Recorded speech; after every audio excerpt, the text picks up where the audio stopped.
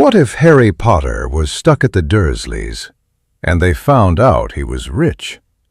Imagine Vernon using Harry like a walking Gringotts key, stolen vaults, emotional blackmail, and a Harry who finally snaps and turns his pain into power. If you love dark AUs and overpowered glow-ups, hit subscribe, smash the bell, and join the Cosmic Harry Patreon for early chapters and exclusive stories. Let's escape Privet Drive together. Hey guys, how are you all? I hope you all are doing well. Today we are going to see an amazing what-if story. But before we start, it's just a humble request that if you are new here, please subscribe because it actually motivates me a lot to post more. Also, the stories on my channel are fully written by me, so if you have any suggestions for what-if stories, please let me know below the comment section. Now, without any further delay, let's start. What if Harry Potter stuck with evil Dursleyes? Harry knew the sound of Vernon's temper before he heard his name. The front door slammed against the frame. Heavy shoes thudded down the hall. The coat hooks rattled. A low growl rolled through the house like a storm under the roof. Harry froze in the cupboard. He pulled his knees tighter to his chest and held his breath. The air smelled of dust and old shoes and the faint sharp scent of cleaning spray. Light leaked in around the edges of the door. Please go upstairs. Please shout at Dudley. Please just watch the news. The cupboard door flew open. The bare bulb in the hallway threw harsh light across his face. Boy! Vernon's mustache twitched. Out! Harry scrambled to his feet so fast he knocked his head on the low ceiling. His eyes watered. He blinked them clear. Yes, Uncle Vernon. His voice came out small. Petunia. Vernon did not look away from Harry. Get in here. Her heels clacked on the kitchen tiles. Petunia appeared behind Vernon. Thin arms folded. Mouth pursed as if she had tasted something sour. What has he done now? She said. Vernon did not answer. He jerked his head toward the sitting room. Move. Harry stepped out. The carpet felt rough under his bare feet. The telly was off. The curtains were half drawn against the late afternoon sun. In the middle of the coffee table sat Petunia's favorite crystal vase, tall and thin, with a single fake white rose in it. Harry had dusted around that vase every week. He had been warned about it many times. You break that and you will wish you had never been born. Vernon walked past him to the table. He placed one big hand on the edge. His fingers curled. Do you know what this is worth? He asked. Harry swallowed. No, Uncle Vernon, a lot. Vernon flicked the fake rose with 2 fingers. It wobbled. Do you know what happens if it breaks? I will fix it. The words slipped out before Harry could stop them. He winced. Petunia sucked in a breath. You ungrateful little freak. You think you can buy your way out of trouble. Vernon shot her a quick look. Something passed between them that Harry did not understand. Then Vernon smiled. It was not one of his usual red-faced, ready-to-explode smiles. This one was slow, careful. Is that so, boy? He asked softly. You will fix it. Harry's mind raced. He had not meant anything. He had only wanted to say something that might keep him out of the cupboard for the night. I just meant I will be careful, he said. I will not touch it. Vernon's fingers tightened on the table. That is not what you said. Harry opened his mouth to explain, but Vernon moved faster than he expected. The big man jerked the table. The crystal vase tipped, slid, then toppled in horrible slow motion. No, Harry blurted. The vase hit the carpet with a sharp crack of glass. It bounced once, rolled, then shattered into bright shards that scattered under the table and across the rug. The fake rose flopped sideways, its plastic stem bent. Petunia shrieked. It was a high, thin sound that made Harry flinch. You idiot, she yelled. You clumsy, useless idiot. Look what you have done. Harry backed up until his shoulders hit the wall. His heart hammered so hard his chest hurt. This was it. This was the one they had warned him about for years. Vernon turned toward him. His face was red, but his eyes were not wild. They were sharp, focused. You said you would fix it, Vernon said. So fix it. I cannot, Harry whispered. Try. Vernon's voice dropped even lower. Right now. Harry glanced at the shards. His skin prickled. Something strange stirred in his stomach, The same feeling he had had the time his hair had grown back overnight. The time he had somehow landed on the school roof without knowing how. He did not know what he was supposed to do. There were only broken pieces of glass and the fake rose lying on its side. Petunia moved closer to Vernon. "He is lying," she said. "He cannot do anything. He is a freak, but he is not useful." "Quiet." Vernon did not look away from Harry. "Go on, boy. You break it, you fix it. That is fair, is it not?" "I did not break it," Harry said. His voice shook. "Uncle Vernon, please. I did not touch it." Vernon stepped forward. His shadow fell over Harry. The room felt smaller. "You live here because we let you live here," Vernon said. "You eat our food. You sleep under our roof. You said you would fix it. You want to stay. Fix it." The panic climbed up Harry's throat. His hands twitched uselessly at his sides. He wished more than anything that the vase was whole again, sitting on the table where it belonged, so they would stop looking at him like that. He focused on that wish, on the picture in his head. The tall vase, the neat fake rose, the clean rug, no broken bits, no shrieking, no looming shadow, just quiet. Something in the air snapped. A faint tug pulled at his fingertips. The shards of glass twitched on the carpet. Then they slid, as though an invisible hand gathered them up. They zipped across the rug, clinking together, rising off the floor in a little swirl. Harry stared. The pieces spun, clicked into place, edges meeting edges with a soft chiming sound. The fake rose lifted and straightened. In less than a breath, the vase stood on the coffee table again, whole and shining, a single hairline crack all that remained.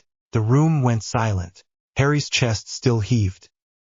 He clutched his hands close, fingers aching as if he had grabbed something heavy. Petunia gaped. Her face had gone pale. One hand flew to her mouth. Vernon did not move. His eyes were wide, but not the way they were when he was about to hit someone. This was different. Calculation settled behind them like a curtain drawing across a window. He walked around the table and bent to the vase. He ran a finger along the glass where it had cracked. The line was barely visible. "Well," he said softly, "would you look at that?" Harry pressed his back against the wall. "I am sorry," he whispered. "I did not mean to. I do not know how I did it. I did not mean to be a freak, I promise." Vernon turned toward him. The red in his face faded. The tight anger drained away. A slow smile pushed its way across his mouth, stretching his mustache. "Freak," he repeated. "That is what your lot are called, is it?" Harry nodded, throat dry. "Who told you that?" "You did," Harry said. "And Aunt Petunia. And the teachers when they think I cannot hear. And the boys at school." Petunia flinched at that. She jabbed Vernon in the arm. "Vernon, we cannot keep him here if he can do that," she hissed. "You saw what happened. He could do anything. Think of Dudley." "Oh, I am thinking of Dudley." Vernon's voice was almost cheerful now. "I am thinking of all of us." He looked back at Harry, eyes bright. "Boy," he said, "what else can you do?" Harry shook his head. "I do not know. Sometimes things just happen when I am scared." Vernon rubbed his chin with one thick finger. "When you are scared, not when you want something." "I do not know," Harry said again. Vernon studied him for a long moment. Then he stepped away from the table and pointed at the broken line in the glass. "You did that without touching it," he said. "No wires, no glue, no tricks." Harry nodded. "How did it feel?" Harry blinked. "What, in your hands?"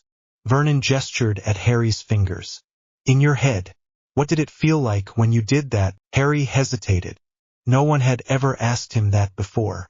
No one had wanted to talk about the strange things, only shout about them. "It felt like when you want to sneeze," he said slowly, "like pressure behind my eyes. Then it just went." Vernon hummed. He sounded interested, the way he did when he watched a program about drill bits on the telly. "Petunia," he said without taking his eyes off Harry.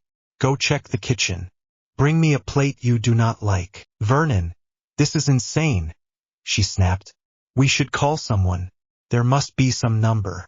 That old man left a letter with the freak when he dropped him off. The one on the doorstep. We should have burned it, or sent him to a home. This is not normal. Exactly, Vernon said. It is not normal, which means it is rare, which means it is valuable. Now stop screeching and fetch a plate. Petunia hesitated, caught between fear and the word valuable. After a moment, she turned on her heel and stalked into the kitchen. Harry watched Vernon, confused. The man was still large and still dangerous, but there was something new in his face, something like interest. Petunia returned with a faded floral plate and set it on the table with a clatter.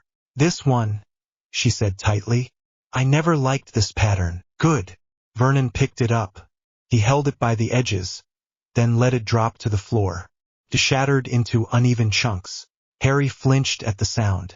Again, Vernon said. Fix it. I do not know if I can, Harry whispered. You did it once, Vernon replied. You will do it again. Think about how it felt. Think about wanting it to be whole. If you do it, you do not sleep in the cupboard tonight. Harry's eyes flicked toward the open cupboard door. The small space behind it was familiar, but it was never comfortable. His mattress was thin. The air was stuffy. In winter, the cold crept in through every crack.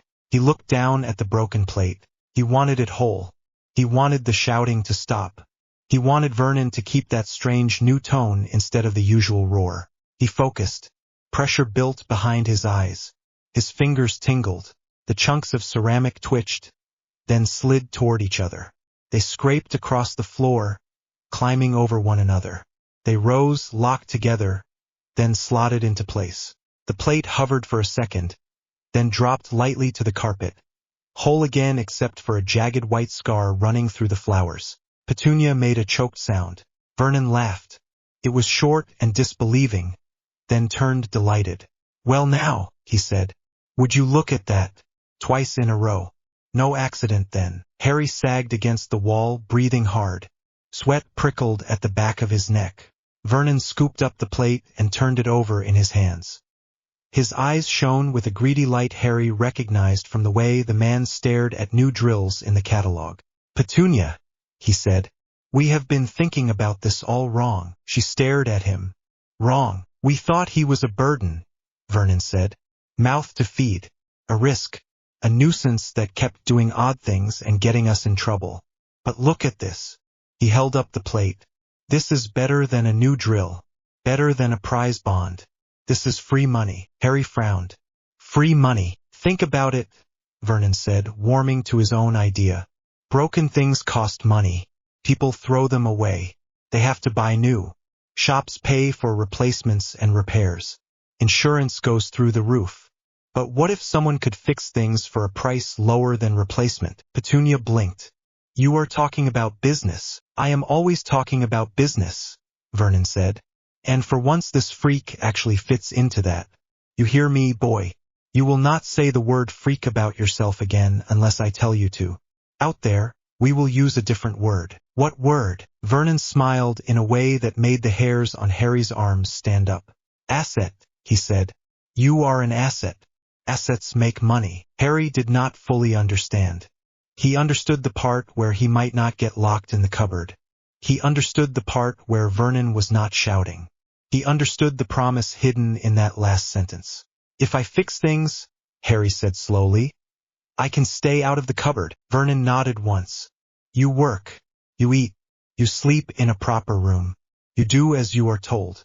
You do not make trouble. We protect you. We keep anyone else from finding out what you can do. You step out of line, we change the deal. Understand, there it was. The threat under the smooth words. Harry heard it clearly.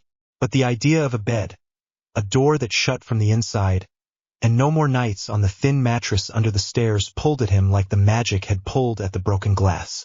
He nodded. Yes, Uncle Vernon. Petunia twisted her hands together.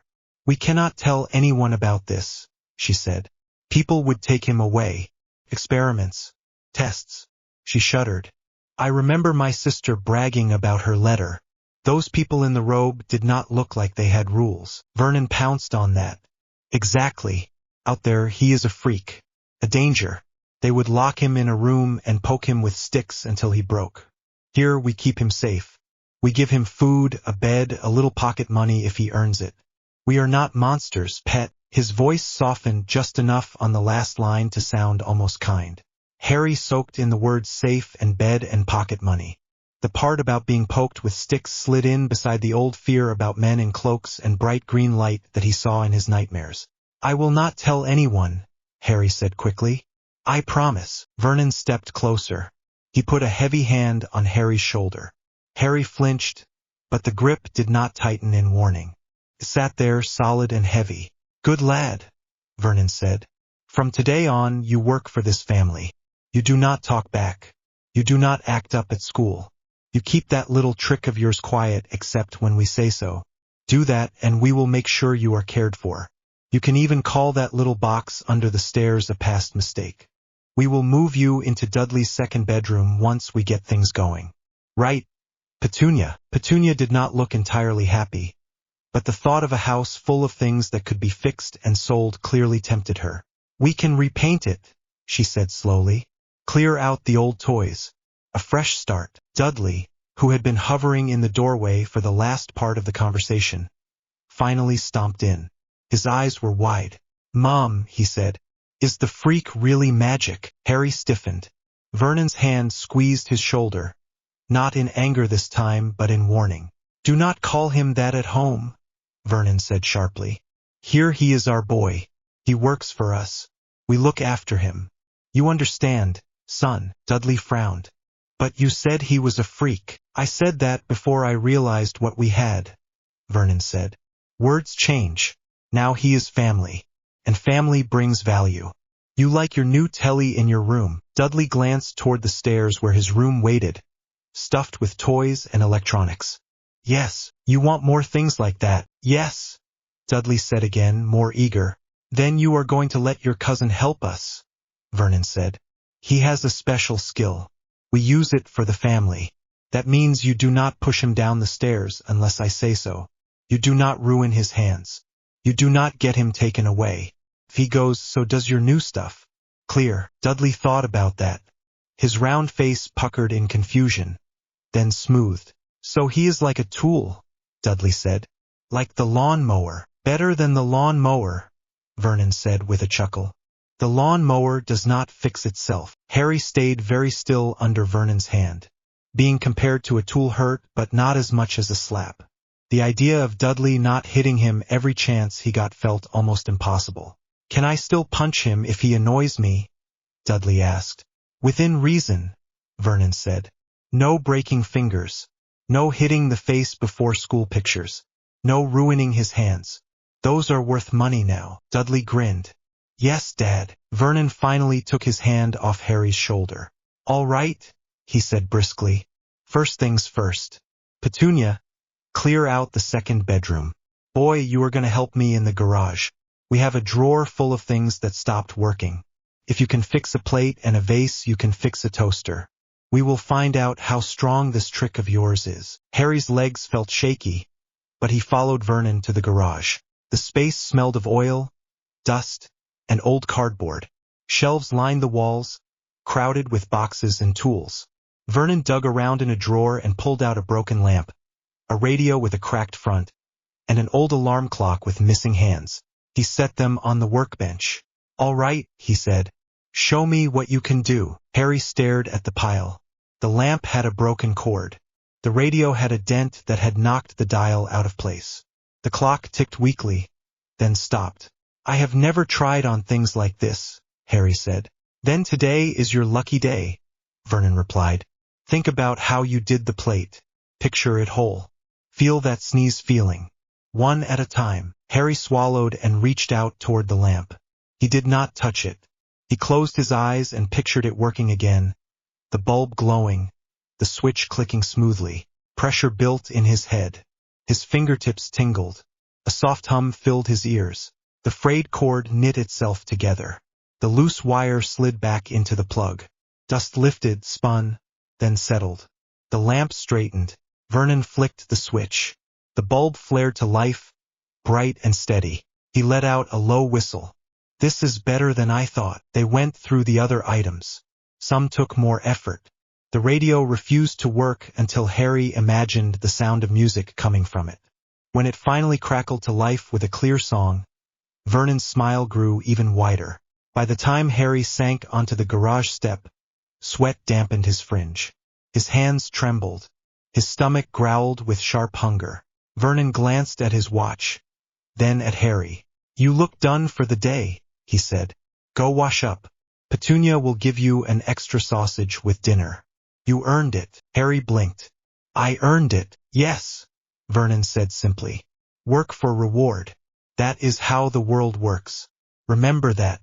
You do something for the family does something for you." The words slipped into Harry's mind and settled there. Work for reward. He pushed himself to his feet and went back into the house. The cupboard door stood open. The thin mattress was already half pulled out. Upstairs, he heard Petunia dragging boxes across the floor. For the first time in his life, Harry did not look at the cupboard as home. He looked at the stairs and wondered what his new room would look like. The new room smelled of old dust and plastic. Dudley's forgotten toys were piled in the corner.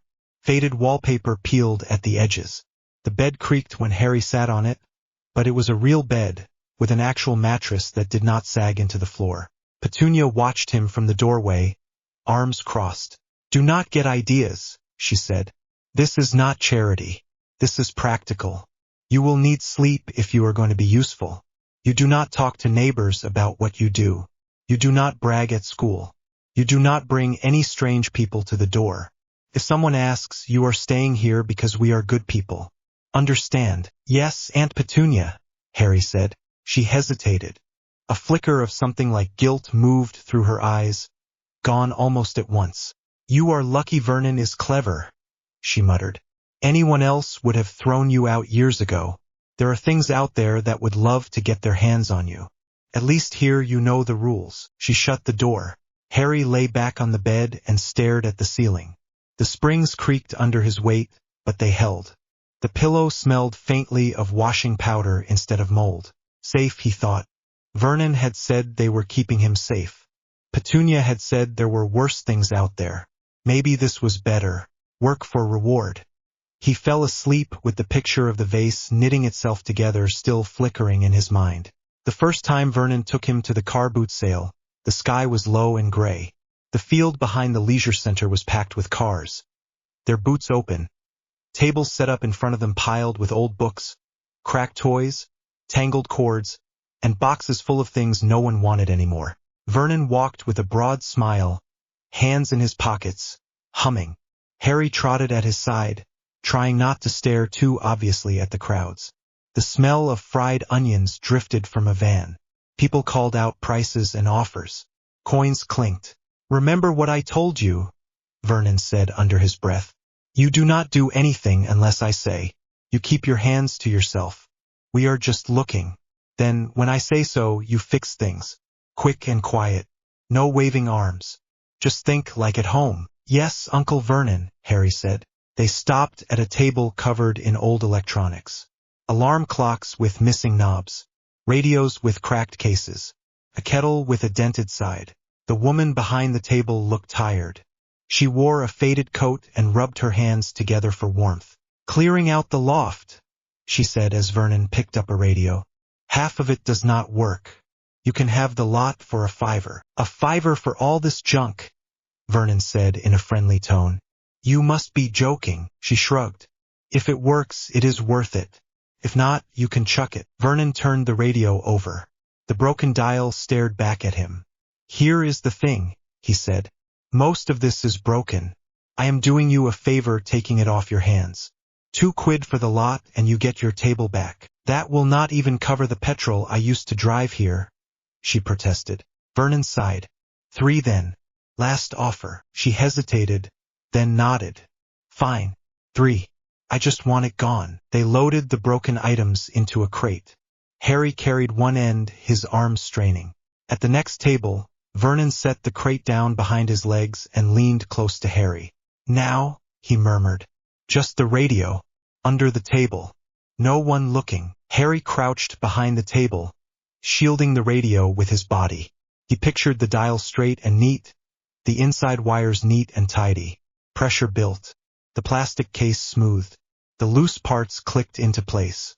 The woman from the next table glanced over, bored, then back at her own items. No one shouted. No one pointed.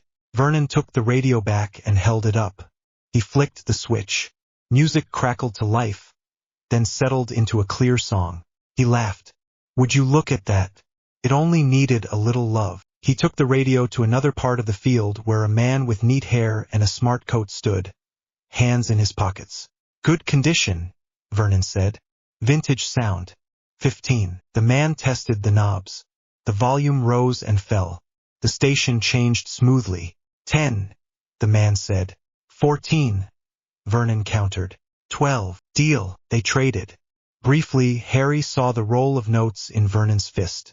He tucked it into his jacket with a satisfied smile. By midday, the crate was empty. The broken things were all working. They had moved them between tables, between buyers, between stalls, each time with a little quiet pressure behind Harry's eyes and a new note in Vernon's hand. They sat on a low wall near the exit while Vernon counted the money. That is more than 40, Vernon said. Started with 3. Not bad for a few hours. You are a good investment, boy. Harry shifted on the cold stone. Do I get anything? Vernon looked at him over the top of the notes. You get a bed, food, heat. That is not enough. Harry opened his mouth, then closed it. Vernon studied him for another long moment. Then he reached into the pile and pulled out a single note. Tell you what, he said. You did well. No mistakes. No fuss. You get this. You can buy yourself something. Trainers, maybe. Yours are a disgrace. Harry stared at the note as if it might vanish. He had never held that much money in his life. Really, do not make me change my mind, Vernon warned, but his tone was almost amused. Harry stuffed the note into his pocket, fingers clenching around it. Warmth spread through his chest that had nothing to do with the weak sun. Work for reward. He walked back to the car with Dudley's mocking voice absent for once, Petunia in a better mood than usual, and Vernon's hand light on his shoulder. It became a pattern. Weekends at the car boot sale. Evenings in the garage with broken items. Quiet repairs in the back room of Vernon's work when no one was around. Harry learned how to control the strange pressure in his head. He learned the limits. Big things like the washing machine took longer and left him shaking. Small things like kettles and alarm clocks were easy. By the time he was 10, they had a small side business. Vernon called it repairs with a wink. We are doing people a favor, he said. They get their things back cheaper than new. We get a little profit. Everyone wins. Harry did not point out that everyone winning seemed to mean Vernon most of all. He did not sleep in the cupboard anymore. He had his small room, his bed, and a second-hand pair of trainers bought with his own money. Dudley still pushed him sometimes, but less than before. Petunia still snapped. But there were evenings when she set an extra biscuit on his plate and looked away as if she had not. The fear never fully left. It sat in his stomach, a small cold stone, but it was mixed with something else now. A strange, strained pride. He could do something no one else in the house could. He could make things whole. The letter arrived on a bright morning just after his 11th birthday. Harry was in the kitchen rinsing mugs. The tap hissed. The radio on the counter muttered the news. Vernon sat at the table, reading the paper, toast crumbs on his plate. Petunia fussed with a list of shopping. Dudley lounged in the sitting room, the telly blaring some game show. The flap of the letterbox clanged. Something slid through and landed on the mat with a soft thump. I will get it, Harry called. Vernon grunted without looking up. Harry dried his hands on a tea towel and hurried to the hall. An envelope lay on the mat, thick, off-white, with a strange rough feel to it. His name was written on the front in emerald ink. Mr. Harry Potter, the small bedroom number 4 Privet Drive, Little Whinging, Surrey. Harry stared. No one wrote letters to him. No one even used his first name if they could avoid it. He picked it up. The paper tingled under his fingers. Something inside him answered that tingle, the same part that moved plates and fixed radios. His heart thudded faster. Who is it from? Vernon's voice came from the kitchen, sharp. I do not know, Harry said honestly. It has my name on it. Bring it here. Harry walked back into the kitchen and placed the letter on the table. The emerald ink seemed even brighter against the dull papers and crumbs. Petunia froze. Her hand tightened around her list until the paper crinkled. Vernon stared at the envelope. The color drained from his face. "No," he said. "Not now." Harry looked between them. "Do you know who it is?" Petunia swallowed. Her voice came out thin. "Open it." Vernon shot her a look. "Petunia." "What?" she snapped. "We knew this would happen. We were stupid to think we could keep it away forever. Better to know what they want." Harry's fingers shook as he broke the seal. Inside was thick parchment covered in neat handwriting. He read the first line aloud, voice-catching. "Dear Mr. Potter, we are pleased to inform you that you have been accepted at Hogwarts School of Witchcraft and Wizardry." The words blurred for a moment. He blinked hard. Witchcraft and wizardry. So that was what he was. Vernon snatched the letter from his hands and read rapidly, lips moving. With every line, his jaw tightened. "School," he muttered. "Boarding. Term dates. Lists of books.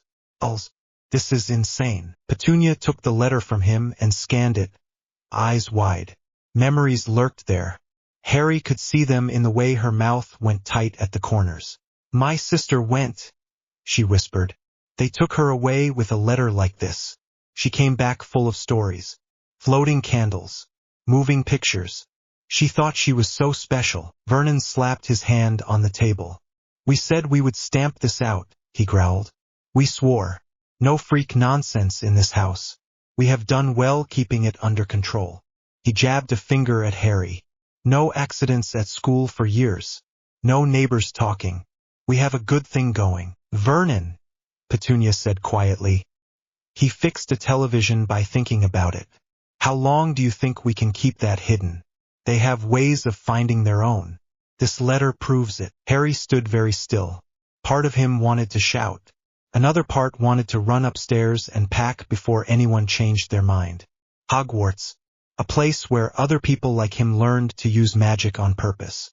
A third part remembered Vernon's hand on his shoulder, the bed upstairs, the note tucked into his pocket at the car boot sale. Work for reward. "I could go," Harry said, surprising himself. "I could learn. Then I could help more. Maybe there are spells that make things new. Better than I do now." Vernon stared at him. Shock flickered over his face, followed by anger, then something else. "You want to go," he said slowly. Harry nodded. "It sounds like I should if I am like them. I cannot keep guessing forever." Vernon drummed his fingers on the table. Tap, tap, tap. His eyes narrowed. A plan was forming there. Harry had seen that look enough times to recognize it. "School costs money," Vernon said at last. "Uniforms, books, wands, all that rubbish. They say they will supply some things, but there will be extras." Petunia swallowed. "Her lot paid for most of it," she said, nodding at Harry. "They have a bank. With goblins." She kept talking about it. Her voice turned bitter. "We never saw a penny." "If they have a bank," Vernon said, "then the boy has money we have not touched. That is 1 point. He ticked it off on his fingers. 2. He learns more of this stuff. Enough to be even more useful. 3. He is out of the house most of the year. Less chance of accidents here. And the risk," Petunia said in a low tone. "He could meet people who tell him we have treated him wrong. He could decide he does not need us. He could come back and turn us into frogs." Harry winced. "I would not." "Not yet," Vernon said. His gaze sharpened. "But power changes people. We see it every day in business. Men get promotions and forget who helped them climb. You would not be the first." Harry held his breath. Vernon looked back at the letter. He read the lines about the platform and the trunks. He read the list of books and cauldrons. He read the neat signature at the bottom. Then he folded the parchment slowly and set it on the table. "All right," he said. Harry almost sagged with relief. "All right, you will go," Vernon said. "You will learn. You will find out everything you can about how people like you work. You will bring that knowledge back to this house. You will not forget who fed you before that letter came." Harry nodded quickly. "I will not." "You will not tell anyone there about what you do for us," Vernon continued. "No car boot sales. No talk of repairs. You are a normal student. You keep your head down. You answer questions, you pass your exams, and you keep your ears open for anything that might be useful for business. Herbs, potions, charms, ways to make luck or fix things faster. Names of people who like making deals. Harry swallowed. Deals. People in every world like extra money, Vernon said. Even robe-wearing weirdos. There will be some who do not mind bending rules if it pays. You find out who. You watch who spends big at your version of the car boot sale. You listen. You learn. You come home with information. Petunia shivered. This is dangerous. So is leaving money on the table, Vernon said. They want him. They will take him with or without our blessing. Better to have a line into whatever this Hogwarts place is than to have him vanish into it and come back on someone else's leash. He looked at Harry again. We have looked after you, he said. Never forget that. When you are up there waving a stick around, you remember this kitchen, this table, our roof over your head. You owe us. You pay us back by making yourself useful. The words landed heavy. They tasted like the dust in the cupboard. But they were also familiar. Work for reward. Harry nodded. Yes, Uncle Vernon. Good. Vernon pushed the letter back toward him. Write back. Say you are coming. Ask what you need to bring. We will go to that Diagon Alley place they mention. If there is a bank, we find it. We will see exactly how much your parents left you. No more secrets. Petunia pressed her lips together. You realize this means going into their world, she said. Among their kind. We have done worse at business expos, Vernon replied dryly. A few robed nutters will not scare me. Not when there is money involved. He stood, chair scraping on the tiles. From today on, he said, you are still an asset, but now you are an asset on assignment. You go to that school and you remember who you belong to. Understood. Harry looked down at the letter with its neat green ink. Then he looked at Vernon, at Petunia, at the worn kitchen with its repaired radio and fixed kettle and the cupboard door that now stayed open. Hogwarts meant answers and power and a way to understand the strange pressure in his head. Privet Drive meant a bed, food, and a family who had chosen to keep him once they realized what he could do. A family who now saw him as something more than a burden. Something more and something less. He nodded. Yes, he said.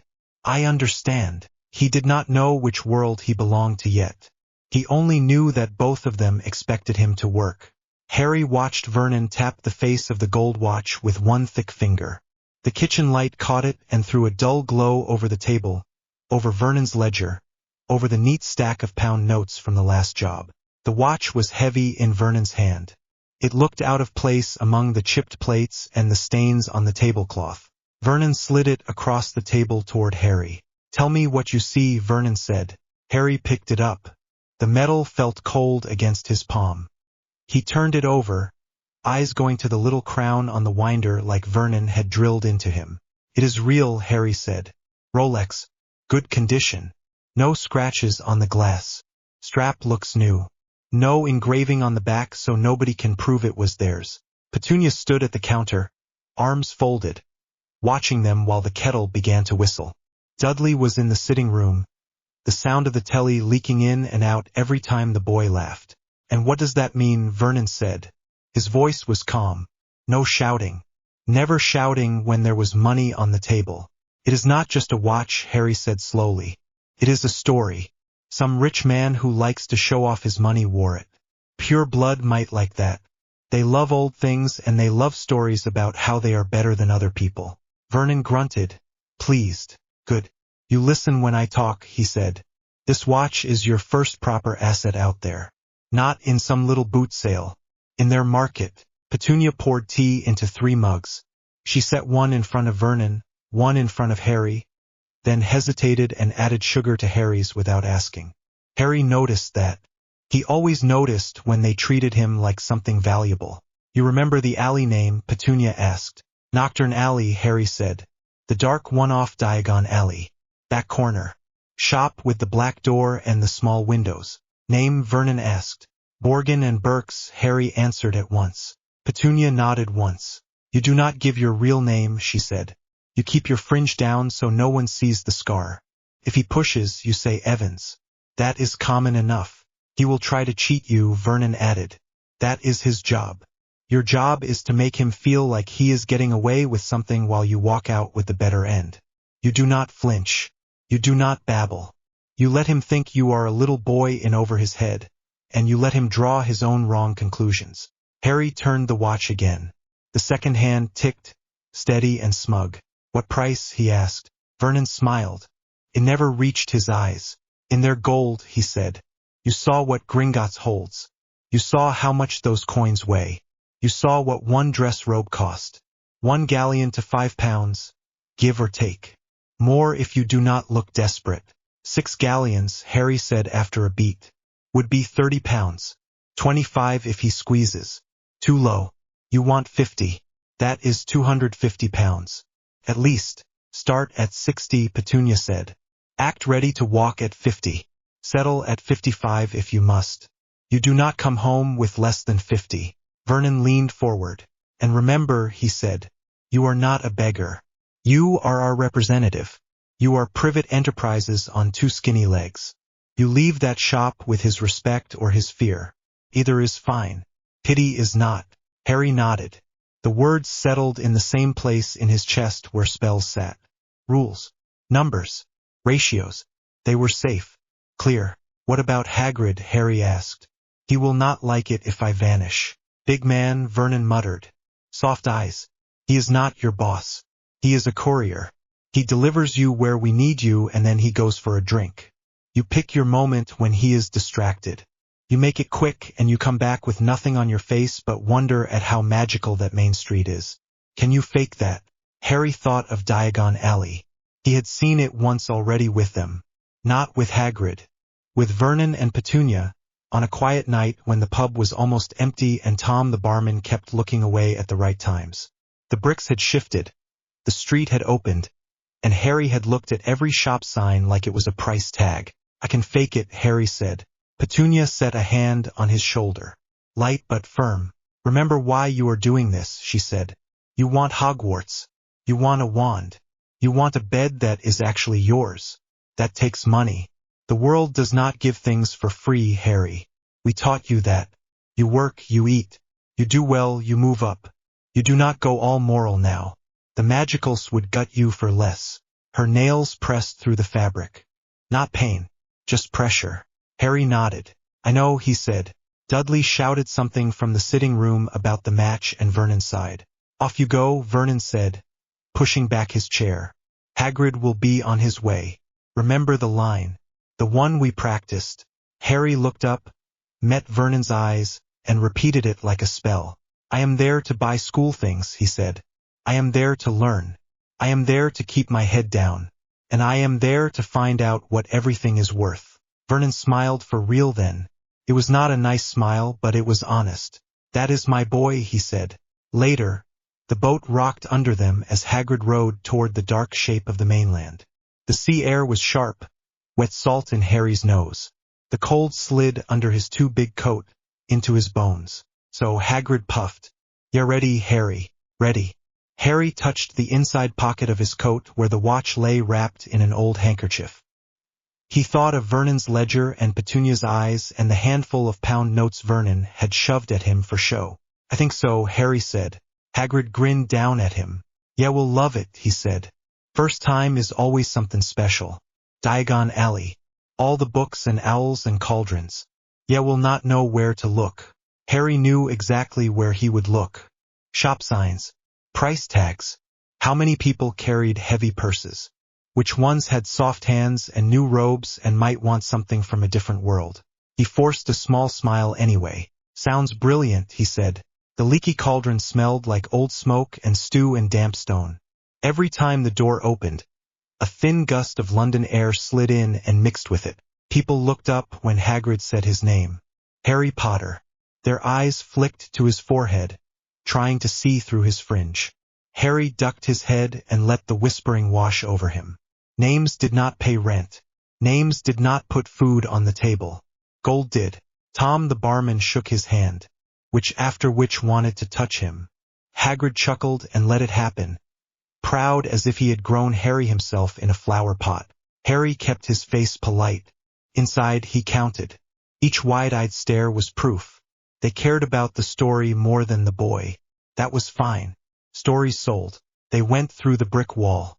The archway slid open with a grinding scrape of stone, and there it was. Diagon Alley. Shops crammed together. Windows full of owls and robes and jars of things that moved. Signs in gold and green. Stacks of books. People everywhere. Hagrid watched his face. Impressive, he said. It is a lot, Harry said honestly. His fingers twitched with the urge to pull a notebook out of his pocket and start writing prices. Instead, he just looked. He let his gaze skim over the numbers painted under signs. 3 galleons for a wand polish kit. 5 for a set of brass scales. 1 for a standard potions kit. 1 galleon. £5. Maybe more. His heart sped up. All of this for coins he had seen piled under his name in Gringotts. He had been standing on a mountain and had not even realized it. Hagrid steered him toward the bank. The goblins were just as sharp-eyed as he remembered. They weighed every coin, every contract, every name. Harry watched the scale when the goblin counted out his school money. A neat little bag of gold that Hagrid handed to him with a smile. That should cover your supplies, Hagrid said. Harry hefted it. The weight dragged at his arm. Do goblins work with Muggle banks? Harry asked, voice neutral. Like with exchange. The goblin teller looked up at him, insulted. We do not waste our time with Muggle trivia, the goblin said curtly. Your gold is safe. That is all that matters. Not for me, Harry thought. Out loud, he just nodded and followed Hagrid back into the sunlight. He did the maths in his head as they walked. A bag like this twice over would buy Petunia a new kitchen. 3 times over would pay off the last of the car. 10 times and Vernon would never have to sit in traffic again on his way to the drill company. And that pile in the vault had been deeper than he could see. They did the main shops first. Robes at Madame Malkin's, cauldron, parchment. In Madame Malkin's, Harry ended up on a stool while a witch pinned cloth around his ankles. The shop was warm, full of rustling fabric and soft murmurs. Another boy stood on the stool next to him. Pale hair, pointed nose, clothes that already looked expensive even without robes over them. First year, the boy said with a bored sort of drawl. Yes, Harry said. Me too, the boy replied. Draco Malfoy. He held out a hand and looked at Harry's worn shirt with clear judgment. Harry said. He paused half a breath, then finished. Evans. Malfoy blinked. Never heard of your family, he said. You Muggle-born. Harry tilted his head. Malfoy's accent said old money. His posture said he expected the world to move out of his way. Something like that, Harry said. Never met anyone magic till recently. Then you are in for a shock, Malfoy said, sounding almost pleased about the idea. You will want to stay away from some people. Blood traders. Mudblood lovers. The word made Harry's stomach twist for a second. He had heard Vernon mutter it once while reading one of Petunia's letters about Lily. Harry kept his face blank. And who tells you who the right people are? Harry asked. Malfoy smiled, sharp and satisfied. My father, he said. He knows everyone who matters. You will see him at the station. Tall, long hair, cane. You cannot miss him. Sounds costly, Harry said lightly. Malfoy frowned. What? Keeping up with that sort of image, Harry said. Custom robes. Fancy cane. House elves. It all adds up. For a heartbeat, Malfoy looked thrown. Then his chin went up again. People who matter can afford it, he said. Harry filed that away. Pride. Name. A mark who would pay over the odds for a thing if you wrapped it in the right story. The witch measuring them told them both to stop twitching. Harry let the conversation drop. He had learned what he needed to for now. By the time they finished with books and a snowy owl that Hagrid insisted on buying, the bag of school gold was lighter. The weight in Harry's pocket from the watch felt heavier. They stopped at a small ice cream shop. Hagrid shoved a bowl piled high with sundaes toward Harry and wiped his brow with a big handkerchief. Got to nip off for a second, Hagrid said. Dumbledore asked me to pick up something from Gringotts. Important school business. You stay here, right? Do not wander off. Harry glanced over at the main street. Crowds moved in both directions. The entrance to Nocturne Alley was a dark gap between shops, almost invisible unless you knew where to look. I will stay, Harry said, spoon halfway to his mouth. Hagrid smiled, clearly relieved. Good lad, he said. If anyone bothers ya shout for me or for Tom. Back in a tick. He lumbered away. The bell over the shop door chimed when he left. Harry watched him go until the broad back disappeared into the crowd. He counted to 30 under his breath. Long, slow counts, like he did when Petunia told him to let the potion simmer. Then he put the spoon down. The ice cream was already starting to melt. He slid off the seat, checked the watch in his pocket, and walked out into the alley. He moved like he had been taught. Not sneaking. That drew more eyes. Just a small boy walking as if he belonged there. Eyes up, steps steady. The sunlight faded as he cut across the street and slipped into the narrow side way that led to Knockturn Alley. The air changed. Cooler. Damp. The smell turned from sugar and parchment to rot and metal and something like burned herbs. Shops leaned in over him. Windows were grimy. Chains rattled somewhere deeper in. A few cloaked figures glanced his way and then away again. Nobody stopped him. Children in their world grew up with curses. He was just one more. The sign above the door was faded but still legible. Borgin and Burke's. Harry took a breath, pushed the door, and stepped inside. The bell above the door chimed once. It was a thin sound that did not match the heavy feel of the shop. Dust lay thick on the shelves. Cabinets crammed with odd objects lined the walls. A cursed hand sat on a stand, fingers curled. A row of tarnished silver masks watched from the back. The air smelled like old cloth, cold stone, and something sour that made his tongue feel coated. The floor under his feet was cold through his shoes.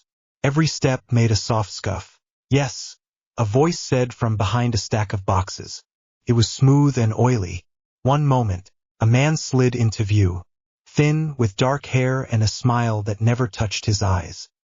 He looked Harry over in one long glance, from untidy hair to second-hand trainers. "We are not a sweet shop, boy," he said. "Run along to your mother." Harry pulled the watch from his pocket. "I am not here for sweets," he said. "Mr. Borgin." The man's gaze snapped to the watch.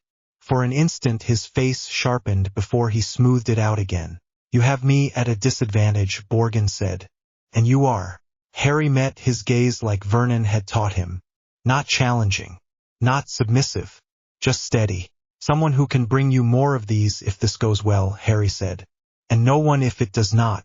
Borgin chuckled. "Bold," he said. "Children should not play in markets they do not understand." "Then you will have no trouble proving I should not be here," Harry said. He set the watch on the counter. "Unless you are worried you will make a mistake." He felt his heart beating faster, but his voice stayed level. The cold of the stone floor anchored him. Borgin picked up the watch.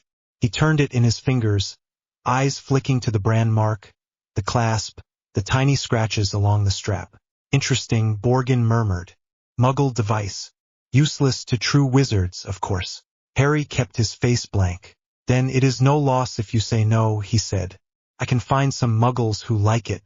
Borgin looked up sharply. "Why bring it here then?" he asked. "Because it is not about usefulness," Harry said. "Tells time without magic. That makes it rare on this side. A story to put on your shelf. A talking point for someone in old robes who wants to show his friends how clever he is for owning something strange." Borgin smiled. This time Harry could see interest there for real. "It seems you have thought about this," Borgin said. Harry shrugged. "It is Muggle, Mr. Borgin," he said, using the line he and Vernon had practiced till it tasted natural. "But it tells time without magic. That makes it a novelty. A curiosity for the sort of pure blood who likes to collect things and brag. You know more of those than I do. That is why I came to you." Borgin huffed a laugh. "And what do you think such a curiosity is worth?" he asked. Harry looked at the watch in his hand. He let the silence stretch for a heartbeat too long. Every pause was part of the act. 60 galleons, he said. Borgin nearly dropped the watch. "Child," he said, almost amused. "You have no idea. That is why I started high," Harry said calmly. "I assumed you would come back with some number that insults us both." Borgin narrowed his eyes. 10, he said. Harry did not blink. "Then we are done," he said. He reached out his hand. Borgin held on to the watch for a second too long before he set it back on the counter. 20, Borgin said. Harry shook his head. Too low, he said. You will sell it to some bored rich man for triple that, and you and I both know it. Borgin tapped the counter with one finger. You are very sure of yourself, he said. I am sure of the maths, Harry replied. You can say no. There are other shops, but they might offer better terms just to spite you. Borgin smiled at that. Sharp. Cold. 50, Borgin said. Final. Harry let his hand hover over the watch. 55, he said quietly. You still win. I leave happy. We both remember this. Borgin studied him. What is your name, he asked. Harry felt his pulse jump. He let his gaze flick down, then up again as if shy. Evans, he said. My uncle has other pieces. I told him I would see what I could get before we waste his time. Something passed through Borgin's eyes at the mention of an uncle. Adult. Bigger game. 55, Borgin said at last. But you bring anything else like this here first. No going to my rivals. I bring best stock to best buyer, Harry said. If this goes well, that will be you. Borgin reached under the counter. Coins clinked. He piled galleons into a small pouch, counted them out with quick sharp movements. Harry watched every one. He took the pouch. The weight settled into his palm. More than his school money had been. He tied it shut and slipped it into his inner pocket. Borgin leaned forward. If you cross me, he said softly, I will know. Our world is not kind to little boys who think they are cleverer than men. Harry met his eyes. I work with people who keep their word, Harry said. If you do not, I will know. Our world is not kind to men who underestimate assets. For a second, silence. Then Borgin laughed. It was not a nice laugh, but it was real. Off with you, Evans, he said. Before someone decides you would look better in a jar. Harry nodded once, turned, and walked out. The bell chimed again as the door swung shut behind him. The alley felt colder when he stepped back onto the main street. The noise and light of Diagon Alley hit him like a splash of water. He took a breath, smoothed his face, and headed back toward the ice cream shop. Hagrid was just coming out, licking a smear of fudge off his beard. There ye are, Hagrid said, eyes widening. Thought ye had gone fair a wander. Ice cream melted. Got ye another one. Harry accepted the fresh bowl with a small smile. Just needed some air, he said. It is a lot to take in. Hagrid relaxed. He said. It is that. Harry ate the ice cream and tasted only the coin weight in his pocket. The sorting hat slipped over his eyes later that night in the great hall. The brim smelled of dust and old sweat. Whispering swelled and dipped all around him. Well, a dry voice murmured in his ear. This is interesting. Harry did not flinch. You see money, he thought. Say it. You see what they turned me into. The hat chuckled. I see ambition, it said. Sharp and focused. Not about glory. Not about power for its own sake. You want security. You want leverage. You want never again to be at someone's mercy. Mercy does not pay bills, Harry thought back. Plenty of courage too, the hat went on. Enough for that other house. Brains as well. You could do well anywhere. Harry could feel the eyes on him.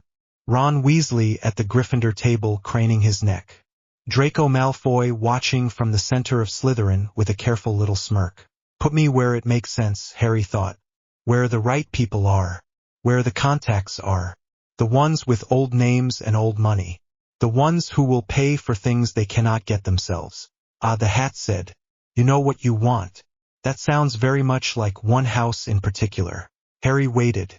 You would do well in Gryffindor, the hat said. You have the heart. But you would never forgive yourself if you ignored the market. Harry almost smiled. Thought so, he thought. Slytherin then, the hat proclaimed aloud. The word rang through the hall. A harsh hiss of whispers burst out. Harry Potter, someone gasped.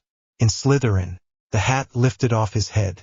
Harry slid off the stool and walked to the Slytherin table. The green and silver banner overhead flickered in his peripheral vision. Draco clapped politely, eyes bright with interest. Evans, Draco said under his breath as Harry sat. Is it really? Harry just smiled and reached for the pumpkin juice jug. Names are stories, he said quietly. Stories sell. You know that. Draco opened his mouth, then closed it again. He looked at Harry as if weighing him like an object in a shop window. Harry poured himself a drink. He kept his hands steady. Inside, something settled. Slytherin. The house with snakes on its crest. The house full of potential customers and future rivals and people who understood the value of secrets. He could work with that. Life in Slytherin rearranged itself around him faster than he had expected. The common room lay under the lake. The windows showed dark green water and the slow drift of shadows. The room smelled faintly of damp stone and polish. Students lounged in armchairs that looked older than half the staff. Quiet conversations hummed in the corners. Harry watched, listened. He learned more in the first week from the little things than he did in any class. Muggle-born students sat away from the pure bloods. Their robes were just a bit off in fit. Their jokes had references nobody else caught. Their letters from home smelled of washing powder and city smog. Pure bloods talked about old families, old grudges, and the sort of parties that needed no invitations because they were part of the air they breathed. In that space between them, Harry saw opportunity. Started small. A Ravenclaw girl in the library sighed over a ballpoint pen he had borrowed from his trunk and never quite returned to the Muggle world. "It writes so smooth," she said, eyes wide. "And it does not leak on your fingers." "It is just a pen," Harry said. "Just," she repeated, as if he had said something rude. "We have quills that squeak over parchment and leave ink on your hands for days." "How much for it?" He blinked. "You want to buy my pen?" he asked. "Why not?" she said. "I will give you 2 sickles." Harry thought of the pack of pens Vernon had once bought in bulk for almost nothing. He thought of the stash he had tucked into his trunk. 3, Harry said.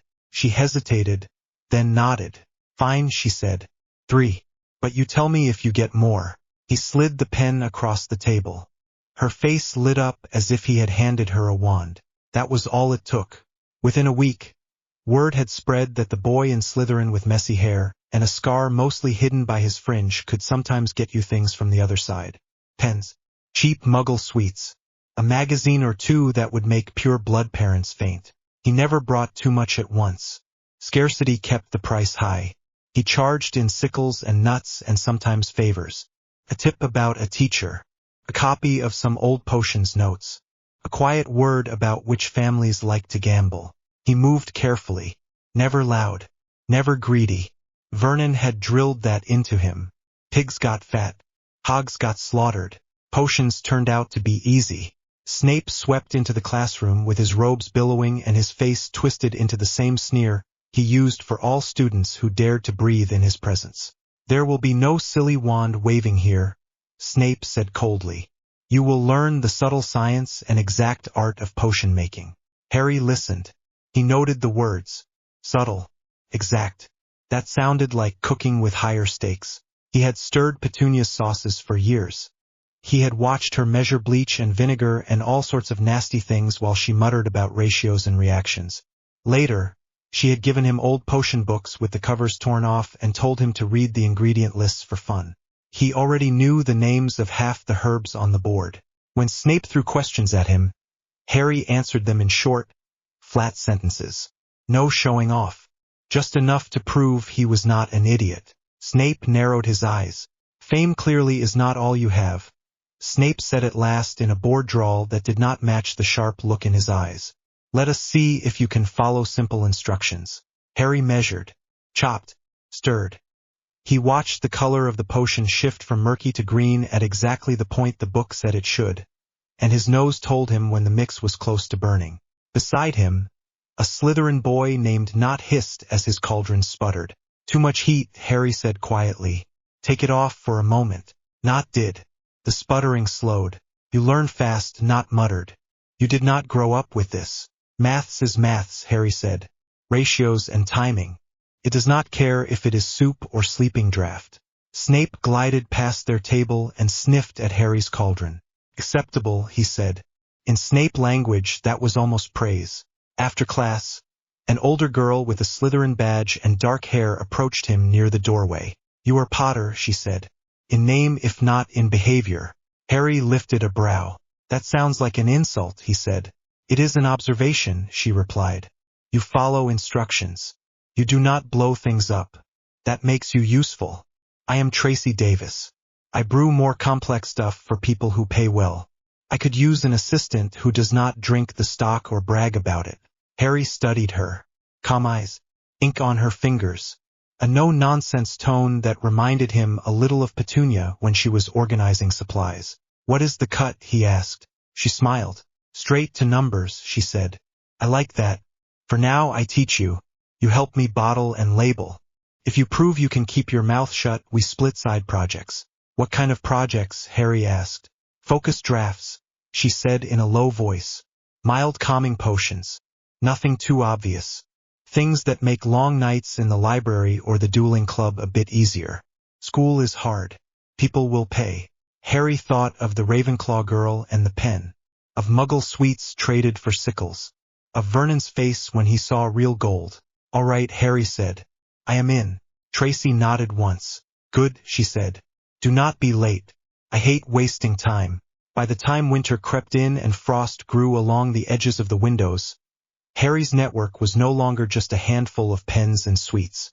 He had a little box under his bed with coin he did not put in his school money bag. Tracy trusted him with brewing simple base potions.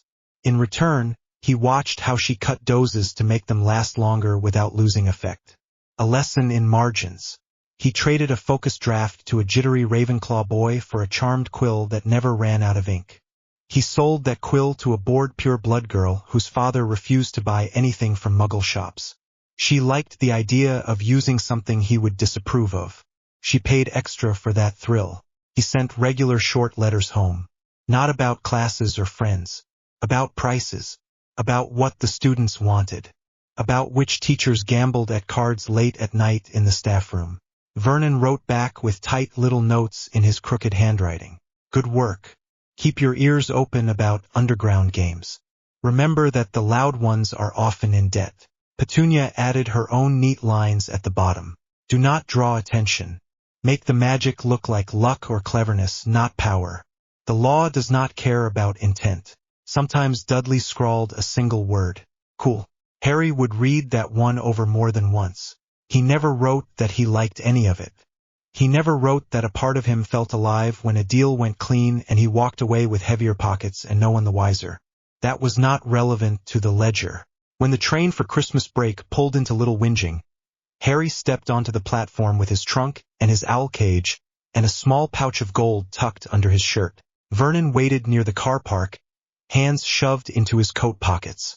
Petunia stood a little behind him, lips pressed together as she checked the faces of every witch and wizard getting off the train. Harry walked toward them. Vernon's eyes went straight to the bulge at Harry's chest where the pouch was hidden. How was school? Vernon asked aloud in a voice pitched just high enough for any passerby to hear. Learned lots of normal things, did you? Harry gave him a bland smile. Very normal, Harry said. Maths. History. Crippling bureaucracy. Petunia snorted softly. She took the trunk handle. In the car, she said. Talk there. They drove back to Privet Drive through dull gray streets lined with fairy lights and plastic reindeer. The car smelled like Vernon's aftershave and fast food.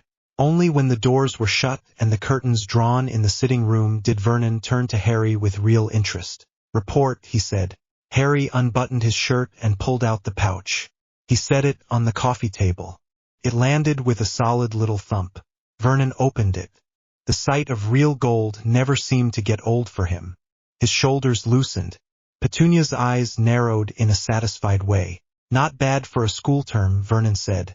And this is after your supplies and nonsense. Harry nodded. There is more invested, he said. Stock, favors, potions running. I did not want to travel with too much in one place. Good, Petunia said.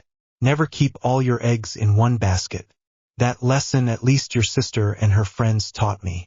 Dudley wandered in from the kitchen with crisps in his hand. He stopped when he saw the gold. Wow, Dudley breathed. You did all that at school. With guidance, Vernon said smoothly. Harry is making the most of his education. Dudley flopped onto the sofa, eyes wide. That is more than Dad makes in some months, he said. Language, Petunia said automatically. Dudley shrugged. It is just true, he muttered. Vernon looked at Harry. And the thing with the watch, he asked. Our friend in Nocturne Alley did not try anything clever. Harry remembered the cold floor and Borgin's thin smile. He tried, Harry said.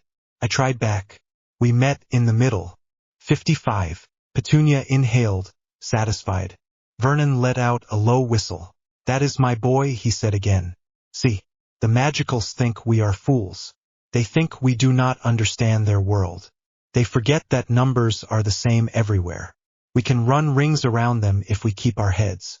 Harry sat on the edge of the armchair, hands folded. They are not stupid, he said quietly. Some of them are very sharp. They have had this world to themselves for a long time. They know how to hide things. They know how to punish people who break their rules. Vernon frowned. You are worried, he said. Harry thought of the ministry letters he had glimpsed on McGonagall's desk. He thought of the way Snape watched him sometimes, not with hatred, but with wariness. I am not stupid either, Harry said. We keep it small, quiet, use other people as shields. If something goes wrong, I am the boy with messy hair and bad marks who never did anything wrong. Petunia nodded. He is right, she said. We go too loud, they will crush us. The law is not made to protect people like us. It is made to keep their little world tidy. Vernon grunted. Fine, he said. We will be patient. There is time. He closed the pouch and set it on the mantelpiece for a moment, just to look at. Christmas dinner tonight, he said. Proper roast. None of that cheap bird this year. The company had a good quarter. Our side venture is profitable. We celebrate. Petunia smiled thinly. We will need more storage space, she said. If Harry brings back ingredients. The cupboard is useless now. Harry glanced toward the small room under the stairs. Years ago it had been his whole world. Now it held cleaning supplies and boxes of old receipts. His bed was the small room upstairs that used to be Dudley's spare. He did not miss the cupboard. He missed nothing about that time except perhaps the simplicity of knowing he was hated. Exploitation was more confusing than rage. Leave the cupboard, Vernon said. It reminds me where we started. Every business needs a first office. Dudley laughed. First office, he repeated. Harry, the cupboard director. Harry rolled his eyes. The joke landed in a place that did not hurt as much as it might have once. Dudley was still a bully, but now he saw Harry as useful muscle as well as a punching bag. It changed the shape of things. That night they ate at the same table. They passed dishes without snapping. Petunia even refilled Harry's plate without sighing. The telly murmured about sales and year-end totals in the background. Vernon's ledger lay closed on the sideboard. The little pouch of galleons sat next to it like a promise. Harry sat back in his chair, full in a way that had nothing to do with food. He watched his aunt and uncle and cousin, saw the greed in their eyes, the way they softened only when gold was near, and felt something twist inside him. This is a family, he thought. Not the one my parents wanted for me. Not the one I used to dream of when I was locked in the dark. But it is the one that taught me the rules. You work. You pay. You survive. Vernon lifted his glass. To us, he said. To another year of profit. Petunia clinked her glass against his. Dudley raised his as well, crumbs on his jumper. Harry hesitated for a fraction of a second, then lifted his. To Privet Enterprises, he said softly. The words tasted strange and right at the same time. They drank.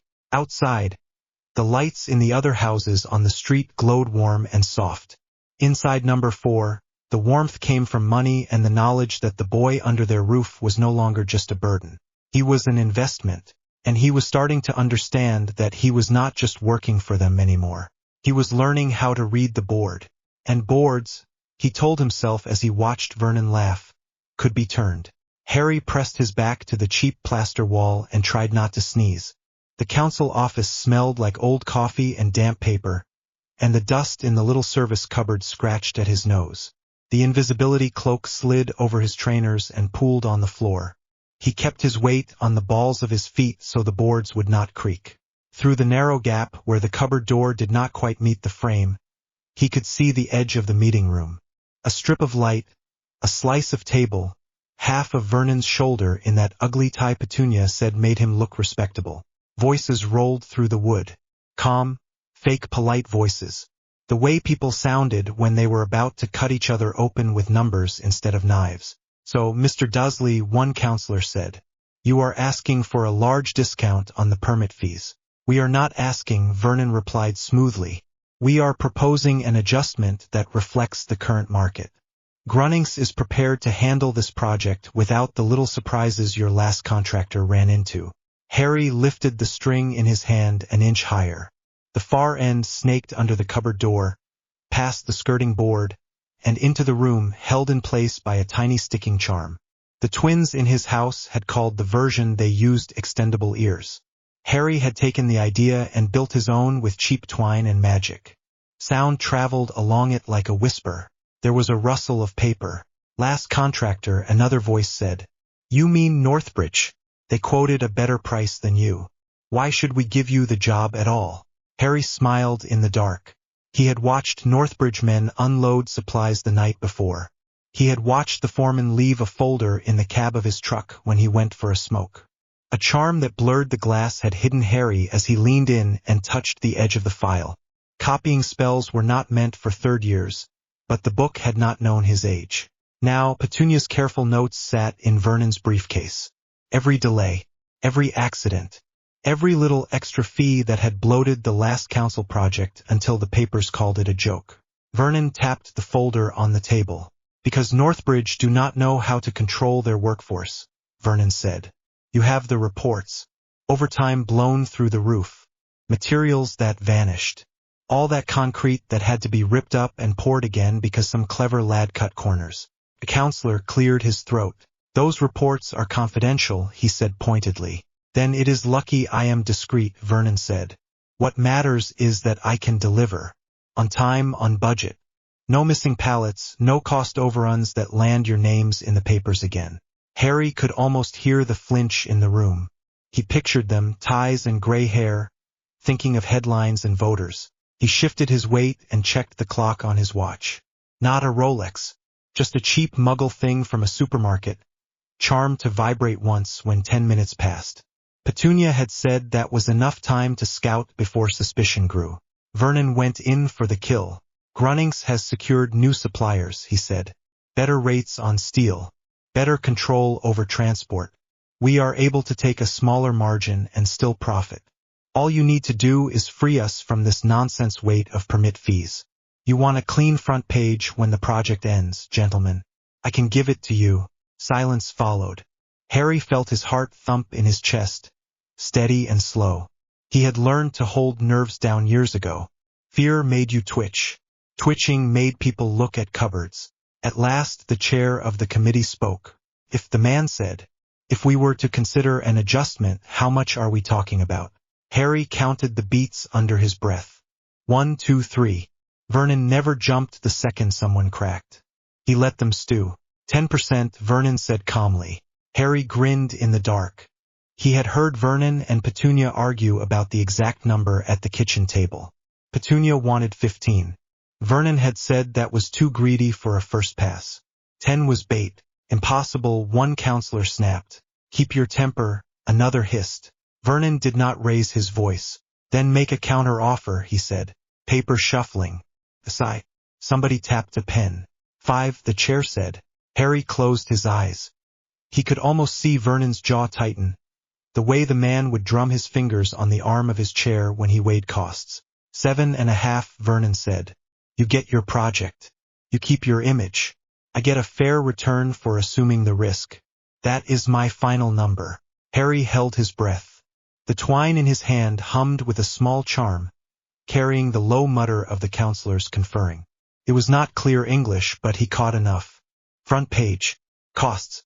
Elections. Very well, the chair said at last. 7.5. On condition there are no delays. None. Vernon let a smile into his voice. You have my word, he said. Harry let his head bump back lightly against the wall. The deal was done. Another contract. More money poured through Grunnings on the books, and more went off the books into Privet Enterprises. The cupboard door jerked suddenly. Harry stiffened. It opened an inch. A cleaner in a blue uniform peered in, frowning at the mop buckets. Harry whispered a soft confusion charm, the word barely a breath. Magic blurred the man's focus. The cleaner blinked, released the handle, and let the door fall shut again. Thought they cleared that out, the man muttered as he walked away. Harry waited until the footsteps faded. Then he gathered the cloak around himself, twisted the little twine free from the wall, and slipped through the door. The hall was empty. The meeting room door stood closed. By the time Vernon shook hands with the counselors and stepped into the corridor, Harry was already halfway down the stairs, just one more invisible shadow moving past a notice board. Later that afternoon, back at number 4, Privet Drive did not look like the same house it had been when Harry was 8. The windows were new with clean white frames. The drive held Vernon's company car and a second one for Petunia. The lawn was still too neat, but the flower beds now had imported plants Petunia had ordered from glossy catalogs. The curtains cost more than Harry's whole primary school uniform had. Inside, the sitting room held the same old telly and the same worn sofa, but the walls were freshly painted. There was a lock on the cupboard under the stairs now, not to keep Harry in, but to guard the boxes of potion ingredients and charm tools stored inside. The kitchen smelled of frying onions. Petunia stood at the stove, one hand on her hip, a list pinned under a magnet on the fridge. Vernon dumped his briefcase on the table and poured himself a drink. 7.5, he told her. Over 3 years. Fixed. Petunia turned, smiled, and kissed his cheek. Not bad, she said. Did they squirm? They did, Vernon said. Our boy did his part. He looked over at Harry, who sat at the table with a notebook open, quill scratching through figures. His school quill, not a biro. Magical ink did not smear as much when your hand sweated. Harry glanced up. They agreed, he said. That means their man on the side is nervous. He will want his piece another way. Watch his brother, the one with the betting habit. Vernon grunted, pleased. You got that from sound alone, Vernon said. I got that from the way he spoke about costs, Harry replied.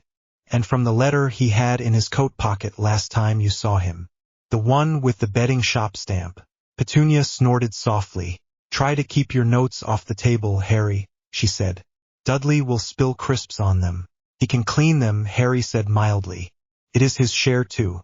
As if summoned by his name, Dudley thumped down the stairs and into the kitchen. He was bigger than he had been 2 summers ago, muscle under the fat now instead of just softness. Boxing and the extra work Vernon threw his way had done that. He grabbed a slice of bread, shoved it in his mouth, and nodded at Harry. Heard you and Dad had another little council thing. Dudley mumbled around the food. Grunning's got the sight, Vernon said. Which means more hours for you, son. Security presence. Dudley grinned, crumbs on his lip. Nice, he said. Better than stacking boxes. Petunia rolled her eyes but handed him a plate anyway. They want to hire a private security company, Vernon added. We will be that for less money and more control. Harry closed his notebook and pushed it away. The numbers could wait. He watched his cousin shovel food into his mouth and thought about the way Dudley's fists had changed. There was a difference between a bully and an enforcer. The first hit because he liked the feeling. The second hit because it was a job. Sometimes Dudley was both. They were halfway through dinner when the doorbell rang. Vernon scowled at the interruption. Who is that? He muttered. We are not expecting anyone. Dudley shrugged and kept eating. Petunia wiped her hands on a tea towel and went to the hall. Harry listened to the murmur of voices, the stiff, polite tone in Petunia's voice, and the heavier, rougher sound of someone else. Vernon, Petunia called. There was an edge there that made Vernon haul himself out of his chair at once. Harry followed, napkin still in his hand. 2 men stood on the doorstep. Both wore cheap leather jackets. One had a shaved head and a thin scar along his cheek. The other had a gold chain and a tattoo that snaked up his neck. They smelled of cigarette smoke and stale beer. Harry recognized the type from the betting shop. Men who lived on edges and owed more than they could count. Evening, the scarred one said. Mr. Dursley, is it? Who wants to know? Vernon asked, voice bland. This is a friendly call, the man said. You have done well this year. New contracts. New deals. That means new friends. My boss likes to know who is working his patch. Petunia went still.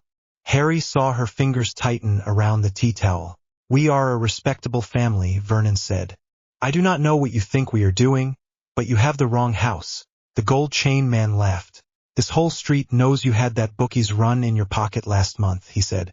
And your lad has been seen around the clubs, chatting to people who owe money. You move money, we move money. It is simple. Our boss does not like surprises. Dudley stepped out of the sitting room, drawn by the noise. The two men looked him over. Harry saw the moment they decided he was a threat. They shifted their weight just enough to be ready. We are not running anything, Vernon said. We are a simple sales family. Now, unless you have an appointment, you can leave. Scar Cheeks smiled without warmth. This is us being polite, he said. Next time we come for a proper chat. Maybe we pick your boy up from outside the gym. Maybe we talk to your wife in the supermarket. My boss would hate for things to get messy, so I am here early. That is me being nice. Harry felt Petunia draw breath to snap back. He caught her eye and shook his head once. Not here. Not like this. Message received, Harry said calmly, stepping forward. You have made your point. You can tell your boss we heard it.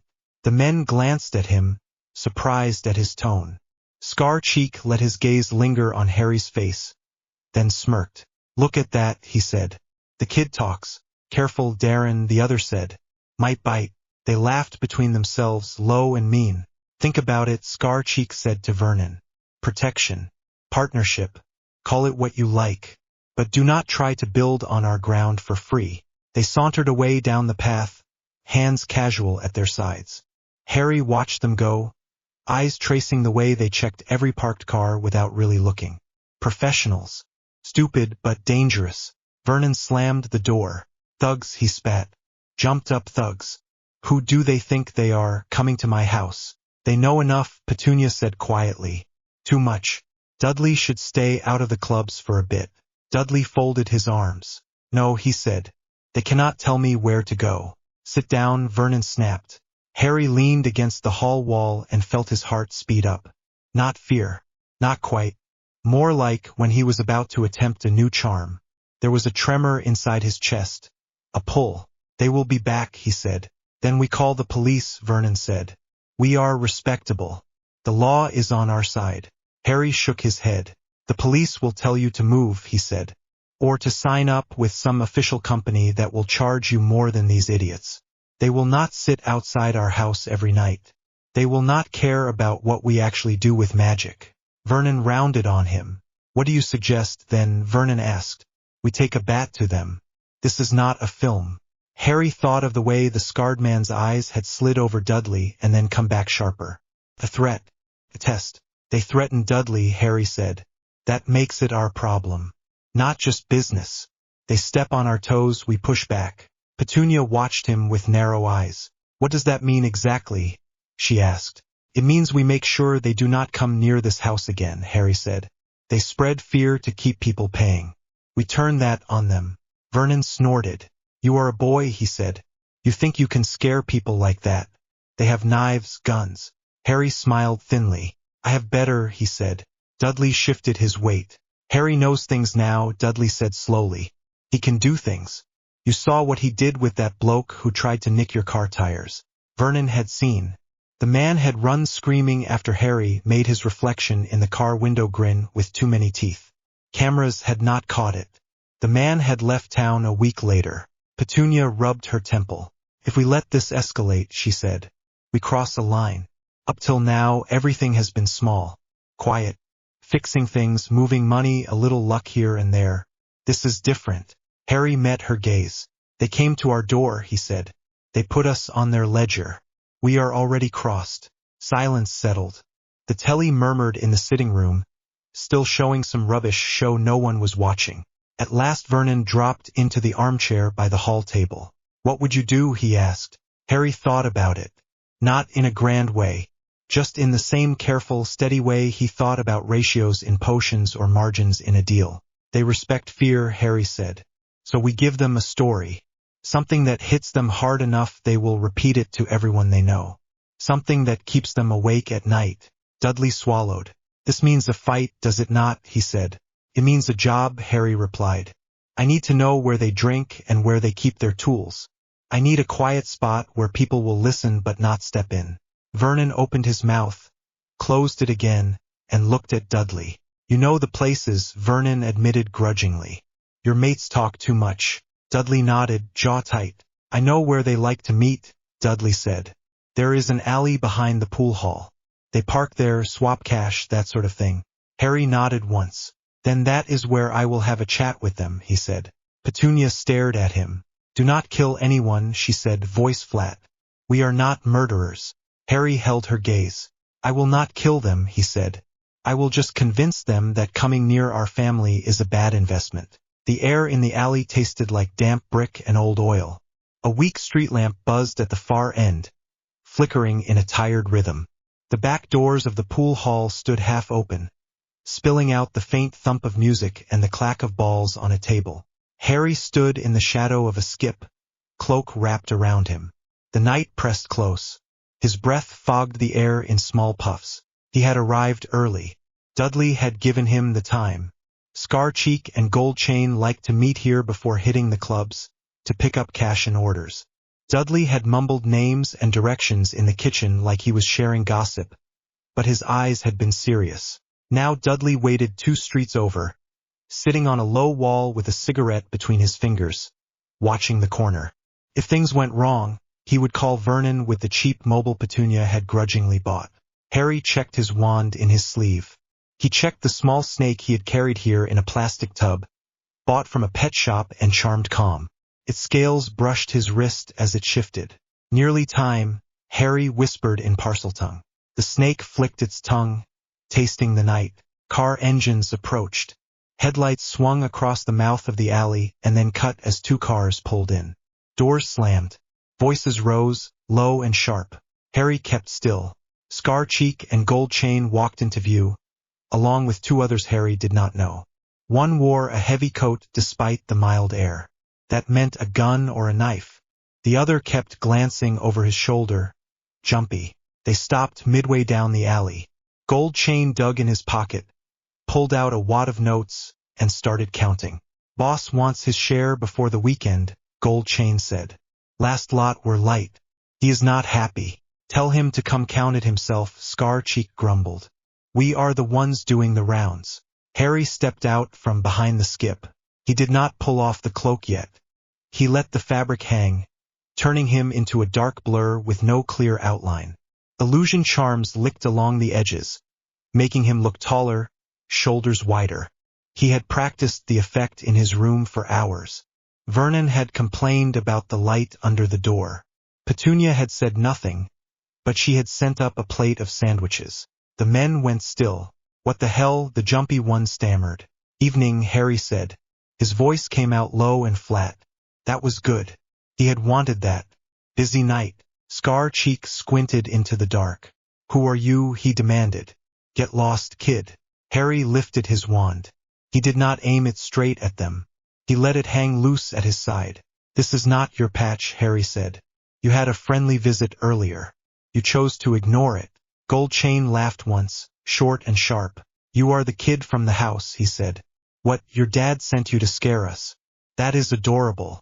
He reached inside his coat. Harry moved before the gun cleared the fabric. A word and a gesture turned the steel into a writhing mass in Gold Chain's hand. Metal flowed under his fingers, slick and alive. It narrowed, lengthened, and in a heartbeat a thick black snake dropped to the ground, coiling and hissing. Gold Chain yelled and jumped back, clutching his hand. The snake reared, hood flaring, eyes fixed on him. What the Scar-Cheek started. Harry flicked his wand again. The gun in the jumpy man's belt twisted, warped, and fell as another snake, this one thinner, pale under the lamp. The man swore and stumbled away, back hitting the brick wall. The 2 snakes slid across the tarmac, bodies making soft, rasping sounds. Stay still, Harry hissed in Parseltongue. The snakes froze, then slowly slithered into a loose circle around the men, tongues flicking. Scar-Cheek's eyes went wide. What did you just do? He whispered. Harry stepped into the circle of light. He let the cloak fall back enough to show his face, the scar half hidden by fringe, the steady gaze. My uncle has a permit for this territory, Harry said. You do not. You were told that. You decided to test us. The jumpy man panted, eyes on the nearest snake. "This is some trick," he said. "You have trainers or something." Harry aimed his wand at the wall next to his head and murmured a charm. The brick bubbled and sagged, then solidified again. The shape of a distorted face pressed into it, mouth open in a silent scream. The man screamed for real. Magic. Scar-Cheek breathed. "No way. That is not real." Harry tilted his head. "You are standing in an alley with guns that turned into snakes and a wall that looks like it is swallowing someone," Harry said calmly. "You can decide for yourself if it is real." He let the snakes slide closer, scales scraping over shoes. He did not need them to bite. He needed them to look hungry. Gold Chain tried to steady his breathing. "What do you want?" he asked. "I want you to understand the numbers," Harry said. "There are 3 of you here who matter. You, your boss, and every idiot who listens to your stories in the pub. If you walk away now, you can say this patch is cursed. You can say there is something nasty in Surrey that does not like uninvited guests. People will believe you. They will stop coming here. No more talk of protection. No more threats." Scar-Cheek swallowed. "And if we do not walk?" he asked quietly. Harry pointed his wand at the nearest snake. His fangs lengthened as if on cue. Hissed, long and low. "Then your boss gets new stories," Harry said. "About 3 men who went into an alley and never came back. He has to send more or he looks weak. They do not come back either. He starts to avoid this town. He tells people it is bad luck. Either way, my family does not see you again." The wind gusted down the alley, carrying the cold stink of rubbish. Someone laughed inside the pool hall, the sound too far away to matter. Harry felt sweat trickle down his back. His heart thundered now, but his hand stayed steady. Scar-Cheek lifted his palms. "All right," he said. "All right. We get it. No need for anyone to disappear. We will tell him. We are gone." Harry nodded once. "Leave the money," he said. "Consider it a fine." Gold Chain hesitated. "That is not how this works," he said. Harry stepped closer. The snakes followed, as if tied to his ankles by invisible threads. "It is now," Harry said softly. "You came to shake down my family. You pay for that mistake. That is the last payment you make here." For a long second, no one moved. Then Scar-Cheek swore under his breath, grabbed the wad of notes from Gold Chain, and dropped it on the ground. "Done," he said. "We are gone." Harry lifted his wand. The unnatural bulge in the wall smoothed. The snakes eased back, coiling near the skip. He whispered to them in Parseltongue, promising a warm garage and easy mice if they behaved. "Go," he said to the men. They went. Not with swagger. Not with their earlier lazy stride. They backed away until they cleared the circle of faint light, then turned and almost ran for the cars. Engines roared. Tires squealed. In moments the alley was empty again. Harry stood alone in the weak light, breathing hard. His hands shook now that there were no eyes on him. He let the cloak hang loose and laughed once, short and shocked. He had not killed anyone. He had not even hurt them. But he had watched grown men look at him the way he used to look at Vernon's raised hand when he was small. He did not feel guilty. That thought sat in his chest like a stone. Dudley waited on the low wall, leg bouncing. The cigarette between his fingers had burned down almost to the filter. The street around him was quiet. The pool hall lights a dull glow at the end of the road.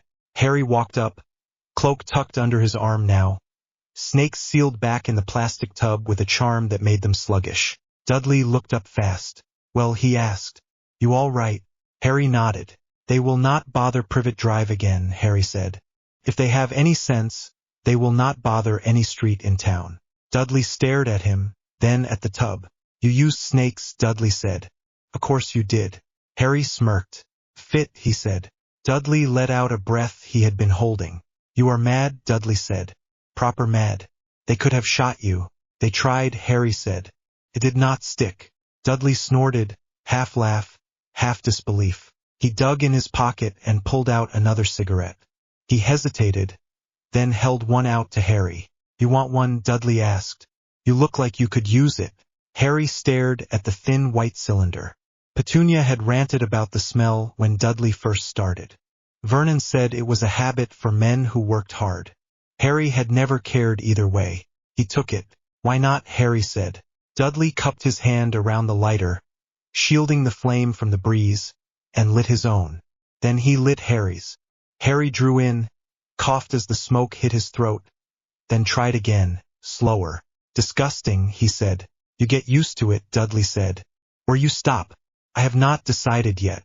They sat in silence for a moment, smoke curling up around them. The street lamp buzzed.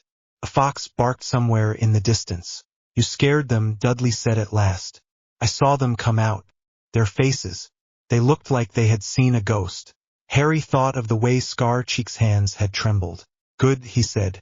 Dudley looked at him. You liked it, Dudley said quietly. It was not a question. Harry stared at the glowing tip of the cigarette. I liked that they listened, he said. I liked that for once people who hurt others had to think about the cost. I liked that they could not just push us around because we live on a neat little street and keep our heads down.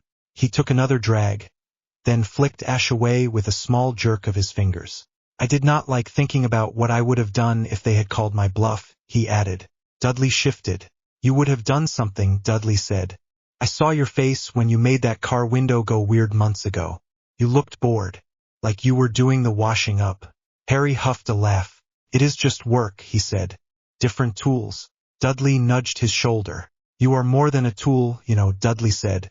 To Mum and Dad you are some mix of that and son they will never admit. To me you are the lad who knows how to make nightmares for people who deserve them. Harry blinked. Is that a compliment, he asked. Do not get mushy, Dudley said at once. I am saying you are useful. And if anyone lays a hand on you because of what we do, I will break their face. Harry smiled, small but real. Same, he said. They smoked in silence after that. When the cigarettes were done, Harry ground his out under his trainer. Dudley did the same. We should head back, Harry said.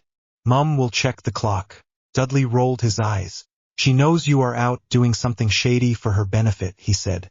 She can wait. She will still check, Harry said. They walked home side by side, shoulders almost touching. Not friends in the way Harry sometimes imagined when he was younger. Not enemies either. Something in between. Brothers forged in numbers and threats instead of bedtime stories. The next morning, Vernon almost dropped his tea when Harry emptied the plastic tub on the kitchen table and 2 snakes slid out. For goodness sake, Petunia snapped. Not near the breakfast. Relax, Harry said. They are tame. Mostly. Dudley leaned on the counter, watching with interest. These are the ones from the alley, he guessed. Harry nodded. They earned their keep, he said. I promised them a warm place and food if they behaved. We can use them for pest control jobs. People will pay more if they never see what actually kills the rats. Petunia eyed the snakes. And the cash, she asked. Harry set the wad of notes on the table. Vernon picked it up, thumbed through it, and let out a low whistle. They left this much, he said. It was that or a story about missing men, Harry replied. Vernon met his eyes. For once there was no mask there. Just raw recognition. You did well, Vernon said. You have a head for this. Better than mine. Harry shrugged. Uncomfortable. I have a wand, he said. That helps. Petunia poured more coffee. Still takes nerve, she said. Magic is one thing. Pointing it at people is another. Harry did not answer. His mind had already leapt ahead. If a bit of transfiguration and illusion could push a local gang off their patch, what else could he do with that mix of fear and skill? The thought should have scared him more than it did. Summer settled into a new rhythm. Mornings were for legitimate work that still dipped into gray areas. Vernon took meetings. Petunia brewed diluted potions that Harry labeled as herbal tonics. Harry ran quiet tests on charms in the garage, out of sight of the street. Afternoons often belonged to Brenna and her parents, who had hired private enterprises to clear a rat problem in their big house on the edge of town. They were muggles with too much money and not enough common sense. Their attic was a nest of scuttling noises. Harry stood in the doorway with a torch and let the snakes slither in, whispering soft words in Parseltongue. The rats fled. The owner paid happily, never knowing the real method. Word spread. Pest control. Fix-it work. Quiet jobs that ended strange problems without fuss. If the ministry had checked the area for magic, they might have found a faint trail. Tiny charms, never flashy. Most of the time, nobody checked. On a hot day near the end of July, a brown owl dropped onto the kitchen table and left a heavy envelope with the Gringotts crest. Petunia slid it open with a knife. Inside lay a short letter and a stamped card. Harry read it over her shoulder. Mr. Potter, per your request, your account representative has arranged for limited access to certain items marked restricted in our vault holdings. You may collect small consignments at the Nocturne Annex at agreed times. Present this card to the goblin on duty. Terms remain as discussed. Griphook. Harry folded the letter, mind racing back through the conversation in a side room of the bank during his last visit. Griphook had been wary, but gold and logic had a way of shifting goblin minds. Harry had offered a steady stream of Muggle luxury goods in exchange for access to small amounts of rare potion ingredients that never showed up on standard school lists. You have your pipeline, Petunia said quietly. Try not to get yourself killed. Vernon frowned. I do not like him going to that place alone, he said. Nocturne. Harry shrugged. I already went once with Hagrid hovering over me, he said. This will be easier. Less chance of a giant man shouting my name in the main street. Dudley perked up. Can I come? Dudley asked. I want to see it. Petunia and Vernon spoke at the same time. No, they both said. The leaky cauldron was busy when Harry slipped in under the cloak. He could have gone barefaced. People knew his scar by now, knew the story, but anonymity was useful. It was hard to haggle when listeners whispered your name. He waited near the fireplace until a witch finished her flute call, then stepped into the green flames. Nocturne Alley, he said. Spin, tumble, ash in his mouth, then a short, sharp drop as he stepped out into a darker grate. The air here was colder even in summer. The light felt wrong, like it bounced off the stones instead of soaking in. Harry brushed soot from his sleeves and walked out into the alley. Shops leaned close. Signboards creaked. A hag with long nails watched him from a doorway, eyes bright with interest before she looked away, disappointed that he was not slower or smaller. Harry ignored them all and headed for the narrow door marked with a discreet symbol only goblins would use. The Nocturne Annex of Gringotts was more hole in the wall than Grand Bank, but the wards prickled along his skin as he stepped inside. A goblin sat behind a dark wooden counter. Quill moving. Card, the goblin said without looking up. Harry set Griphook's stamped card on the counter. The goblin took it, examined the mark, and finally lifted his gaze. Potter, the goblin said. You start young. So do you, Harry replied. The goblin snorted, not quite a laugh, and vanished through a door at the back. When he returned, he set a small sealed crate on the counter. Inventory listed inside, the goblin said. Do not open it in the street. There are teeth. Harry slid the crate into his bag with a murmured weight reduction charm. It bumped against the Muggle camera and the second-hand mobile he had brought to sell. He hesitated, then spoke. I am also looking for a fence, Harry said. Someone who handles Muggle things. Electronics, cameras. We do not dabble in your little lights and boxes, the goblin said. We handle gold. I was not asking you to, Harry said calmly. I was asking if you know someone who does. Someone who pays fair. The goblin studied him. Why should I help you? The goblin asked. Because if I get a good price, I bring more, Harry said. If I bring more, some of that gold lands back in your vault as fees. The goblin's mouth twitched. Down the alley, door with the red mark that looks like a bite, the goblin said. Ask for Mundungus. If you get robbed, do not complain to me. Harry inclined his head. Thank you, he said. He stepped back into the street and scanned the doors. There. A flaking red symbol near the hinges of a side entrance. It did look like a bite mark if you squinted. Inside, the air was thick with smoke that smelled faintly sweet and faintly wrong.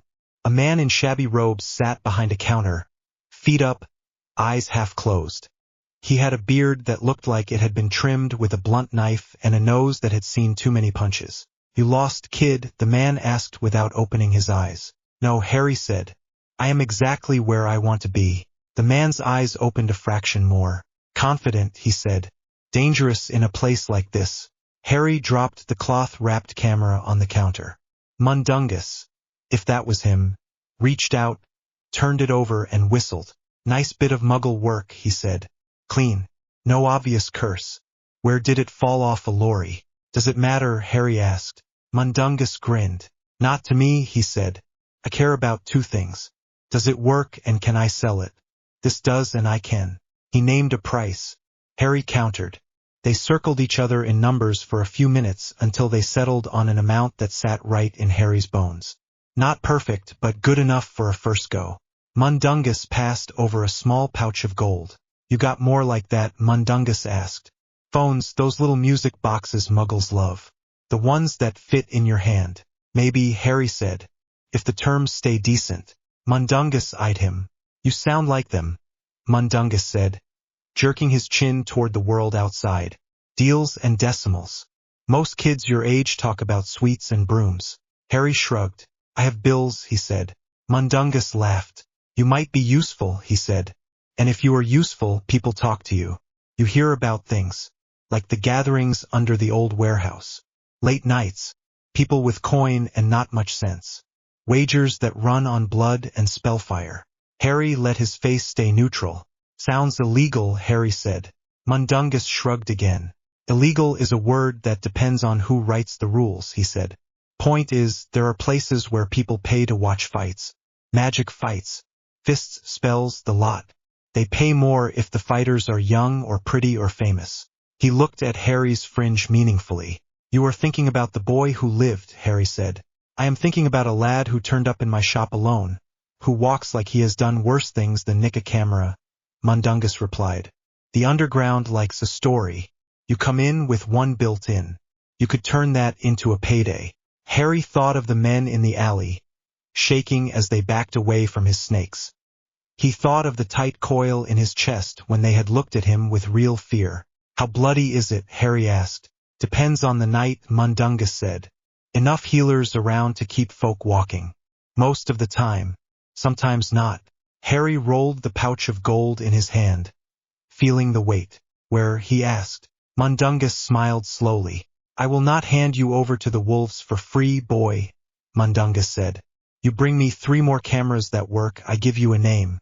5, and I tell you which nights the odds run best. Harry met his eyes. You assume I will say yes, Harry said. You already did in your head, Mundungus replied. I can see it. You are not the type to walk away from a ladder. Harry did not answer. He slipped the gold into his bag, picked up the empty cloth, and turned to go. Think about it, Mundungus called after him. You have a taste for fear already. Might as well get paid properly for it. Outside, Nocturne Alley pressed close around him again. The crate in his bag seemed heavier now, full of ingredients that could build potions and maybe other things. Harry walked back toward the flue, the image of the alley and the snakes still sharp in his mind. He had told himself that last night was about protection, about keeping the house safe. That had been true. It had also been about something else, about the way power felt when it sat in his hand and made other people change their plans. If there was a place where that feeling could be turned into gold under lights and noise, how long could he pretend he was not interested? Back in Privet Drive, the curtains were drawn neat and tight. The lawn was trimmed. The ledger on the sideboard waited for new numbers. Harry stepped out of the fireplace in the leaky cauldron, soot on his shoes, the underground sitting like a new entry in his head. He brushed off his cloak and headed for the street, heartbeat steady and sharp. There was work to do. The first curse carved a groove in the stone where Harry's head had been. He dropped under it, lungs burning with the stink of sweat and old smoke, and drove forward. The wards around the pit hummed as magic hit them again and again. The crowd above the rail roared, a hard, ugly sound that rattled in his teeth. Harry did not look at them. The crowd did not matter. The wolf did. The werewolf moved on 2 legs, not 4. Thick shoulders, yellow eyes, claws that scraped sparks from the floor when it lunged. The silver lines on the ground did their job, kept the beast from crossing into the stands, but inside the circle everything was fair game. It padded around him, low and restless. Harry rolled his shoulders once. His mask itched against his skin. The black cloth covered the top half of his face, left his mouth free. Better to breathe, better to talk if he needed to. He felt the weight of the small metal tube in his left hand, hidden behind his wand. Dudley called it a flashbang. Harry called it useful. The announcer's voice floated down from the balcony. Next round. the mask against the wolf. The crowd answered with more noise, coins clinking as bookies closed bets. Up in the shadows of the balcony, Harry knew Vernon was watching. He could feel it without looking. There was always that prickle, that sense of eyes measuring his value like he was a machine in a factory line. The wolf lunged. Harry stepped in, not back. He twisted past the swipe, close enough to smell meat on its breath. His wand cut a short, sharp line. Diffindo, the curse took the edge off the wolf's shoulder. Blood hit the floor in a hot spray. The beast bellowed and swung again. Harry dropped under the arm and slammed his free fist into the ribs, the way Dudley had drilled into him for weeks in the tiny gym near home.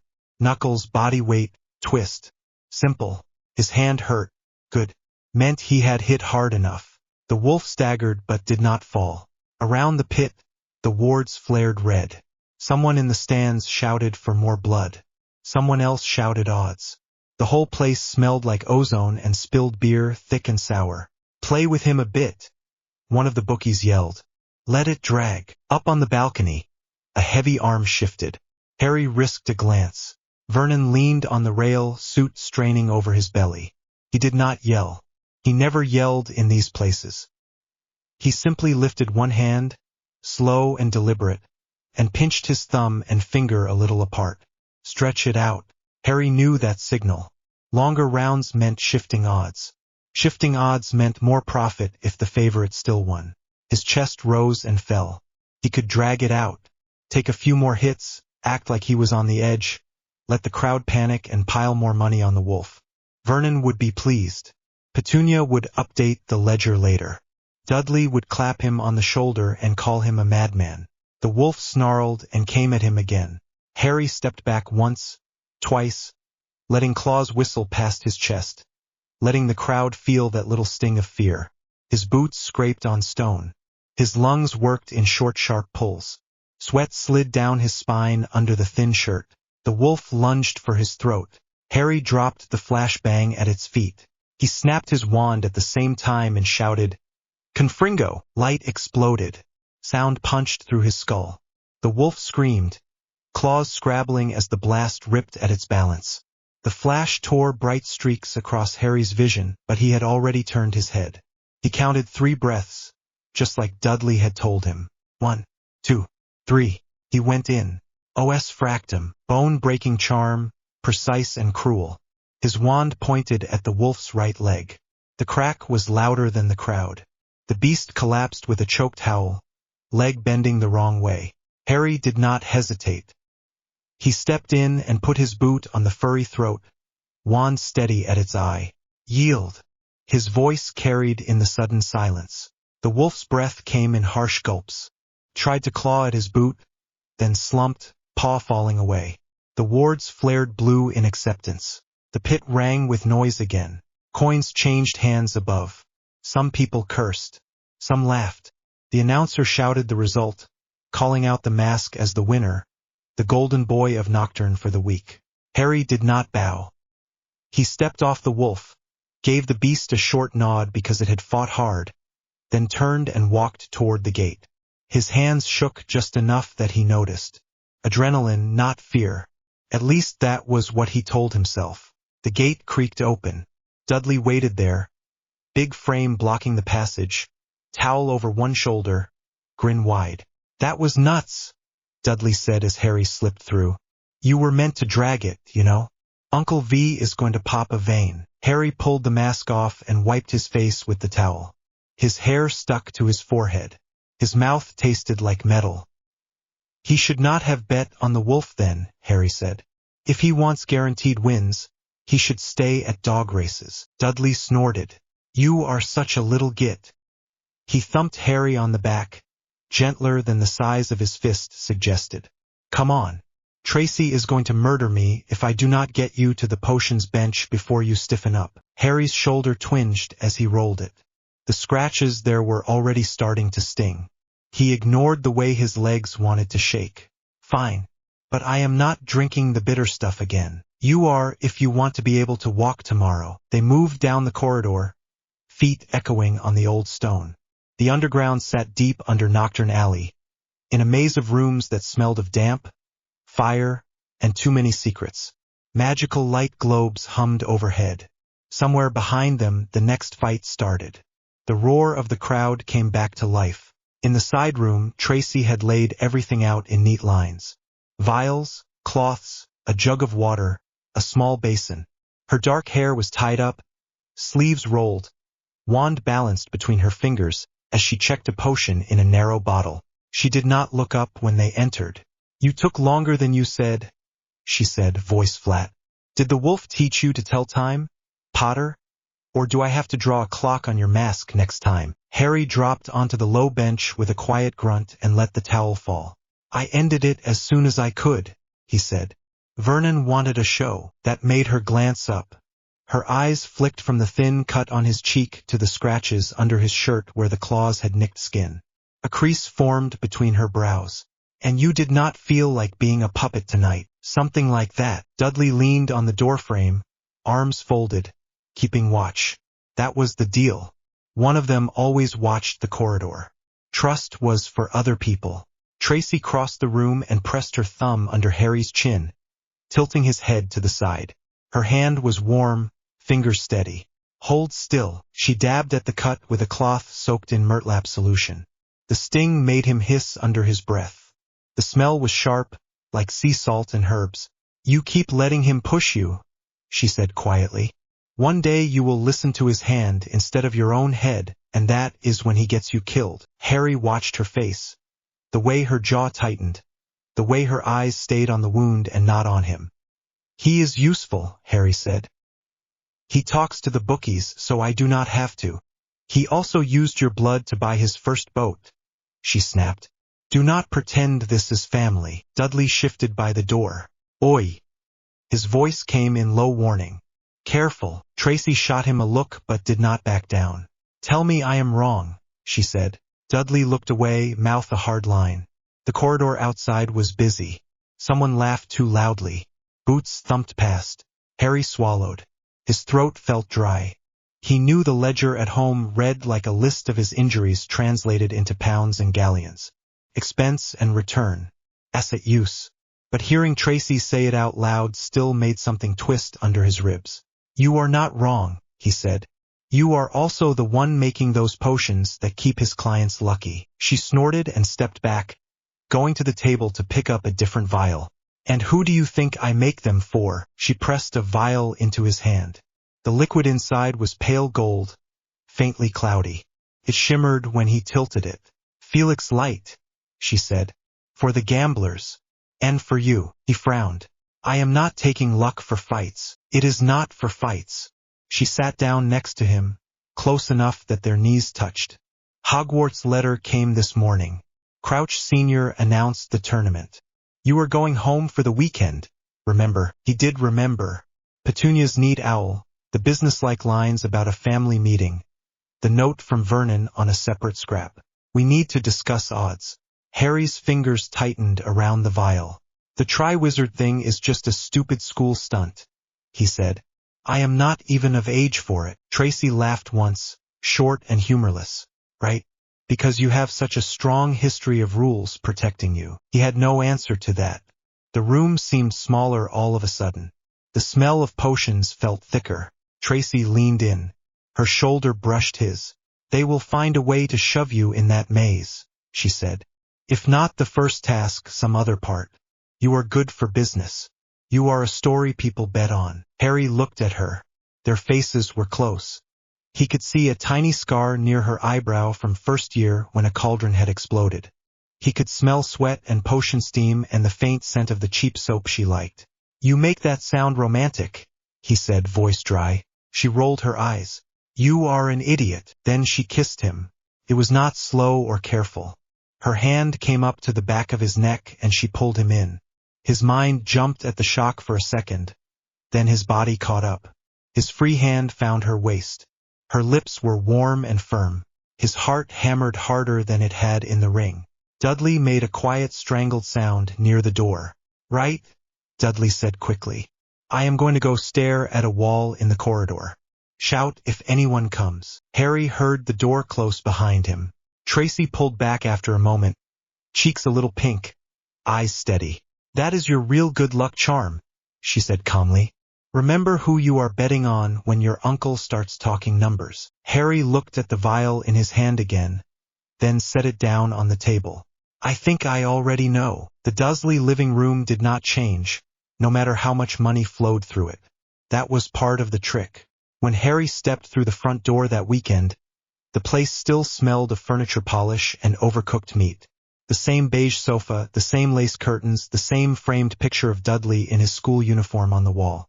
Only the television was larger now, flat and glossy, and the car outside had a much smoother engine.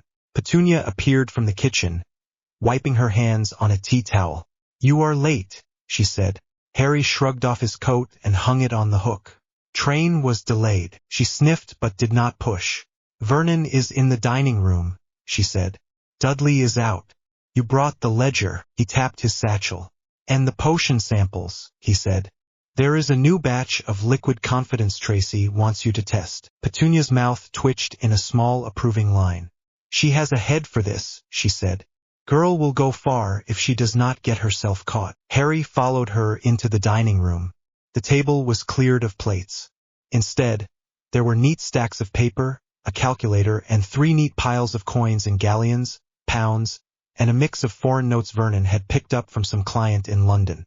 Vernon sat at the far end, shirt sleeves rolled, tie loose. He looked up as Harry came in, small eyes bright. There he is, Vernon said. Our young competitor himself. Harry slid into the chair on the side, dropping his satchel by his feet. Careful what you call me, he said. People might think I get a vote. Vernon chuckled. Nothing so messy as a vote, he said. Sit down, boy. We have an opportunity to discuss. Petunia took her seat, its position neat and equal distance from both of them. She reached for a notepad, pen poised. Harry watched them, noting the way Petunia's nails were trimmed short for potion work, the way Vernon's knuckles were a bit raw, probably from some deal that had almost gone wrong. What kind of opportunity? Harry asked. Vernon picked up a sheet of paper, the edges smudged with ink from someone else's hand. Have you been listening at school? He asked. About this tournament nonsense. Everyone has been talking about it, Harry said. Big dangerous tasks, glory the usual, and fame, Petunia added softly. Newspapers, photographs. Vernon's mouth spread into a broad, slow smile. And bets, he said. Big ones. Wizards like gambling on blood sport even more than muggles.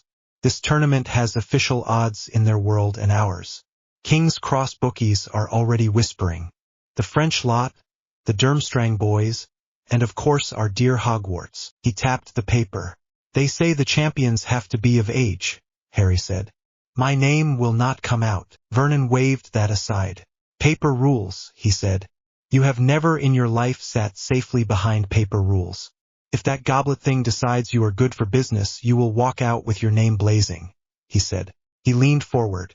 And when that happens, our family needs to be ready. The way he said family made Harry's teeth grind. Petunia wrote something down in neat small letters.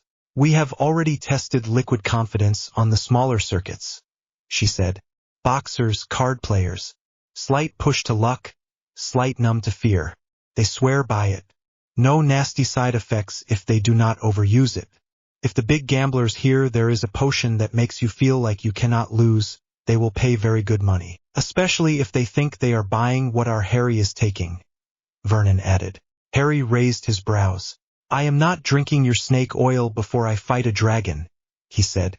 I would like my hands steady, not tingling. Oh, we will not give it to you, Petunia said.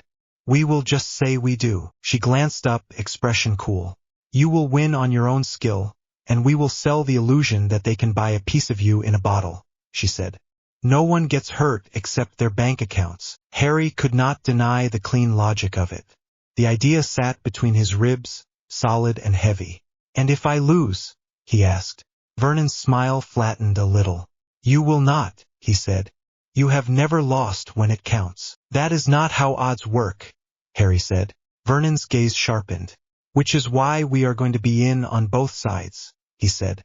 We will arrange bets on you winning certain parts, and we will lay money through other names on you slipping in others. That way we shade their risk. Everybody thinks they are clever. We are cleverer. Harry frowned. Explain, he said. Petunia turned one of the sheets around. It had neat columns, names at the top. Fournier, Crumb, Delacour, Hogwarts. Beside each, little notes about odds. There are basic bets, she said. Who wins overall? Who wins each task? Then there are special ones. Who touches the cup first, who gets the egg fastest, who is last out of the water, that sort of thing. We pick spots. The first task is a show. You look good.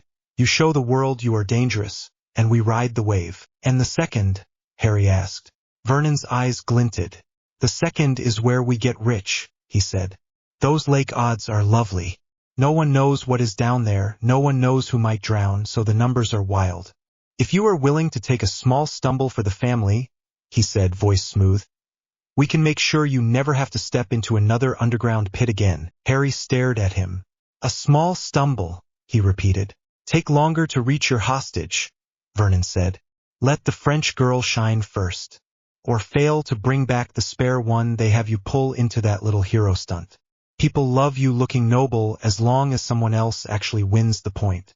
We will know which way the odds are stacked. We can make more on one lost moment than on a string of clean wins. Petunia's pen moved as she spoke. Glory sells once, she murmured. A story sells again and again. The boy who almost lost. The boy who chose love over victory. Think of the headlines. Think of the sympathy. Think of the next round of bets. Harry felt a slow, cold line trace down his spine. So you want me to choke, he said. On purpose. For the right numbers, Vernon said. You will still walk out alive. You will still be the darling of the stands. We just tweak the script a little. He sat back, belly pushing against the table edge. This is not personal, he said. It is business. You know that by now. Harry looked at the coins on the table. Galleons from Gringotts. Pounds from their car boot days. Notes from London casinos where their potions had walked through the door in other hands. The air in the room felt heavy. The tick of the clock on the wall was too loud. Petunia watched him from behind her neat notes. Her eyes were sharp, assessing. You do not have to answer now, she said. The goblet has not even spat out a name yet. We are simply mapping possibilities. Harry pushed his chair back. The legs scraped on the floor. I will send you the task details when I have them, he said. Then we can talk about what is possible without me dying. Vernon's smile returned, fixed and smooth. Good lad, he said. Think of your share, Harry. You are not the starving boy in the cupboard anymore. You are an investor. Harry did not trust himself to answer. He picked up his satchel and left the room, the smell of polish and cooked meat following him into the hall. The goblet chose him 2 weeks later. His name cracked out across the great hall in blue-white light, and every head turned. Slytherin table fell silent for a heartbeat. Then the hiss of whispers rose around him. Draco looked smug. Blaise looked amused. Tracy, seated across from him, looked like she had bitten the inside of her cheek hard enough to draw blood. Harry's own heartbeat felt like a drum in his ears. Of course, he thought. Of course it does this. He stood because everyone was staring and because not standing would have given away the game. Feet steady. Face neutral. Another job. As he walked up to the front, he could feel eyes on his back. McGonagall's shock, Snape's suspicion, Dumbledore's calm blue assessment. The hall smelled of candle smoke and roast meat, but under that he could smell something else. The faint trace of burning parchment from the goblet. He stepped through the door into the antechamber. The other champions were already there. Crumb, heavy-shouldered and quiet. Delacour, tall and bright. Cedric, solid and friendly even in surprise. You too, Cedric said, eyebrows raised. Harry shrugged. Seems the cup wanted a fourth, he said. Maybe it was bored. Bagman bustled in with his usual fake cheer. Crouch followed with stiff steps. Questions started. Harry answered as little as he could. He watched their eyes, thought in terms of numbers, not glory. Each of these champions had a price tag on them now, not just in gold but in attention. Later, under his curtain in the Slytherin dorm, Harry lay awake and listened to his housemates whisper about him. He must have done something, someone said. You do not just get picked. He always does something, another voice answered. Bets on his own life, I heard. Tracy's voice cut through, sharp and unimpressed. You lot have no idea what you are talking about, she said. Sleep. The mattress dipped as she climbed into her own bed nearby. Harry stared at the dark fabric above his face and thought about Vernon's smile over the piles of coins. The first task came fast. The stadium hummed with noise. Flags snapped in the wind. The stands were packed. Wizards in bright robes, muggles hiding in plain sight, old families with their crests pinned to their sleeves. Somewhere in the chaos, Harry knew there were bookies passing coins and parchment. Somewhere, Vernon would be pressed into a crowd in a cheap muggle suit, hands already in someone else's pocket. Harry did not look for him. He stood in the tent with the other champions and tried to breathe through the tightness in his chest. The air smelled of canvas, fierce sweat, and dragon. Bagman waved a little bag at them. Right then, dragons, he said brightly. Simple task, really. Just get past and grab your egg. Harry reached into the bag when his turn came and closed his hand around something small and rough. He drew out a tiny model of a Hungarian horntail. It snapped at his finger. Of course, he muttered. Tracy would say the universe had a sense of humor. Harry called it bad taste. When his name was shouted outside, he stepped out into the sunlight. Noise smashed into him, wave after wave of cheering and shouting. The arena smelled of dust and smoke. The horntail crouched in the middle, massive and black, chained to the rocks around its nest. Its eyes tracked him with hard interest. His tail shifted, spikes scraping the ground. He did not bow. He did not bother with showman tricks. That was not how he had survived the ring. He moved. Accio broom, he called, wand cutting clean through the air. The handle slapped into his hand a moment later. He kicked off the ground, heart pounding as he shot upward. Heat rolled over him when the dragon breathed fire, a solid wall of flame. He pulled the broom into a hard turn, feeling the wood vibrate under him, ears ringing with the roar. He thought of the way the wolf had lunged. He thought of the way the crowd had gone quiet when he had stepped on its throat. The dragon was bigger, stronger, older. It was still just another opponent between him and a prize. He sent a stinging hex at one of its eyes, not strong enough to blind, just enough to draw its head to the side.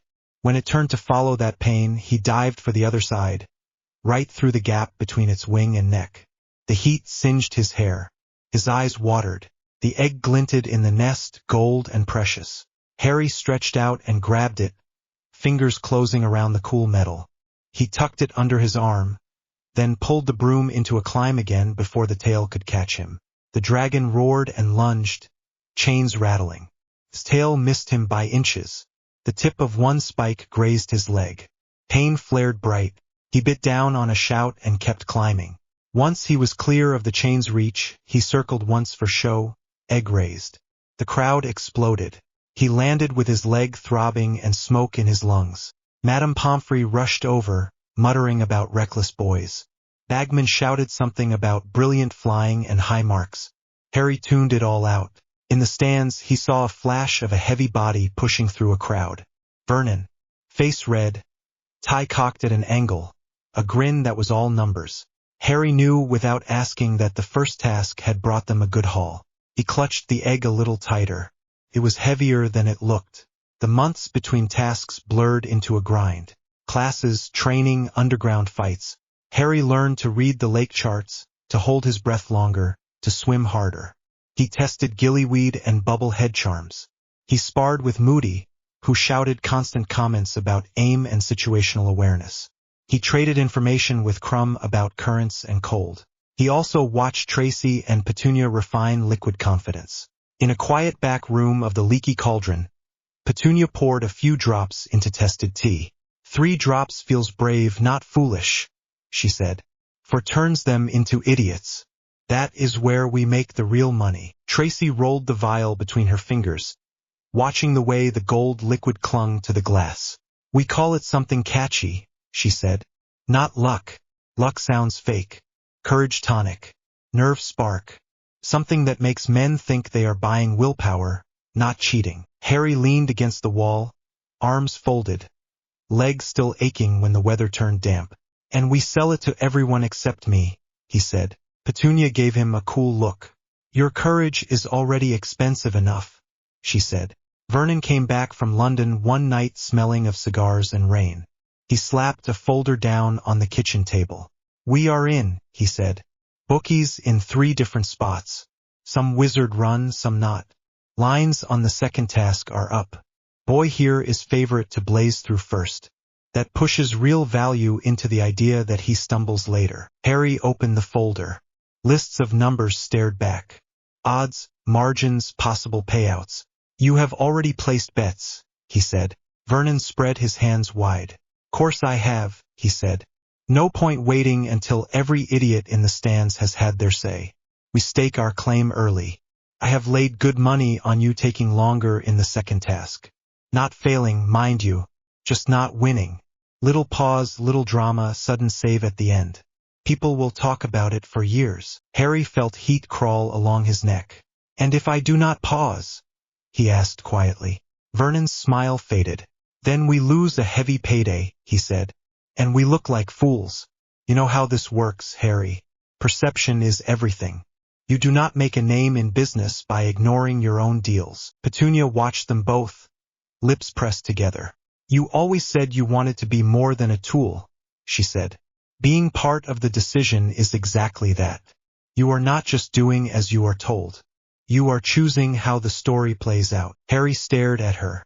Choosing to pretend to fail, he said. So you can make a number bigger. Vernon's eyes hardened. Do not get sentimental on me now, he said. We taught you better than that. Money does not care about your feelings. Cares about results. We have invested in you since that first vase. This is the return. Harry's throat felt tight. He could taste the cheap tea Petunia had brewed, bitter and sharp.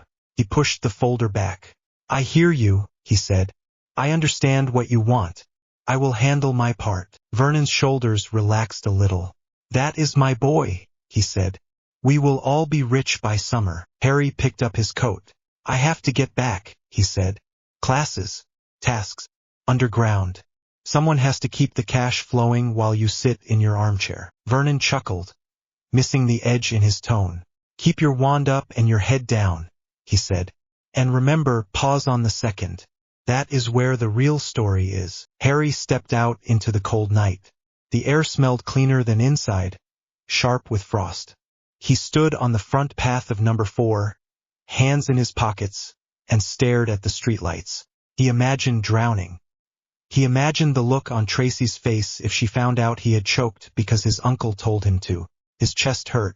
He pulled his coat tighter and walked away. The lake was colder than any underground pit. When the whistle blew, Harry plunged into the water with the gillyweed already sliding down his throat. His lungs seized, then opened again with a strange smooth pull as gills flared on his neck. He kicked down, wand in hand, eyes straining in the green gloom. Shapes moved around him. Other champions, mere-people, weeds that brushed his arms. The song of the merfolk echoed, thin and haunting under the water. His heart hammered. Every movement cost energy. His fingers were already numb with cold. He could smell nothing, taste only lake and plant and faint grit. He saw the rock outcrop ahead where the hostages were tied. Rope, stone, and still shapes. He saw Ron floating there, hair drifting. Hermione, Cho, a little girl who had to be Fleur's sister. Their faces were calm under the water, eyes closed. Harry's chest clenched. He remembered Vernon's voice. Pause on the second. He also remembered Tracy's hand on the back of his neck and the way she had said, remember who you are betting on. He swam harder. He cut through weed and cold, ignoring the drag on his limbs. A Grindylow darted toward his leg and he kicked it away with a sharp jab. His lungs burned even with the gills. The cold ate at his fingers. He reached Ron first. The rope felt like iron under his blade spell, but it snapped after 2 sharp cuts. He shoved Ron up toward the surface with a firm push, trusting the charm on the hostages to guide him. He could slow down now. He could pause, search slowly, give others time to reach their own. The numbers in Vernon's folder flickered in his head. Odds against Potter dominating every stage. Odds on a stumble. He looked at the others. Hermione, eyes closed, hair drifting like a cloud. The little French girl, so small against the stone. No, he cut Hermione's rope hard and fast. Then he cut the little girl free as well. The nearby merperson bared sharp teeth and shook a spear in protest. Harry met its eyes, felt anger rise like fire under his skin. "Try to stop me," he muttered, bubbles streaming from his mouth. The merperson hesitated, then backed off. The song around them shifted into something sharper. Harry grabbed Hermione with one arm and the girl with the other and kicked upward with everything he had. His legs screamed. The gills burned. The world narrowed to the ache in his muscles and the pull of the surface. He broke through the skin of the lake with a gasp. Air hit his face. The cold wind slapped him. The stands blurred for a second, then sharpened. Shouts erupted. Bagman's voice roared something about Potter bringing up two. Hands reached down from the platform. He pushed Hermione into them, then the little girl. His arms trembled so hard he almost dropped her. He dragged himself onto the platform after them, chest heaving, water pouring off him onto the boards. His fingers were pale and pruned. His teeth chattered. Madame Pomfrey was there again, along with Fleur, who clutched her sister and spoke rapid French into the girl's wet hair. Fleur turned and grabbed Harry's face in both hands. "Thank you," she said, voice thick. She leaned in without thinking and kissed his cheek, water cold on her lips. The crowd screamed again. Harry tried to smile and mostly failed. His legs felt like they belonged to someone else. He looked up at the stands. For a moment he could not find Vernon. There were too many faces, too much color. Then he saw him near a cluster of wizards in expensive robes, face pale, mouth moving in sharp jabs. Hands went up, went down. Bookies nodded, frowned, scribbled. Harry held his gaze even at that distance. He did not look away until Vernon did. The judges argued. Points were tallied. Harry ended up with high marks even with the stunt. Delacour hugged him again after. Crumb grunted a rough approval. Cedric clapped his shoulder. "You are insane," Cedric said. "But that was decent." Harry shrugged, teeth still clicking with cold. "Could not leave her there," he said. On the walk back to the castle, Tracy fell into step beside him. Her hair was damp from the lake spray. Her hand brushed his. "You did not pause," she said softly. "No," he said. "How much did they lose?" she asked. "Enough." She linked her fingers with his. "Good," she said. He met Vernon that night in a small cheap motel room off a London side street. Neutral space. No eyes except the ones they brought. The room smelled of stale smoke and cleaner that only half did its job. The bedspread was a tired brown pattern. The light buzzed overhead. Rain tapped against the window. Vernon paced when Harry came in, face flushed, tie hanging loose. There were 2 empty miniature bottles on the bedside table. "You ruined it," Vernon hissed. Harry closed the door behind him and locked it. The click sounded loud. "Nice to see you too," he said. "I am fine, by the way. Not drowned." Vernon's hands clenched into fists. "You were meant to slow down," he said. "You were meant to give them a show, not pull a hero stunt. Do you have any idea how much we had riding on those minutes?" Harry walked past him and set his wand down on the table, calm and deliberate. His legs still hurt from the lake, muscles stiff. His fingers were steady. "Yes," he said. "I know exactly how much. I read the ledger." Vernon froze. "What ledger?" he asked. Harry smiled without humor. "The one you keep in the desk under the old drills pamphlets," he said. "The one where you list every job I have done since I fixed Petunia's vase. Broken plate, £10. Car boot sale, 50. Dog track, 200. Underground duels, dragons, potions. And right at the end, that nice little note about backing the field against me in the lake." He stepped closer. "Sorry, no, that line was on a different page," he said. "The one marked asset risk." It read, "If the boy fails to perform, cut losses." Vernon's face turned an unhealthy mottled color. "You had no right," he said. Harry laughed. Came out low and dry. "No right to read the record of my own life used as a balance sheet," he said. "That is rich, Vernon." He lifted his hand. A small sphere of flame sprang up above his palm. It spun slowly, no bigger than a marble, hot and bright. It was not ordinary fire. The air around it shimmered with a hungry edge. Vernon took a step back. Sweat broke out on his forehead. "What is that?" he whispered. "Something I learned while you were counting coins," Harry said. "Fire that eats other fire. Hard to control. Hard to stop. I spent months learning how to make it this small. To hold it without letting it roll out and turn everything it touches into ash." He let the sphere drift a little higher, lighting the room with a strange flicker. "Do you know what that means?" he asked. Vernon swallowed. "That you are a freak," he said weakly. Harry shook his head. "It means I am done pretending I am your asset," he said. "I am not the tool. I am not the boy in the cupboard burning his hands on your stove." He closed his fingers slowly. The fire vanished with a soft hiss. "I am the one who built this business," he said. "The one whose name makes bookies sit up and scribble faster. The one whose potions Petunia brews. The one Dudley trusts to walk him out of back alleys alive. You are the man who happened to be standing nearby when I broke a vase." Vernon's breath came in harsh pulls. "You ungrateful little rat," he said. "We gave you a roof, food, work.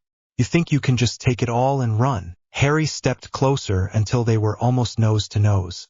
He could smell the cheap whiskey on Vernon's breath, the sour fear underneath. "I think you forgot something," Harry said quietly. "Investors do not own the company. They put money in. They expect returns. They do not get to sell the company out from under itself when they get greedy." He smiled, small and sharp. "You tried to sell me out to the odds board," he said. "You bet against me. You wanted me to fail in public so you could get a bigger number on your sheet." He leaned in, voice barely above a whisper. "So here is the new arrangement. I am not the asset. I am the one running this show. I am the chief. You work for me." Vernon stared. "You cannot," he began. "I already have," Harry said. "Petunia knows the potion recipes now. Tracy runs the brewing line with her. Dudley takes his cut direct from the bags he carries. Not through you. The fence in Nocturne answers my owl, not yours. The underground pays for my fights because I bring in crowds, and they do not care which fat muggle stands at the rail counting notes." He reached down and picked up the 2 empty miniature bottles from the table. He turned them in his hands, then set them down again in a neat line.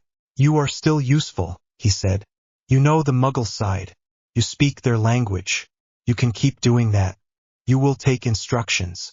You will hand over ledgers on time. Your slice will stay the same if you behave. Try to double-cross me again, and I will take everything you have and leave you teaching drills to some other idiot in a damp office park." Vernon's mouth opened and closed. "You would not," he said. Harry thought of fiendfire curling lazily over his palm. He thought of dragons, wolves, and the cold press of lake water. He smiled. "You taught me all about margins and risk," he said.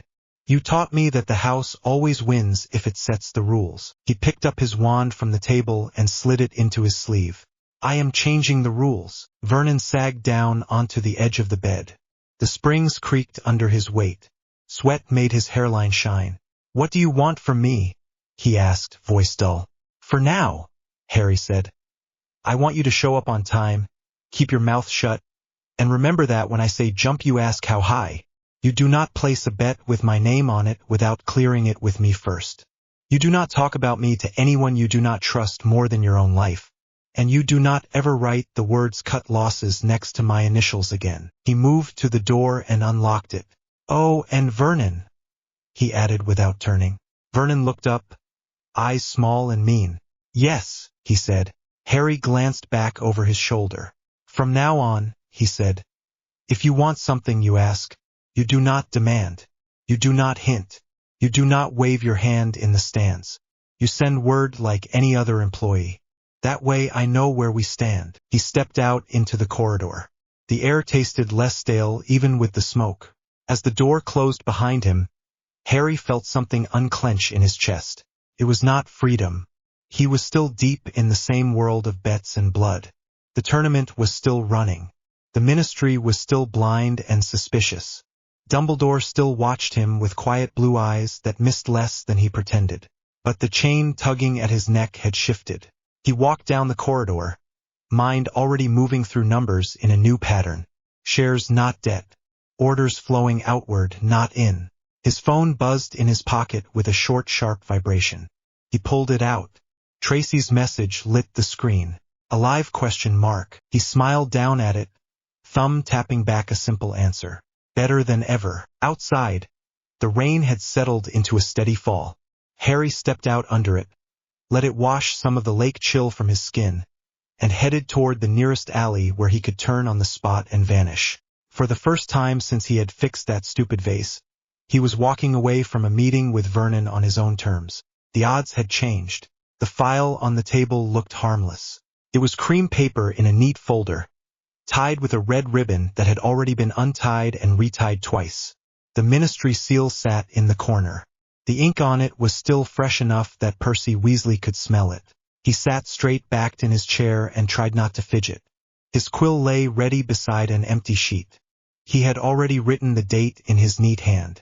Across the table, Dolores Umbridge smiled at the folder as if it were a plate of cakes. "So," she said, voice sweet and thin, "our little audit trail." John Dawlish crossed his arms and leaned back. The light from the high window caught the gray in his hair. An Auror by training, he looked like he would rather be anywhere except a stuffy meeting room with a stack of numbers. "Numbers do not shrug curses off," he muttered. Umbridge's smile never moved. "Numbers tell us where curses will land, dear," she said. This came from the Gringotts liaison this morning. Very polite note, very worried hints. Percy swallowed and cleared his throat. "The goblins flagged irregular flows," he said. "Large transfers of galleons from Muggleside exchanges into accounts that should only see student pocket money. There is one pattern in particular." He opened the folder with a small, precise movement and turned it so they could see. Lines of figures marched down the page. Dates, amounts, account codes, a name at the top. Harry James Potter. Dawlish whistled. "That much," he said. "On a schoolboy account." Percy did not look up. He had already rehearsed this speech 3 times in front of the mirror. "Mr. Potter's account has always been unusual," Percy said. "Heir of an old line, vault inheritance, that sort of thing.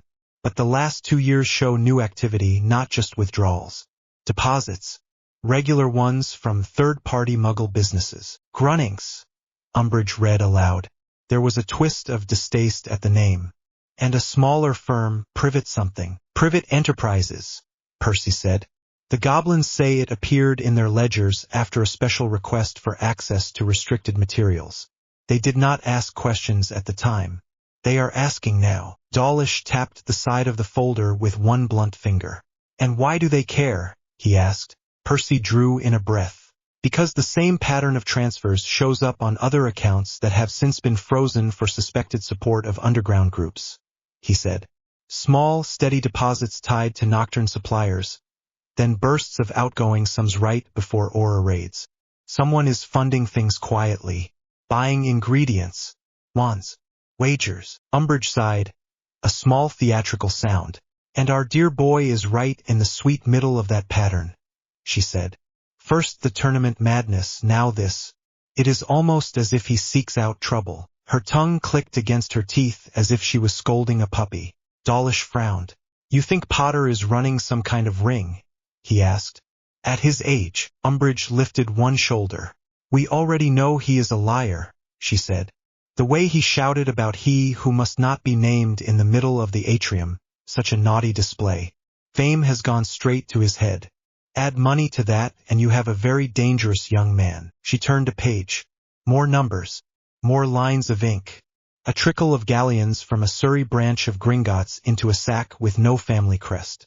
"The goblins think someone in Nocturne is helping him," Umbridge said. "One of their annex clerks whispered about a masked fighter who brings in rare items and walks out with gold. No one has seen his face for more than a blink. No one can describe him. Yet they all tell the same story." Dawlish sat up a little. "The pit," he said. "The underground duels. We have been trying to shut that lot down for years." Umbridge's smile sharpened. "Imagine the narrative," she said softly. "The boy who lived, not content with the attention of the public, spends his nights in illegal fights and launders the winnings through Muggle relatives. It would explain so much of his attitude. Percy shifted in his chair. With respect, madam, he said carefully. There is no proof yet that Mr. Potter is involved in anything criminal. The goblins only said the pattern was worrying. And I am taking their worry very seriously, Umbridge replied. That is what a responsible senior undersecretary does. She closed the folder and laid her hand on it. Her nails were neat and pink. We are not fools, she said. We know Dumbledore has been whispering in that boy's ear for years, filling his head with stories of dark lords and noble causes. It would not surprise me at all if some of his little friends were moving money for him. She looked at Percy with eyes that never quite matched the softness of her voice. Which is why Hogwarts will soon enjoy the presence of a High Inquisitor, she said. Someone who will check accounts, behaviors, correspondence. She tapped the folder. And someone who will keep a very close eye on Harry Potter's finances. Dawlish snorted. Money is not my field, he said. You point, I arrest. You and your sort will get your chance, Umbridge said. If this boy is indeed funding the wrong people, we will have every reason to drag him before the Wisengamot and ask very pointed questions. Percy stared at the smooth surface of the table and tried not to see his mother's face. He reminded himself that this was professional, that he was serving the ministry, that the numbers were not about a messy-haired boy who had stayed at his parents' home and shared jokes with his younger brothers. They were about risk, about law. Umbridge stood. I will inform the minister, she said. Then I will pack my best quills. Hogwarts is about to become very educational indeed. By the time word of Dolores Umbridge's new title reached Hogwarts, pink notices had already appeared on the boards. Harry stood in the entrance hall and stared at the fresh parchment. The letters swam together for a second, then settled. Educational Decree Number 23. Appointment of a High Inquisitor.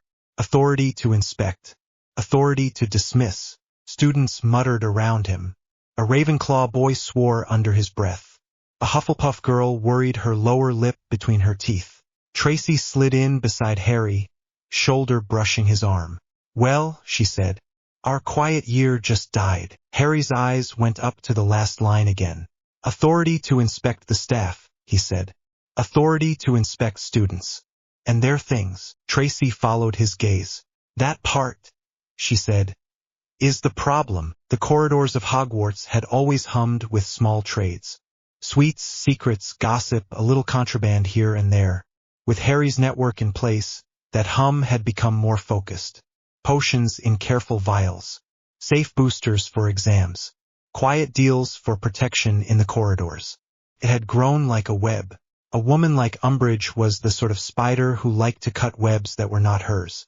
Harry squeezed Tracy's hand once and stepped back from the crowd. Spread word, he said quietly.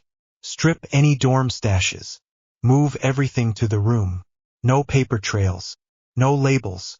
If anyone keeps rubbish in their trunk now, they can sleep with Filch for all I care. Tracy nodded and peeled away, already calling softly to a younger Slytherin who handled potions deliveries.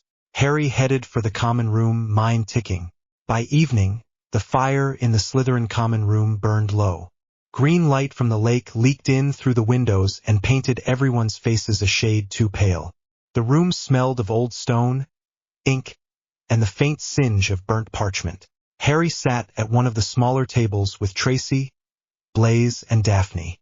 A rolled-up parchment lay between them, heavy with wards. Blaise flicked it with one finger. I am calling it now, he said. She is going to poke at money before she pokes at essays.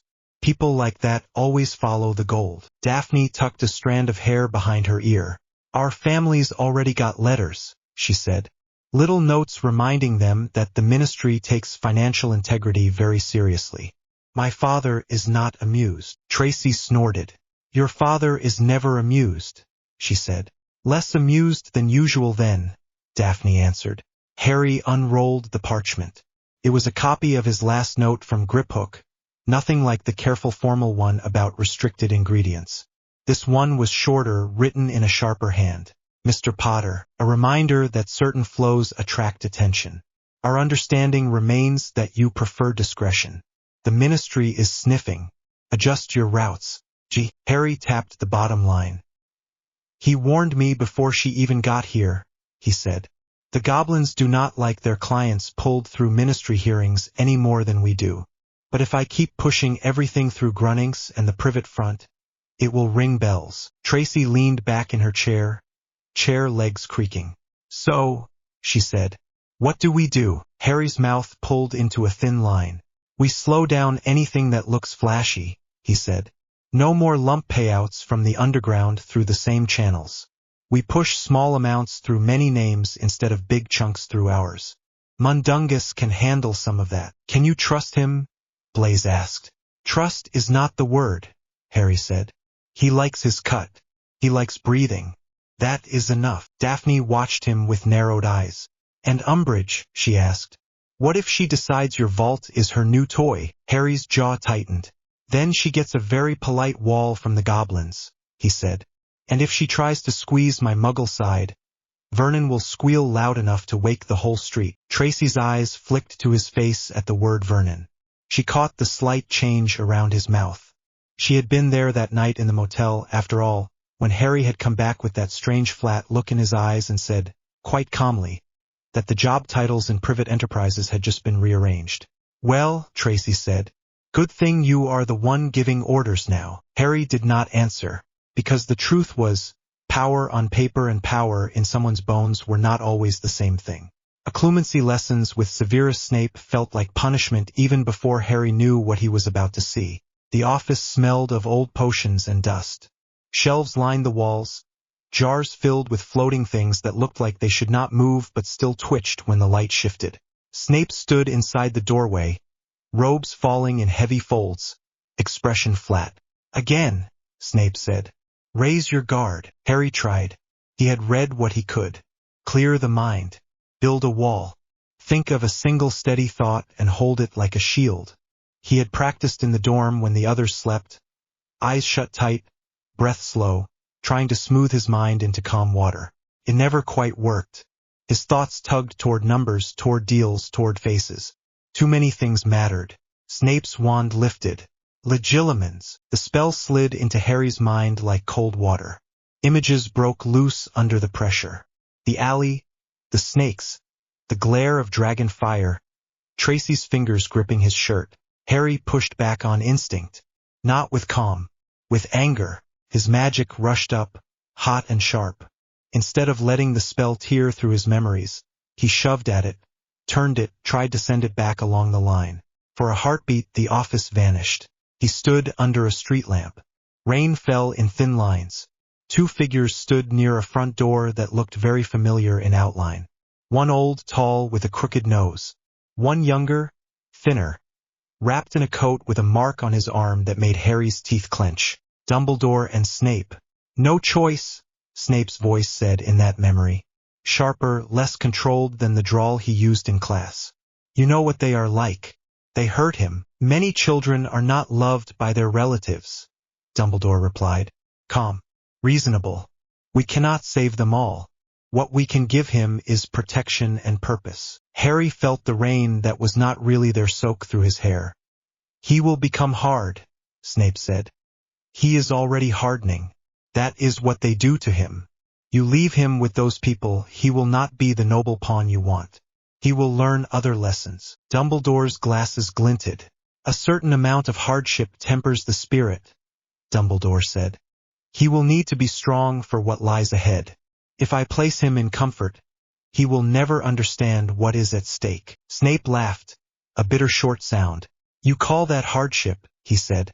I have seen the cupboard. Harry's fingers curled. The word hit like a fist. Dumbledore's face tightened for a moment, as if the old man had bitten into something sour. I am aware, Dumbledore said. The blood wards are tied to that house, to that aunt. To move him would jeopardize them. We must sacrifice comfort for security. He is a boy, Snape said. He is the boy who will stand against Voldemort, Dumbledore answered. We all have roles to play, Severus. His is heavier than most. Better he learns early that life is not gentle. The rain blurred the edges of the scene. Harry tried to hold on to it, to reach forward and shake someone. Anyone. The cupboard. They had known. Heat roared up in his chest, hot and choking. The memory slipped. The street lamp light broke into streaks. Then the office slammed back into place. Harry stumbled, hand catching the edge of the desk. His breath came in hard pulls. Sweat trickled down his spine under his shirt. Snape stood frozen, wand still raised, eyes wide in a way Harry had never seen. A flicker of something raw crossed his face and was gone, smoothed away under the usual sneer. "What exactly was that, Potter?" Snape asked, voice very quiet. Harry straightened. His throat felt raw. "You tell me," he said. "You were there." Snape's eyes narrowed. "You broke the spell," Snape said. "You turned it. That is not something an amateur should be able to do." "Seems I have had practice," Harry said flatly. "Other people have been rooting around in my life without my consent for years." Snape's jaw clenched. "Watch your tone," he snapped. "No," Harry said. The word hung in the air. "I will not," Harry added. "You knew. You saw what they did. You told him." Snape's hand tightened on his wand. "It kept you alive," Snape said. "That house, those wards." Harry laughed once, harsh. "It built his hero," Harry said. "That is what he meant. Hardship tempering the spirit. Do you know what he called me the first night in the Great Hall? He called me brave for surviving them. Not sorry. Not angry. Brushed it off like it was training." Snape's face shifted. Something like guilt flickered, then hardened. "You think I agreed," Snape said. "You think I liked knowing the son of James Potter slept next to paint tins while his relatives ate at a table." Harry's fingers dug into the edge of the desk. "I think you did nothing," he said. "You watched. You let him leave me there because it suited your war." Silence stretched between them. The jars on the shelves seemed to breathe. "Get out," Snape said finally. "This lesson is over." Harry did not move. "We are not done," he said. Snape's eyes snapped to his. "We are," Snape said through his teeth. "You have no idea what you are playing with, Potter. There are plans in place that you do not see. You think in ledgers and odds. You have not even begun to understand the cost of those wards." Harry pushed away from the desk. "I understand enough," he said. "Dumbledore treated my childhood like an investment. You helped him check the returns. That is all I need to know." He walked to the door, each step careful. His legs wanted to shake. He would not give Snape that satisfaction. At the threshold he paused and looked back. "You do not have to follow his plan," Harry said. "Just because you started in his ledger does not mean you have to end there." Snape did not answer. His face was already turning away, shutting down. Harry stepped into the corridor. The air felt colder. Hardship builds character. The phrase echoed in his head all the way back to the common room. He could not tell if he wanted to laugh or break something.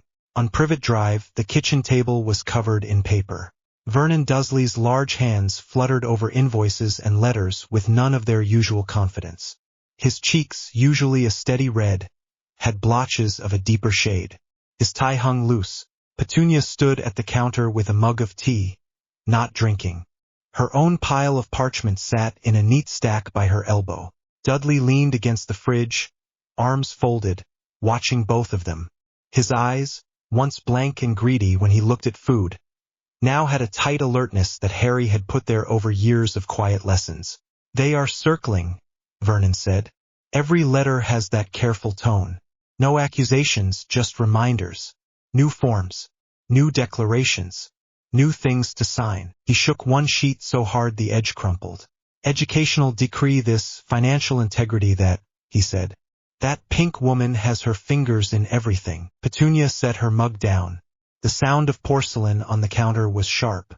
"The goblins have been polite," she said. "They will not call in debts early. They will not hand over ledgers without a direct order signed by the minister. But they will not fight on our behalf either. They have made that clear." Dudley snorted. "They do not care who moves the money," he said. "As long as someone does." Vernon glared at him. "You think this is funny?" he asked. Dudley lifted his shoulders. "I think we pushed our luck," he said. "Harry has his school side. We have the Muggle side. We wove them together so tight that now, when someone tugs one thread, the whole cloth jumps. Petunia's mouth twisted.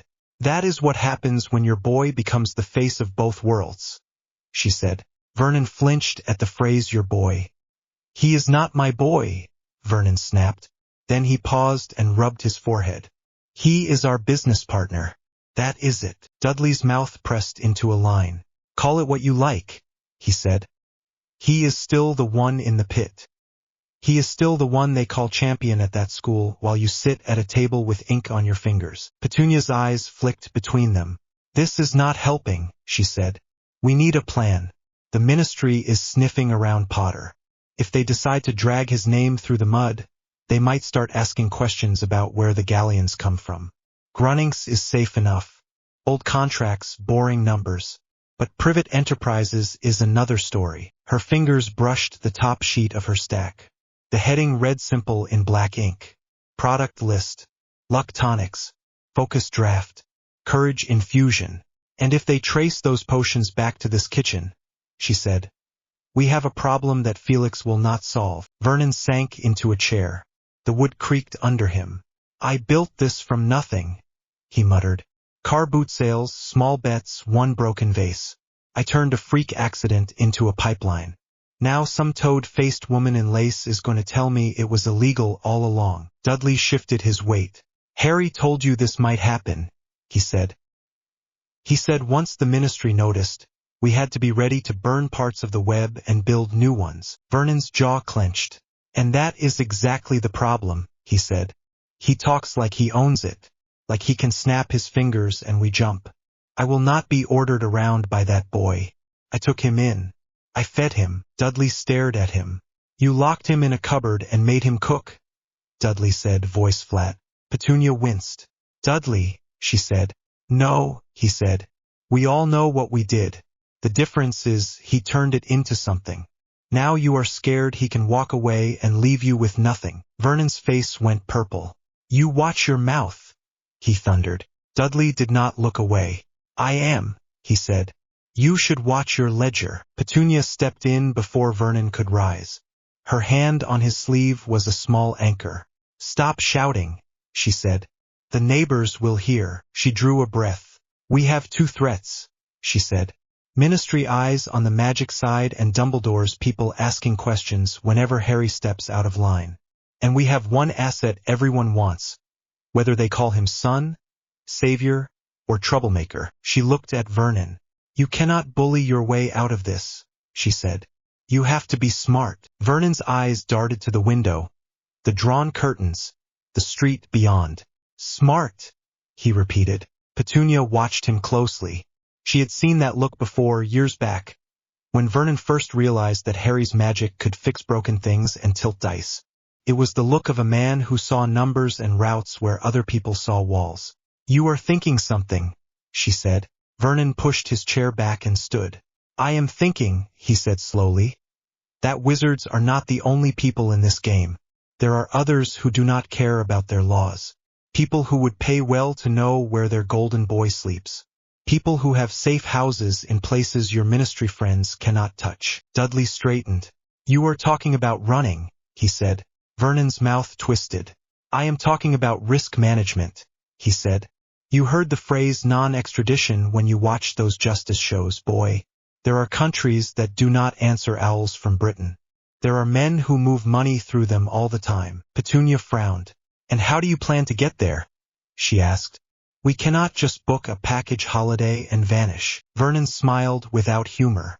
That is where our partners come in, he said. On both sides, he picked up one of the letters, this one with a neat script that did not belong to any goblin. Mr. Malfoy has been sniffing around ever since the tournament, Vernon said. He likes his wagers. He likes new toys. He is very interested in who taught his lord's enemy to fight like a bookie. Dudley swore softly. You talked to him, Dudley said. Briefly, Vernon answered. He made an offer. Information for gold. Very simple. He wants an introduction. A meeting. Somewhere quiet. He brings a briefcase and a few friends. We bring Harry. Petunia's mouth opened. Her next words came out in a harsh whisper. Have you lost your mind? she asked. You want to hand him to Death Eaters? Vernon raised both palms. Do not be so dramatic, he said. They do not need him dead. Yet, they want leverage. And in return, they offer something we need. New papers, new accounts, a little house in a warm country where no one knows the name Potter.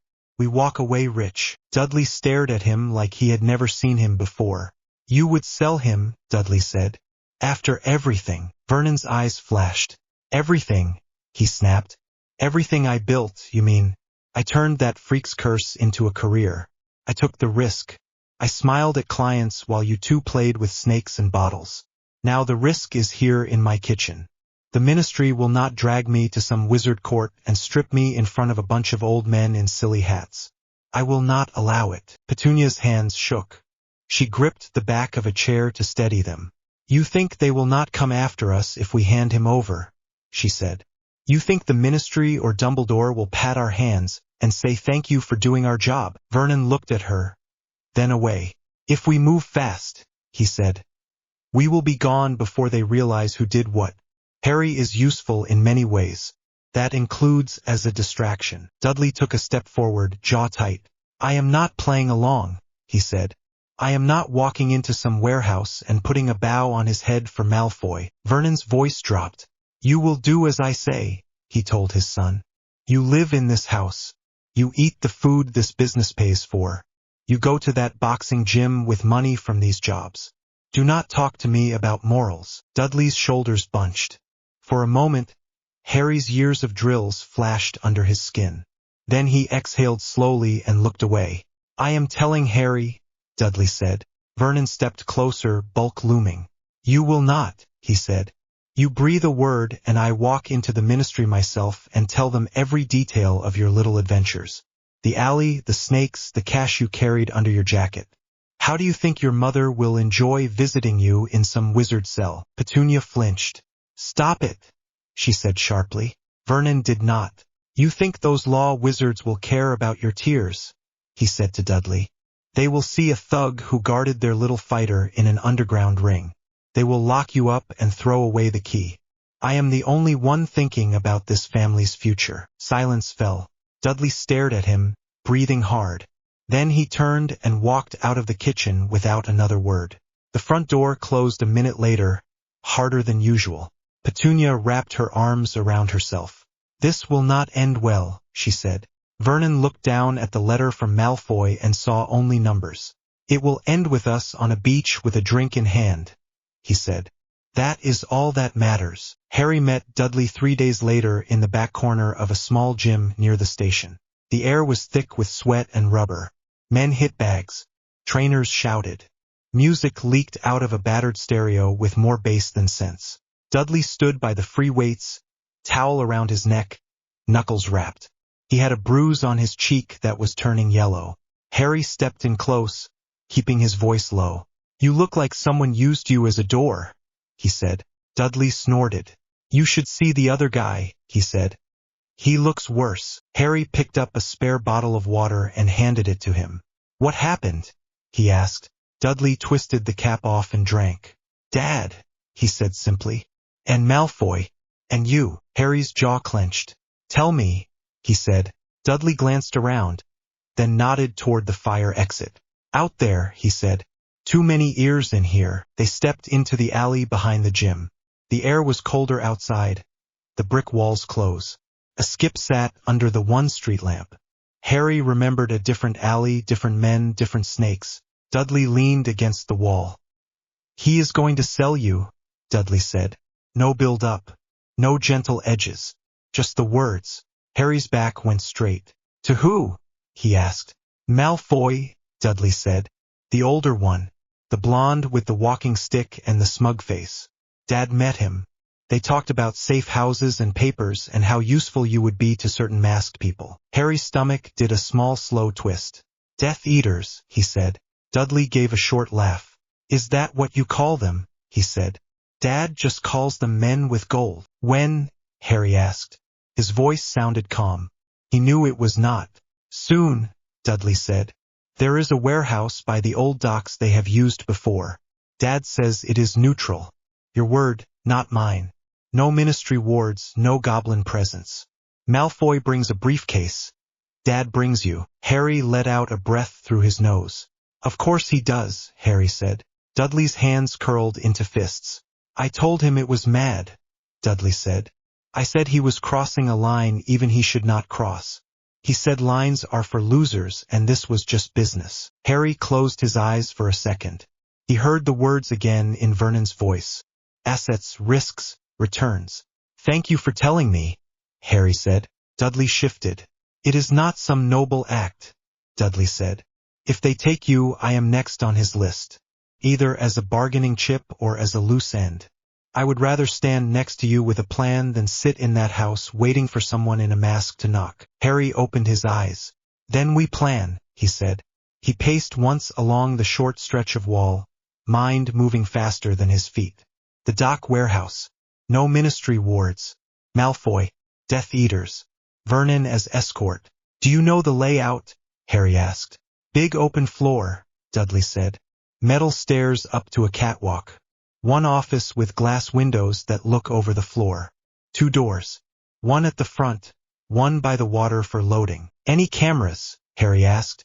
Old ones, Dudley said. Not sure if they work. Dad does not care. Wizards hate wires. Harry nodded. Good, he said. We make them think they have the control. We act like we do not know the terms. But before that night even starts, we change the contract. Dudley frowned.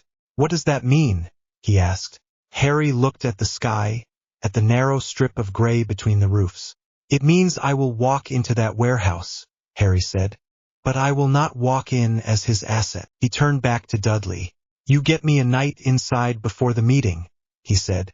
One of your boxing friends can get a key or we use magic. I do not care how. I want time alone with the walls and whatever they store there. Dudley eyed him. You are thinking explosives, Dudley said slowly. Harry's mouth tugged up at one corner. I am thinking leverage, he said. Explosives are just a type of loud leverage. There are other quiet kinds too. Dudley blew out a breath. You scare me, he said. More than Dad does now. Harry stepped closer, close enough that Dudley had to look down to meet his eyes. Good, Harry said. If I scare you, think about what I will do to the people who try to put their hand on my neck again. Dudley stared at him for a long moment, then nodded once. I will find a way in, he said. You do what you do. Harry clapped him on the shoulder. Stay close to him until then, Harry said. He cannot suspect you told me. If he does, he will change the location or bring more wands. Dudley grimaced. More wands, he repeated. Harry's eyes were steady. More wands, he said. More targets. Tracy listened to all of it that night in the room of requirement. The chamber had shaped itself into a warren of cushions and low tables, shelves along the walls holding vials and books. A single torch burned by the far wall, its light soft and steady. Harry sat with his back against a cushion, legs stretched out. He had a piece of parchment in his lap covered in scribbled notes. Arrows, timings, names. Tracy lay on her side, head propped on her hand, watching him. You know this is insane, she said. Harry gave a small humorless smile. That suggests sanity was an option, he said. She reached out and touched the back of his hand with her fingers. Her thumb brushed a faint scar on his knuckle. This is not like the pit, she said. There are no rules, no wards tuned to stop people dying. If you misjudge this, you do not get a healer and a cheering crowd.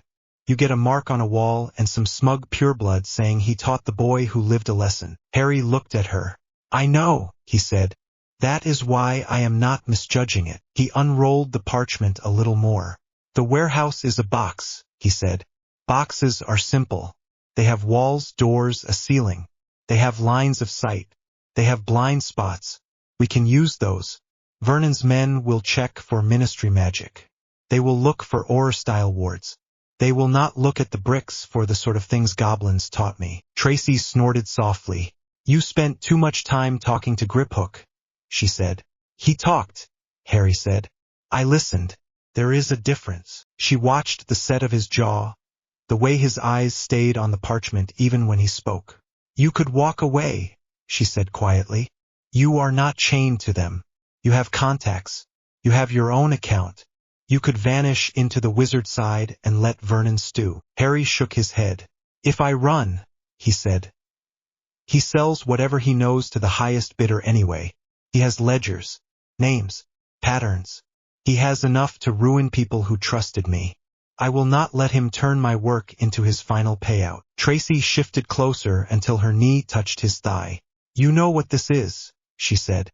A trap, he said. A breach, she said. They think you belong to them. Dumbledore thinks your childhood belongs to his war. Vernon thinks your future belongs to his ledger. This is you tearing up the contract and setting fire to the bits. Harry looked at her. Fire is messy, he said. She smiled faintly. You like messy, she said. He did not deny it. She pushed herself up on her elbow and kissed him. It was slower this time than the first, less shock, more steady heat. His hand found the small of her back. Her fingers slid into his hair. The parchment crinkled between them. When they broke apart, both breathing a little faster, she rested her forehead against his. You come back, she said.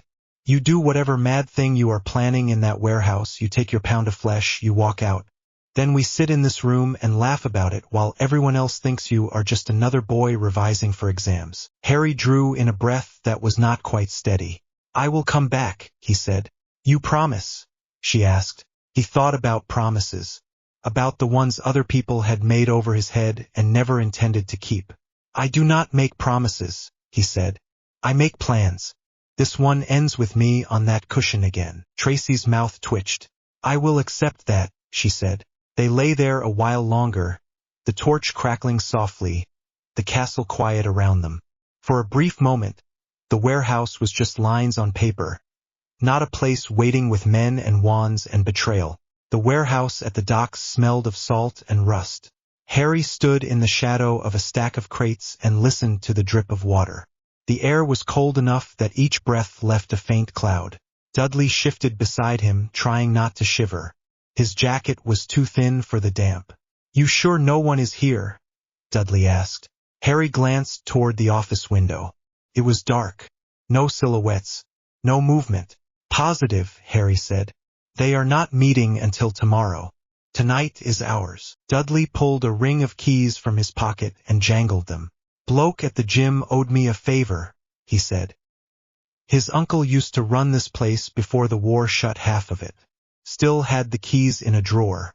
I did not ask too many questions. Harry smiled, a quick flash that did not reach his eyes. Good, he said. Let us not start now. They moved through the space, counting steps. One door to the front, hinges groaning. One door to the water, chain wrapped around it. Catwalk above, metal stairs bolted to the far wall. Harry placed his palm against a support beam and closed his eyes. Magic tingled under his skin, curious. You are really going to twist the bones of this place, Dudley said quietly. Harry opened his eyes. I am going to give myself options, he said. If everything goes right, I will not need any of this. If it does not, I want the building to be on my side. He worked for an hour, moving through the warehouse with the focus he usually reserved for duels. Small, careful charms along cracks in the brick. Silent transfigurations in the gaps between crates. Runes traced in dust that looked like random scuffs.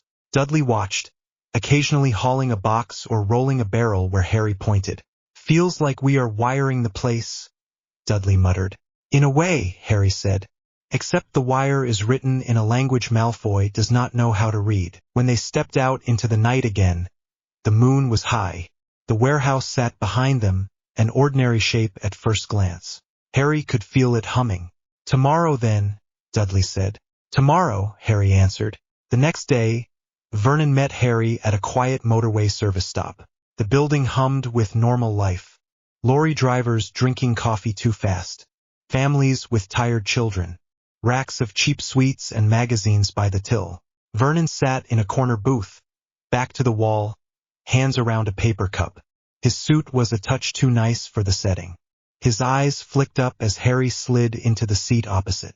You came, Vernon said. Harry shrugged. You asked, he said. You used the right words. Vernon frowned. What words? He asked. Harry looked at him. Please, Harry said. You do remember how to say it, do you not? Vernon's lips thinned. For a moment Harry thought he would refuse. Then, slowly, the older man let out a breath. Please, Vernon said. The word sounded like it had teeth. I need you at this meeting. It is important. Harry sipped the tea he had brought with him. It was terrible. Who? Harry asked. Vernon glanced around the service stop even though no one was near enough to hear. Clients, Vernon said. Big ones. The kind that do not like to talk on the phone. They want to meet the wizard half of the arrangement somewhere quiet. No prying eyes. Harry held his gaze. You mean Malfoy, Harry said. Vernon flinched, then scowled. You have been talking to people you should not, he said. I have been running the company you work for, Harry said. Your schedule is not a secret to me. For a moment, they stared at each other. The noise of the service stopped a dull blur around them. There will be wands, Harry said. There always are, Vernon said. They will not use them if we all keep our heads. They want a deal, not a fight. Harry set his cup down. Tell me the terms as you see them, he said. Vernon hesitated, then leaned in. They want access, he said. Information about your contacts. Access to your potions work. Maybe even the odd favor. We talk, we negotiate, we walk away with enough gold to keep this family set for life. Out of reach of any ministry witch with a clipboard. Harry's expression did not change. And me? He asked. Vernon's eyes slid away for a second. They might want you to stay, Vernon said. For a while. As assurance. As proof. There are worse things than being a guest in a big house with servants, boy. The lie sat there between them, thick as smoke. Harry watched him calmly. If I say no, Harry asked, what happens to your deal? Vernon's mouth tightened. Do not be selfish, he said. You owe us this much. Harry smiled, small and sharp. I owe you nothing, he said. You can dress this up as business all you like. It is still betrayal. Vernon's hand clenched around his cup. Big word, he said. Coming from someone who hides fights from his own family. You think I do not know about your little underground games? Harry tilted his head. I never pretended they were for you, he said. You tried to turn my life into a ledger. This meeting is you trying to cash out without reading the small print. Vernon scowled. You will be there at 8, he said. At the warehouse by the docks. You will walk in beside me. You will keep your wand in your sleeve unless I say otherwise. That is not a request. Harry stood. You already used your request, he said. That is all you get. He turned to go. Vernon's voice followed him. If you do not show, Vernon said. I tell them everything. Names, routes, your little girlfriend's brewing tricks. Let us see how long she stays safe when men in masks realize she is part of the chain. Harry stopped. For a heartbeat, his shoulders locked. Then he relaxed them deliberately and looked back over his shoulder. You really do not understand how this works anymore, do you? He said. You think you are holding me over a barrel. You forgot I set the meeting. Vernon frowned. You did not, he said. Harry smiled. See you at 8, he said. The warehouse was not empty that night. Lanterns hung from hooks on the walls, casting yellow light over the floor. Shadows clung to the corners. The smell of salt was sharper. The sound of the water outside came through the thin metal, a steady slap against the pilings. Vernon walked beside Harry along the path between crates. Dudley trailed a step behind them, eyes moving constantly, jaw tight. Remember, Vernon murmured. Let me do the talking. Harry's wand rested against his wrist under his sleeve. He could feel the building under his skin, the little lines of magic he had laid waking up one by one. Men waited near the center of the open space, for stood in a loose line. 3 masked, dark cloaks, wands in clear view. One in front, silver hair gleaming, pale face amused. Lucius Malfoy looked very much at home among shadows. Mr. Dursley, Malfoy said, voice smooth. Thank you for coming. Vernon laughed, a touch forced. I do like to meet my clients, Vernon said, face to face. No offense, but your owl handwriting is terrible. Malfoy smiled politely. I prefer my business kept out of official channels, he said. His gaze slid past Vernon and settled on Harry. And this must be young Potter. We meet at last. Harry held his eyes and said nothing. Malfoy stepped closer. No scar, Malfoy murmured. Interesting. Harry's fringe hid the worst of the famous mark these days. A little glamour charm helped when he wanted to be just another boy in a crowd. He let Malfoy see nothing but green eyes and a still face. You asked for a meeting, Harry said. I am here. Malfoy's smile grew. Direct, he said. I appreciate that. Shall we talk terms? He gestured toward the simple metal table set up nearby. A briefcase sat on it. Vernon moved toward it at once, hands half-reaching. One of the masked men shifted slightly, wand tilting. Slowly, Malfoy said. Vernon froze, then stepped back, forcing a chuckle. Of course, Vernon said. Old habits. Harry stood where he was. He could feel Dudley at his back, weight slightly on his toes, ready to move. Before we talk money, Malfoy said, let us discuss loyalty. One of the masked men raised his wand. There was a flash of red light. Harry stepped half a pace forward, draw on his own wand instinctive. The curse did not hit him. It hit Dudley. Dudley crumpled with a grunt, body hitting the concrete floor hard. The sound of head on stone echoed. Harry's heart lurched. Do not, Malfoy said mildly, wand already pointed at Harry's chest. You move, he gets another. That one was just a stunner. Vernon swore, a loud ugly word. What is this? Vernon demanded. Malfoy did not look at him. This is insurance, he said. I do not walk into deals with strange muggles and famous boys without a little leverage. You bring me what I want, everyone walks out. You try to cheat me, and someone does not. He nodded toward Dudley's still form. Call it motivation, Malfoy said. Vernon swallowed. No tricks, Vernon said quickly. The boy is yours. All his pretty little secrets, his contacts, his potions. We made a deal. Harry felt something cold settle under his ribs. There it was. No pretense now. No talk of partnership. Just a simple exchange. Malfoy looked pleased. Yes, Malfoy said. We did. He lifted his wand a little higher. The other masked men followed suit. Harry Potter, Malfoy said. You are now under my protection. You will tell me everything you know. You will work where and when I tell you. In return, your relatives will be allowed to enjoy the fruits of your labor somewhere sunny and far away from the ministry's nose. Harry's fingers tightened around his wand. Vernon looked at him, small eyes keen. There was a bright light in them.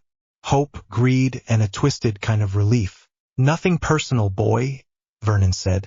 It is just business. The wards Harry had woven into the walls thrummed. The runes in the dust warmed under his boots. The building waited. Harry's smile was small and wrong. Not the nervous twitch of a boy out of his depth. Not the polite curve he used for bookies or professors. This one was flat, thin, and old. It did not belong on a 17-year-old's face. Malfoy's wand did not waver, but his eyes narrowed. Something amusing, Mr. Potter? Lucius asked. Harry looked from the wand tip to Vernon, then down to Dudley's stunned body on the floor. His cousin's chest rose and fell shallowly. The red light of the stunner still clung to him like a faint sheen. Yeah, Harry said softly. Numbers. Vernon blinked. What? Numbers? Harry repeated, a little louder. Margins. Yield. Greed. He rolled his shoulders once, like he was loosening up before a fight in the pit. The wards in the walls hummed against his skin in answer, the warehouse breathing with him. You always told me pigs get fat and hogs get slaughtered, Harry said, eyes on Vernon. You got greedy. Vernon's face went ugly. Watch your mouth, boy, Lucius cut in smoothly. As entertaining as domestic squabbles are, we do have business, he said. Mr. Dursley has delivered the asset as agreed. You will come with us now, Potter, and you will tell us all about your operation. Harry turned his head slowly and looked at Malfoy's wand. The Death Eaters flanking him shifted, masks glinting in the lantern light. The thing about assets, Harry said, is you have to actually own them. Lucius's eyes cooled. Stupefy, one of the masked men snapped. The stunning spell hit Harry like a hammer. He had expected it. His wand was already moving. Protego, the shield snapped up, not in a neat dome but in a slanted plane that caught the red light and threw it sideways into a stack of crates. Wood exploded in a shower of splinters. The sound cracked through the warehouse. Dust rained from the metal rafters.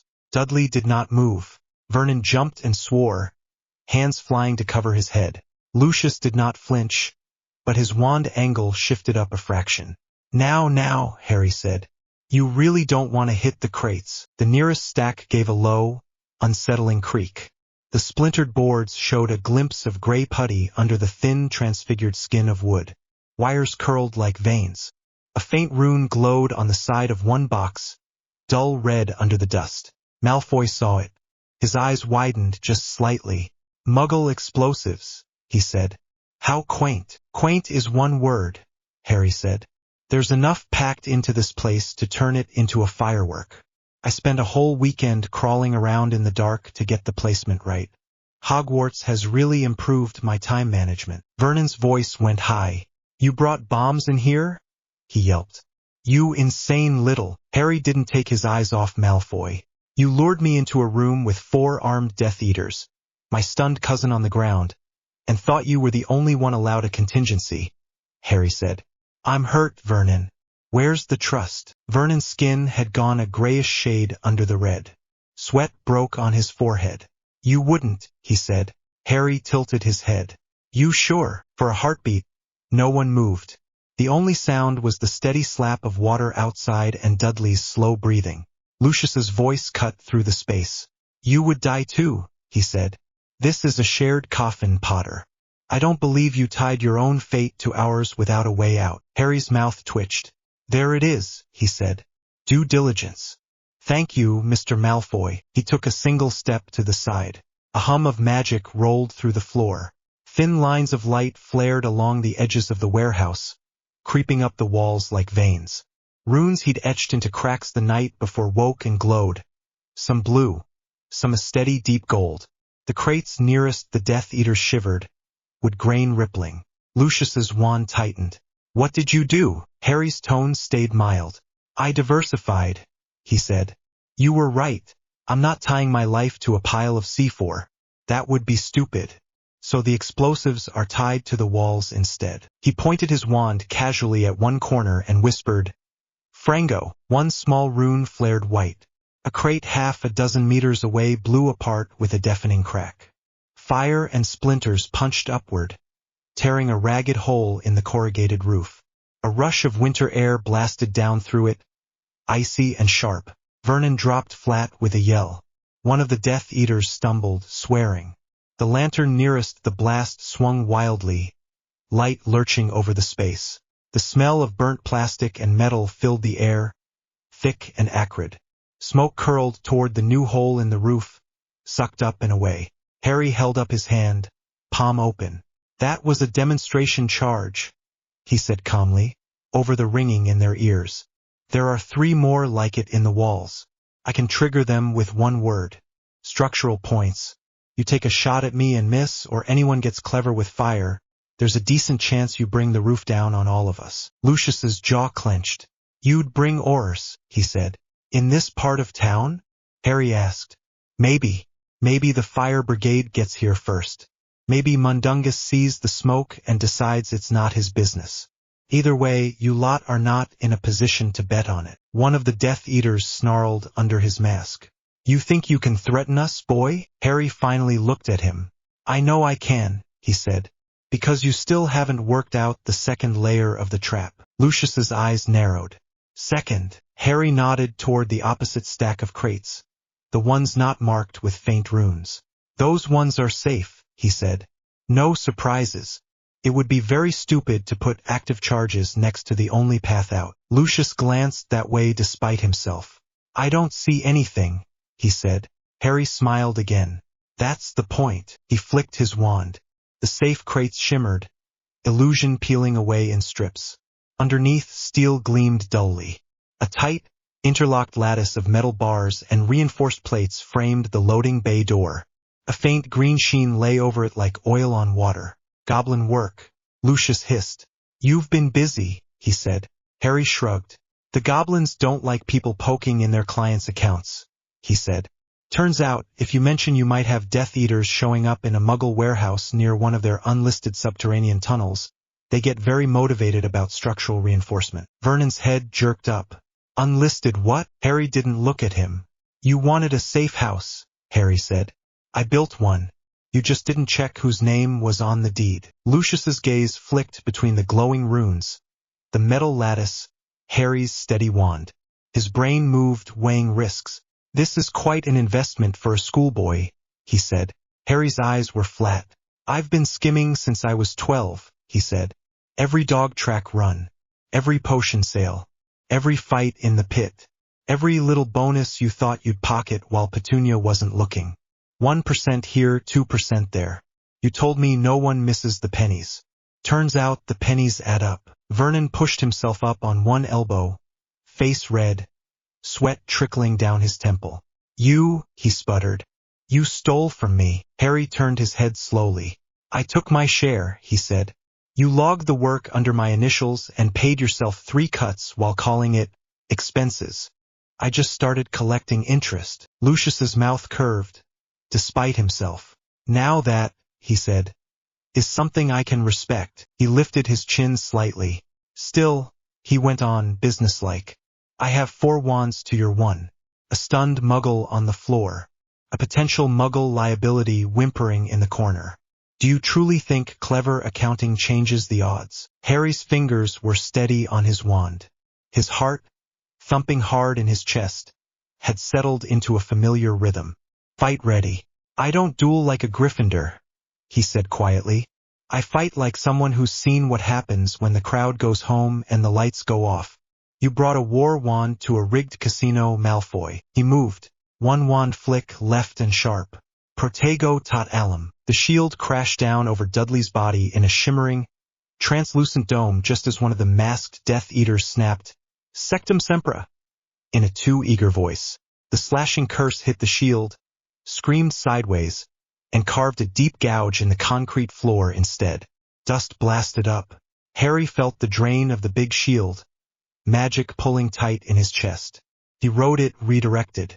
Another movement, right and down. Confringo, the blasting curse smashed into the floor in front of the nearest Death Eater, not at his chest. Concrete blew upward in a brutal spray. The man yelled, thrown backwards, his mask cracking against the metal table. The briefcase flew off and slid across the floor. Take him down! Another Death Eater shouted. Spells lit the air. Red and green and sickly yellow all at once. Harry didn't try to stand in the open and block them. He rolled, hard, shoulder slamming into the cold floor. His ribs screamed. A curse sizzled over his head and punched a smoking hole through a crate behind him. The smell of scorched wood and metal mixed with the tang of explosive residue and cold air. His ears rang. Accio mask. Harry's wand jerked. One of the Death Eater's masks ripped off his face and flew toward Harry's hand. The man swore, hand flying to his eyes. Harry let the mask hit his palm, then whipped it sideways like a plate. It smashed into the lantern, sending it swinging wildly again. Light stuttered. Shadows jumped. Illusion charms along the far wall flared. For a moment, it looked like there were 2 Harrys moving in different directions. One Death Eater took the bait and fired at the wrong one. His curse hit empty air and detonated against a rune cluster instead. The wall there groaned. Dust and plaster rained down. A support beam shifted visibly. Careful, Harry called. Try not to blow us all up. A slicing hex clipped his shoulder. Pain lanced white and hot down his arm. His breath punched out of him. Shit, he hissed. His fingers almost spasmed open. He made them hold. Blood soaked into his sleeve, warm and sticky. He could feel it already starting to slick his grip. Good, he thought distantly. Real fight. Real cost. Lucius's voice cut through the chaos. Enough, Malfoy snapped. Box him. The remaining 2 masked men moved in tandem, splitting left and right. Coordinated move. Harry saw it, brain tracking angles the way it tracked numbers. Left one, slightly shorter, favoring his right leg. Probably the one he'd stunned into the crate. Right one tall, fast with his wand. Harry stepped backward, drawing them into the space he'd marked in his head. The concrete there was etched with barely visible lines, a rough circle in the floor. One more step. The cold from the water door seeped under his boots. Now, he said. He slammed his wand tip down. The rune circle flared blue. Glacious, ice blasted upward from the floor in a sudden brutal pillar, catching the left Death Eater mid-stride. It locked around his legs and chest, freezing him in place chest deep, arms pinned to his sides. He shouted, voice muffled by the mask. Frost crawled up the fabric and over his eye holes. The other jerked back, swore, and pointed his wand. Reducto, Harry twisted. The curse took a chunk out of the ice pillar instead, showering shards everywhere. One chunk hit Harry's cheek, cold-cutting sting. He did not waste the moment. Expelliarmus, the tall Death Eater's wand ripped out of his hand and spun through the air. Harry caught it left-handed, biting back a wince as his injured shoulder screamed.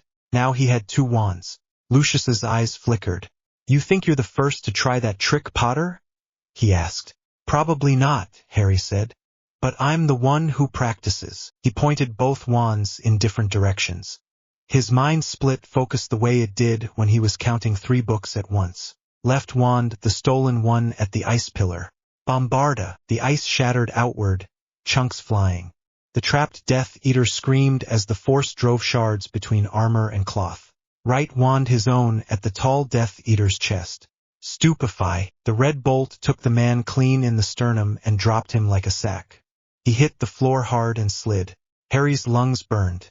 His shoulder throbbed. His ears felt full of cotton. Lucius was already moving. Cruck, Serpensortia! Harry snapped over him, wand jabbing at the floor between them. Snakes burst from the concrete, bodies thick and scaled, hissing as they coiled and reared. The sound scraped down Harry's spine like a familiar hand.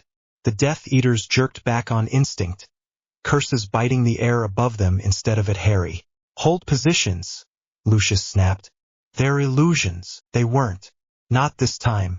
One snake struck, fangs sinking into the ankle of the Death Eater who'd lost his mask. The man yelped, stumbling, wand swinging down in panic. His curse blasted into the floor at his own feet. The concrete gave way. He dropped through the sudden ragged hole up to his waist, smacking his ribs on the edge. Water surged up from the dark space below, icy and black. The Thames clawed at him, dragging. He gasped, flailed. Don't struggle, Harry called, breathing hard. You'll only make it worse. The man ignored him, thrashing. The snake slipped away, uninterested now. Lucius swore in a language Harry didn't know. You've bored holes into the foundation, Malfoy snapped. Redundancy exits, Harry said. Goblins like options.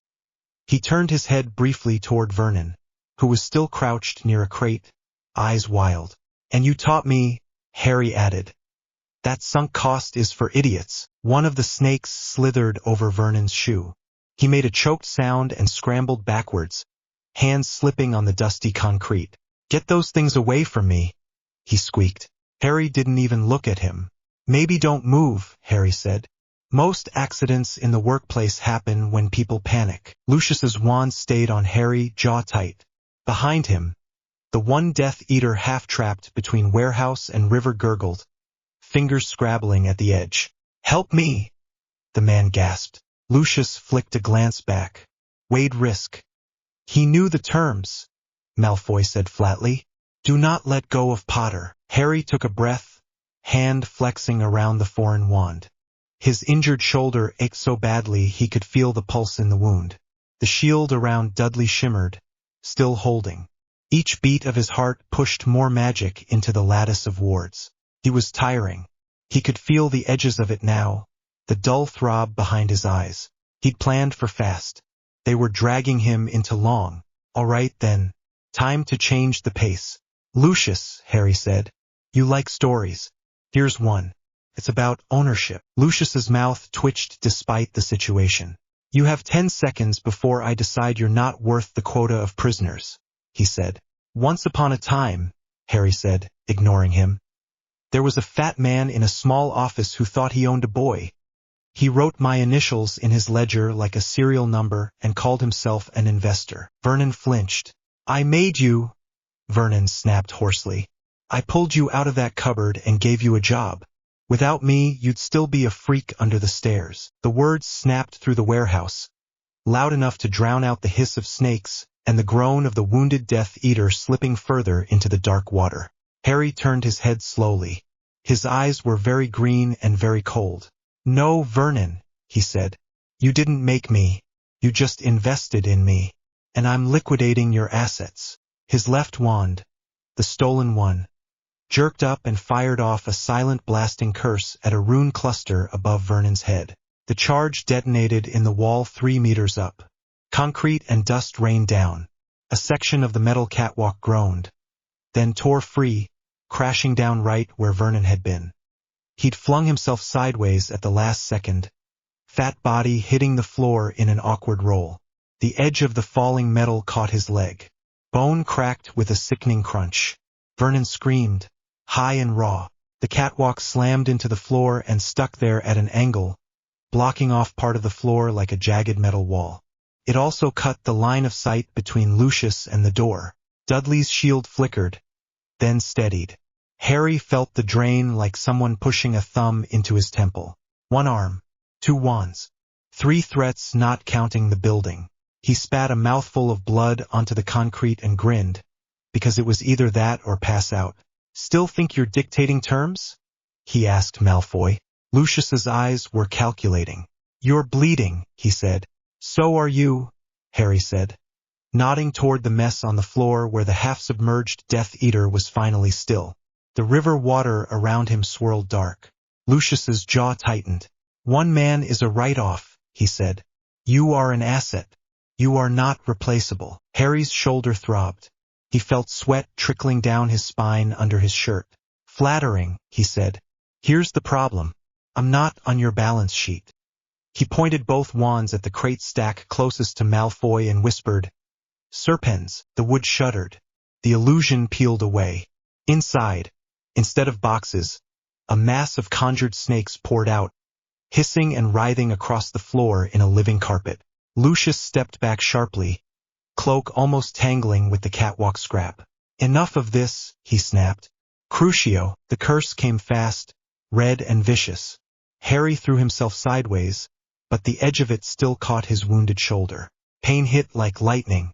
Every nerve in his body screamed. He hit the floor hard, back arching, teeth clenching so hard his jaw threatened to crack. The wands flew from his hands.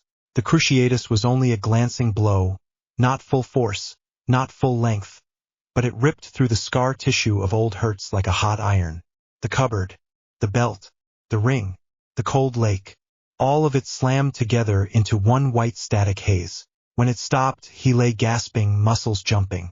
The snakes hissed around him, agitated. The runes on the walls buzzed louder, like the building itself was angry. Now, Lucius said, breathing a little harder. We're done playing. His wand leveled at Harry's face. Imper, Expelliarmus. The disarming spell hit Lucius from behind. His wand flew out of his hand, spinning through the air. Everyone froze for a half-second, shocked. Harry dragged his head around, vision still blurred at the edges. Dudley stood behind the fallen catwalk, gun in one hand, wand in the other. Harry didn't even know where he had got the wand. Tracy, probably, or Mundungus. Dudley's hair was a mess, his face pale and furious. The shield Harry had thrown over him had collapsed, its last shreds fading from the air. What the hell did I miss? Dudley panted. Why is there a river in the floor? Lucius turned, snarling. Stoop! One of the conjured snakes struck at Malfoy's ankle, fangs sinking into polished leather. The timing wasn't deliberate. Even Harry wasn't that good. It was just chaos with a sense of humor. Malfoy jerked. His spell went wide, smashing another crate into splinters. For a breath, the fight hung, all tension and no movement. Dudley, Harry croaked. His throat felt shredded. Door. Now. Dudley swallowed, nodded once, and grabbed the nearest arm. It was Vernon's. Vernon screamed as his broken leg shifted. Not him, Harry snapped.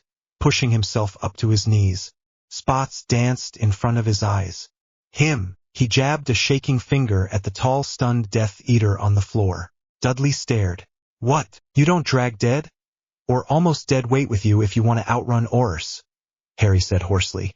Leave the liability. Take the bargaining chip. Lucius's eyes sharpened. You won't make it halfway to the road before my people arrive, he said. Harry grinned, teeth bloody. Who said I'm going to the road? He hauled himself upright using the edge of the broken catwalk, every muscle protesting. The world tilted. He forced it level. Dudley, he said, voice steady despite the pain. Take him through the door. Go down the stairs. Turn left. There's a tunnel. Stays dry for about 50 meters before it hits goblin wards. You'll know you're there when they point axes at your face. Dudley blinked. You what? Tell them I sent you, Harry said. Account code 87 Potter. They'll love hearing they have leverage over a Malfoy. Go. Dudley didn't argue again. He slung the stunned Death Eater over his shoulder with a grunt and limped toward the loading bay door, snakes parting around his boots like a living tide. Lucius took a step as if to follow. Harry moved, aching, hands empty, wandless. He still had the building. Frango, he whispered. The rune cluster above the door flared. The steel lattice groaned, then slid down like a curtain, slamming into place between Lucius and the exit with a boom that shook dust from the rafters. The only way out now was up through the ragged hole in the roof, or down into the river. Lucius stared at the blocked door, then back at Harry. You'll doom yourself for a muggle cousin and a goblin favor? He asked incredulously. Harry laughed, the sound rough. You really don't get it, he said. He raised his hands slowly. With a twist of his fingers, he summoned his own wand from where it had rolled under a crate. It slapped into his palm. The stolen wand clattered somewhere in the chaos. He let it go. You still think this is about your war, Harry said. Dark Lord this, blood traitor that. You're not my biggest problem. You're just another line item. Behind Malfoy, Vernon groaned, trying to crawl. His leg bent at a wrong angle. He left a streak of something on the floor. Sweat, maybe blood. Harry, Vernon gasped. Help me. We're family. Harry pointed his wand at him. A dozen curses crowded behind his teeth. Bone-breaking, nerve-flaying, the old crowd's favorites. The part of him that had curled up in the cupboard at night whispered that it would feel good. He breathed once in and out through his nose. His hand steadied. No, Harry said. Vernon's eyes bulged. You're not going to kill me? He panted. Harry's lip curled. Death is an exit, he said. You don't get exits. He flicked his wand. Thin ropes shot out, wrapping around Vernon's wrists and ankles, tightening with a neat jerk. Another charm pinned his tongue for a second, then released, leaving him stuttering. That will hold you, Harry said. Enough time for the Aurors or the Muggle lot to get here and ask why there's a fat businessman on the floor of an illegal warehouse with a broken leg and a bunch of detonators in the walls. You can't, Vernon spat. You're in this too. They'll trace it back. They'll find the ledgers. Harry's smile was tired and mean. They'll find your ledgers, he said. Griphook sent me copies of everything that touched my vault. Every transfer. Every Muggle company tied to your name. Privet Enterprises, grunting side accounts, the lot. Guess whose signature is on all the paperwork? Vernon's mouth opened and shut. You made me sign things, he whispered. You signed them because you thought they gave you control, Harry said. Remember that nice meeting in Gringotts you skipped because goblins give you the creeps? The one where Petunia notarized a name clarification for account ownership. He stepped closer. His shoulders screamed with each step. Congratulations, Harry said quietly. You transferred controlling interest in every shared venture to Harrison James Potter Enterprises. Retroactively, the goblins were very helpful. They like clear lines of ownership, and they like it when clients bring them Death Eaters on a platter. Vernon stared up at him, face slack. You, he swallowed. You stole everything. Harry looked down at him and, for a heartbeat, saw the kitchen table. The ledger, the column where his initials had turned into a symbol. Correction, Harry said. I took back my share plus damages. That's how hostile takeovers work, Vernon. You gamble on someone else's stock. You might wake up to find you've been delisted. Lucius made a soft, sardonic sound. As entertaining as it is to watch you savage your own, Malfoy said. This has gone on long enough. He had another wand in his hand. Shorter, darker. Backup. Harry hadn't seen him draw it. Malfoy's wrist was smooth. He was practiced at this. You think you've trapped me here, Mr. Potter? Lucius went on. But you've trapped yourself. The Ministry will come sniffing around this mess, and they have far less sense of humor than I do. You won't walk away clean. Harry's arm trembled with the effort of holding his wand up. Sweat stung his eyes. I know, he said, but here's the thing. I don't need to walk away clean. I just need to walk away owning the house. Magic prickled along the walls, gathering like static before a storm. Harry felt it in his teeth. One more push. One more ridiculous, stupid, beautiful push. He lifted his wand high. Incendio Maxima, he whispered. Every lantern in the warehouse flared at once. Light bursting white and sudden. Heat slammed into the air. The conjured snakes exploded into ash, leaving only scorched trails on the floor. The temperature spiked, then dropped so fast Harry's breath fogged again. He'd routed the spell through the rune network instead of letting it turn into an inferno. Fire raced along the lines etched into concrete, kissed the crates with the inactive charges, and then folded back into the walls.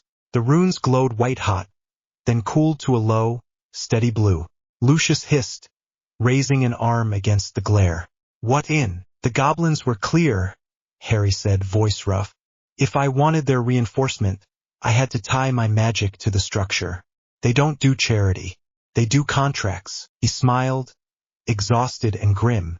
This entire building is under goblin claim now, he said, which means any spell you cast that damages it is an attack on goblin property. They love that. Malfoy froze. That's extortion, he said. It's leverage, Harry corrected. There's a difference. He lowered his wand slightly. Here's the offer, Harry said, every word costing effort. You walk out of here alive through that hole in the roof. You tell your friends the boy who lived is not for sale. You tell them Privet Enterprises collapsed under its own bad debt. You tell them you miscalculated and ended up owing a favor to a goblin. And in return, I don't hand you your accounts, and whatever's left of your man over there to Gringotts and the Ministry with a lovely bow. Lucius's face went cold and blank. You think you can dictate terms to me? He said softly. Harry met his gaze, breathing hard, blood still running down his arm. I know I can, he said, because right now, the only thing standing between you and a goblin audit is my decision not to say a word. You brought one wand too few, Malfoy. You brought one contract too few. You came here thinking you were the house. He gestured with his wand at the glowing runes, at the steel lattice, at the stunned Death Eater being hauled toward safety under goblin axes, at Vernon bound on the floor. You're just another client in over your head, Harry said. And the house always wins. Lucius's nostrils flared. For a long, taut moment, Harry thought he would try anyway. That pride, that old pure-blood arrogance, burned hot in his eyes. Then something shifted. Maybe it was the faint, distant thud of boots outside, Aurors or Muggle police or both. Maybe it was the cooling corpse half submerged in the river hole. Maybe it was the memory of angry goblin faces if word got out. Lucius's jaw worked. This is not over, he said. It never is, Harry said. That's what makes it a business, not a story. Lucius gave him a long, measuring look. Then he turned on his heel, flicked his wand, and shot a grappling charm up through the hole in the roof. The spell caught. He rose smoothly, cloak swirling, and vanished into the night like smoke. The last conscious Death Eater scrambled after him, leaving his stunned colleague to whatever fate waited in the tunnels. Harry watched them go until the sound of boots on metal faded. Then his knees gave out. He hit the floor hard, hands catching himself just in time. Pain flared through his shoulder and across his back. His breath came in harsh, shallow pulls. The smell of burnt metal and dust clogged his nose. Harry! Dudley's voice, feet pounding. He looked up and saw his cousin skidding around the fallen catwalk, face pale, eyes wide.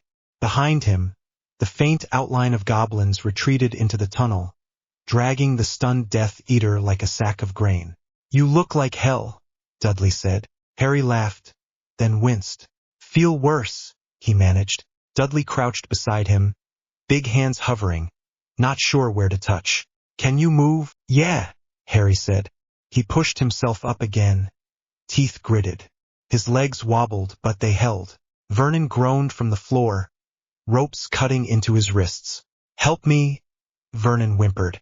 "Dudley, get these off. We can still fix this. We can talk to them. We can." Dudley looked at him. Really looked. "No," Dudley said. The word was small, but it landed like a hammer. Vernon's jaw dropped. "I'm your father," Vernon said hoarsely. "You owe me." "I owe you nothing," Dudley said, voice shaking. "Harry taught me that." He stood, moved over to Vernon, and crouched just enough that their eyes were level. "You sold him," Dudley said quietly. "You were going to hand him over and walk away to a beach while he rotted in some dungeon. You didn't even try to pretend it was for his good. You just saw numbers." Vernon's face crumpled into something ugly and pleading. "I did it for us," he said. "For the family." "Harry's my family," Dudley said. He straightened and stepped back. "We can argue about this when you're in a cell," Harry said, throat raw. "Assuming you get one." Dudley glanced at him. "You sure you want to leave him here?" he asked. "What if Malfoy comes back?" Harry wiped the back of his good hand across his mouth. Came away streaked with red and soot. "Malfoy won't," he said. "He doesn't hit the same trap twice. And the goblins will be all over this place in 10 minutes. Ours too. No Death Eater in his right mind is walking into a goblin and ministry pissing contest." He took another painful breath. "As for Vernon," he added, "he wanted to play in the big leagues. Let him explain his portfolio to Umbridge." Dudley shivered. "She'll eat him alive," he muttered. Harry shrugged, then regretted it as pain shot through his shoulder. "Costs of doing business," he said. The warehouse groaned around them, settling. Somewhere outside, sirens wailed faintly, growing louder. Dudley looked toward the blocked door, then back at Harry. "How do we get out?" he asked. "There's goblin metal over the door, a hole into a river, and several very angry magical accounting departments about to show up." Harry closed his eyes for a second, feeling the building like a map behind his eyelids. Runes, beams, weak points, strong ones. "Up," he said finally. Dudley stared at the jagged hole in the roof. "You can fly?" Harry almost smiled. "Not tonight," he said. "But I can jump further than most with the right push." He pointed his wand at the fallen catwalk. "Wingardium Leviosa." The scrap of metal shuddered, then rose, groaning. Harry's arm shook with the effort. "Get on," he grunted. Dudley's eyes went wide. "You're mad," he said. "Probably," Harry said. "Come on." Dudley hesitated 1 second, then scrambled up onto the catwalk piece, bracing himself as it wobbled under his weight. "Grab me," Harry said. Dudley reached down, grabbed the back of Harry's jacket with both hands. Harry turned his wand upward, sweat running into his eyes. "Up," he whispered. The catwalk rose, creaking, wobbling like a bad lift. It scraped against the walls, sending flakes of rust raining down. The hole in the roof grew closer, cold air pouring through it in sharp gusts. Below them, Vernon shouted something wordless. Harry didn't look down. His vision grayed at the edges. His arm felt like it was going to tear off. "Just a bit more," Dudley muttered, knuckles white on Harry's jacket. "Come on, cousin. One more push." Harry bared his teeth and shoved. The catwalk scraped through the hole with a screech of metal on metal and a burst of freezing air. For 1 sickening second, it tilted. "Shit!" Dudley yelped. Harry dropped the spell. The catwalk tipped them onto the roof. They rolled onto cold corrugated metal, landing hard. Harry's wounded shoulder hit first. White pain exploded behind his eyes. Capital letters. He lay there, gasping, staring up at the cloudy sky. His breath steamed in the winter air. Beside him, Dudley groaned. "I'm going to kill you," Dudley wheezed. After I stop wanting to vomit. Harry laughed weakly. Get in line, he said. Sirens wailed louder now, closer. Blue and red lights flickered against the distant warehouses. Dudley dragged himself up to his knees and peered over the edge of the roof. We should move, he said. Before they look up. Harry forced himself upright. His shoulders screamed. His legs shook. Yeah, he said. There's a fire escape on the other side. No goblin metal this side. They didn't care about the roof. They limped across the corrugated expanse, each step sending small shocks up their legs. The night air bit at Harry's sweat-soaked shirt. The cut on his shoulder had gone from burning to a dull, disturbing throb. They found the fire escape. It rattled under their weight. As they climbed down the last few rungs, Harry heard shouting from inside the warehouse, muffled but rising. Phrases caught on the cold air. What the hell happened here? This area's supposed to be condemned. Get that man an ambulance. They hit the alley and ducked into the shadows between two buildings, backs pressed to the damp brick. Dudley's breath puffed white. You sure walking away is the smart move? He asked quietly. You could stand there with your hands up and spin some story. Self-defense. Kidnapping. Whatever. Harry shook his head. I've got two worlds watching me already, he said. I'm not giving them a third set of eyes on my back. He reached into his pocket with his good hand and pulled out a shrunk duffel. With a tap, he restored it to normal size. Dudley raised his eyebrows. You really did plan for every angle, Dudley said. Not every, Harry said. Enough. He dug out a spare hoodie, tugged it over his torn shirt, and hissed as the fabric pulled at the wound. A quick healing charm would have been nice. He didn't have the strength for one that would do more than stop the bleeding. Here, Dudley took a cap from the bag, jammed it down over his hair. You think the goblins will actually hold up their side? He asked. About the leverage. Harry zipped the hoodie slowly. They get a Death Eater and a legitimate claim to scream about property damage, he said. They'll be dining out on this for years. They're happy. And us? Dudley asked. Harry adjusted the bag on his shoulder, then fixed his cousin with a tired look. We go home, he said. The wizard one for me. The muggle one for you.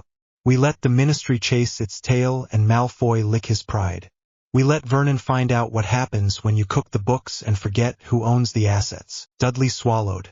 And after that, Harry glanced up at the strip of sky visible between the warehouse roofs. After that, he said, I talked to Griphook. And then, he added, a slow, grim satisfaction creeping into his voice.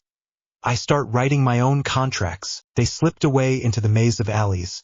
Two battered figures in cheap clothes, leaving sirens and shouting and a broken man on the warehouse floor behind them. For the first time in a long time, Harry wasn't walking to someone else's meeting. He was walking toward his own. The contract was thick enough to be a weapon. Harry turned another page, the parchment heavy under his fingers. The ink was dark and sharp, the clauses tight. Opposite him, the goblin waited with the patience of stone. They were already halfway through the meeting when the chapter begins. No introductions, no polite dance. Just numbers, terms, and the low hum of the club outside the office door. The Marauder's Den was busy tonight. You could feel it even up here on the top floor. Bass from the enchanted sound system thumped through the floorboards in a steady pulse. Voices rose and fell under it, laughter and argument and the quiet murmur of deals. Now and then, a cheer cut through, the sharp edge of victory from one of the private gaming rooms. The office itself was quiet, dark wood desk, one wall of enchanted glass, looking out over magical London at night. The city was a scatter of warm lights and drifting broom silhouettes, the occasional streak of spell color in the far distance where some idiot tried to show off and got warned by patrols. Harry sat in a deep leather chair that had molded to his shape over the past year. The leather was smooth under his palm, worn in at the arms where his hands rested when he thought. A glass of fire whiskey sat on the coaster by his elbow, amber and steady. The smell was warm and sharp. He moved his eyes back to the contract. Clause 17. Enforcement. Clause 18. Confidentiality. Clause 19. Goblin exit terms. The goblin across from him watched in silence. His name was Ragnak, and he did not bother pretending to be friendly. His suit was cut better than half the wizened aristocrats in the Wisengamot. The signet ring on his finger bore 3 crests. 2 goblin, 1 very human. Potter. Ragnak tapped one claw lightly against the desk. "Mr. Potter," he said. His voice was gravel and silk at once. "The profit-share ratio is already generous on our side. If you are stalling in the hope that I will flinch and offer more, you are wasting both our time."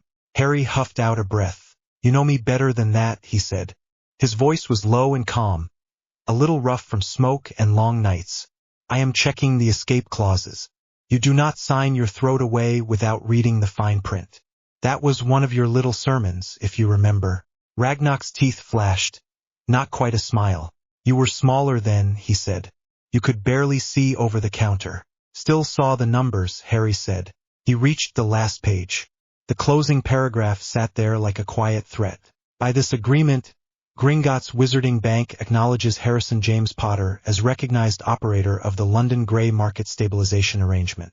In return for exclusive banking rights, enforcement support on flag breaches, and first refusal on certain categories of seized assets, Gringotts agrees to treat Potter-controlled enterprises as preferred clients." Right under that sat 3 lines. 1 for a goblin signature. 1 for the Minister of Magic. 1 for his own. "Once I sign," Harry said, "that is it. No going back to pretending I am just a club owner who happens to know people."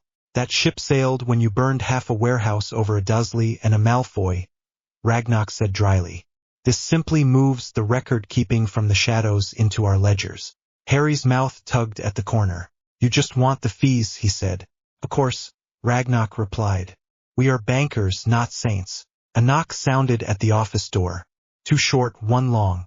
A pattern Harry knew better than he knew half the school chants from his childhood. "Dudley," he said.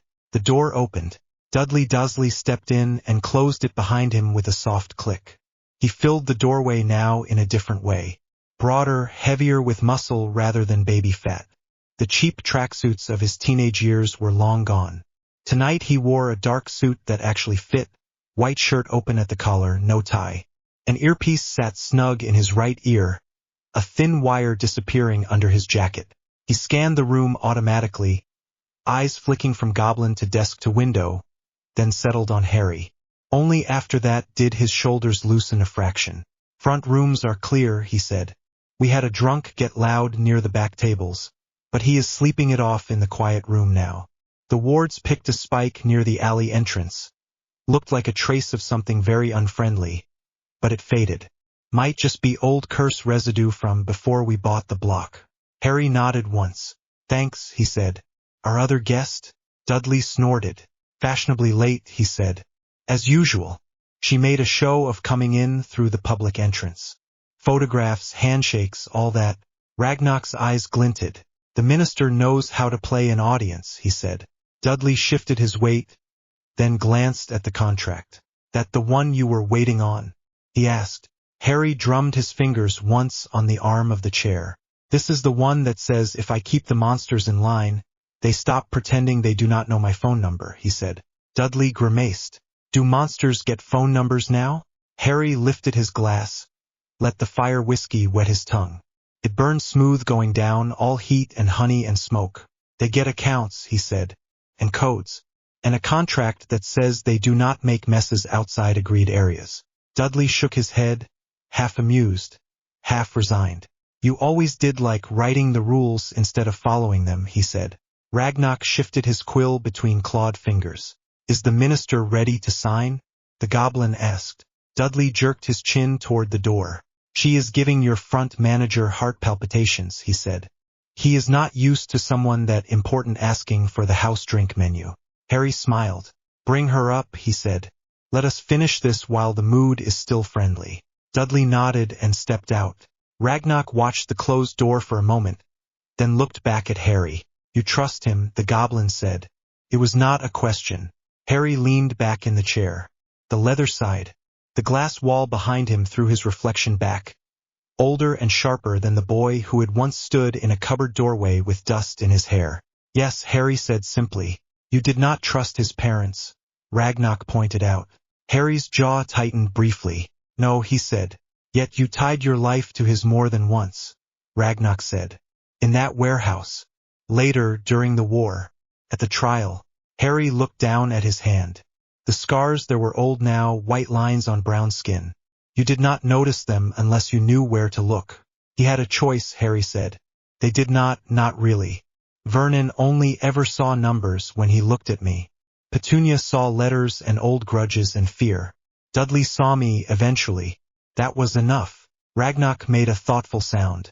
Humans are untidy, he said. Harry huffed. So are goblins, he said.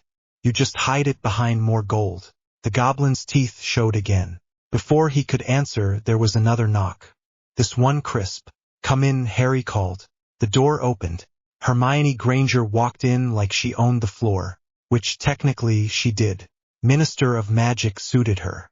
The robe was tailored and practical, cut close enough that no one could accuse her of hiding a wand or a weapon, loose enough that she could move fast if she had to. The color was a deep navy, the fabric catching the light from the glass wall. Her hair was gathered back, tamed rather than forced, curls pinned out of her face. A simple badge on her chest carried the crest of the ministry. Behind her, Dudley took up his post at the door again, arms folded, eyes on the room. He did not lean. He never leaned when she was in here. Old habits from boxing and Harry's drills had set themselves into his spine. Ragnar, Hermione said, nodding respectfully. Harry.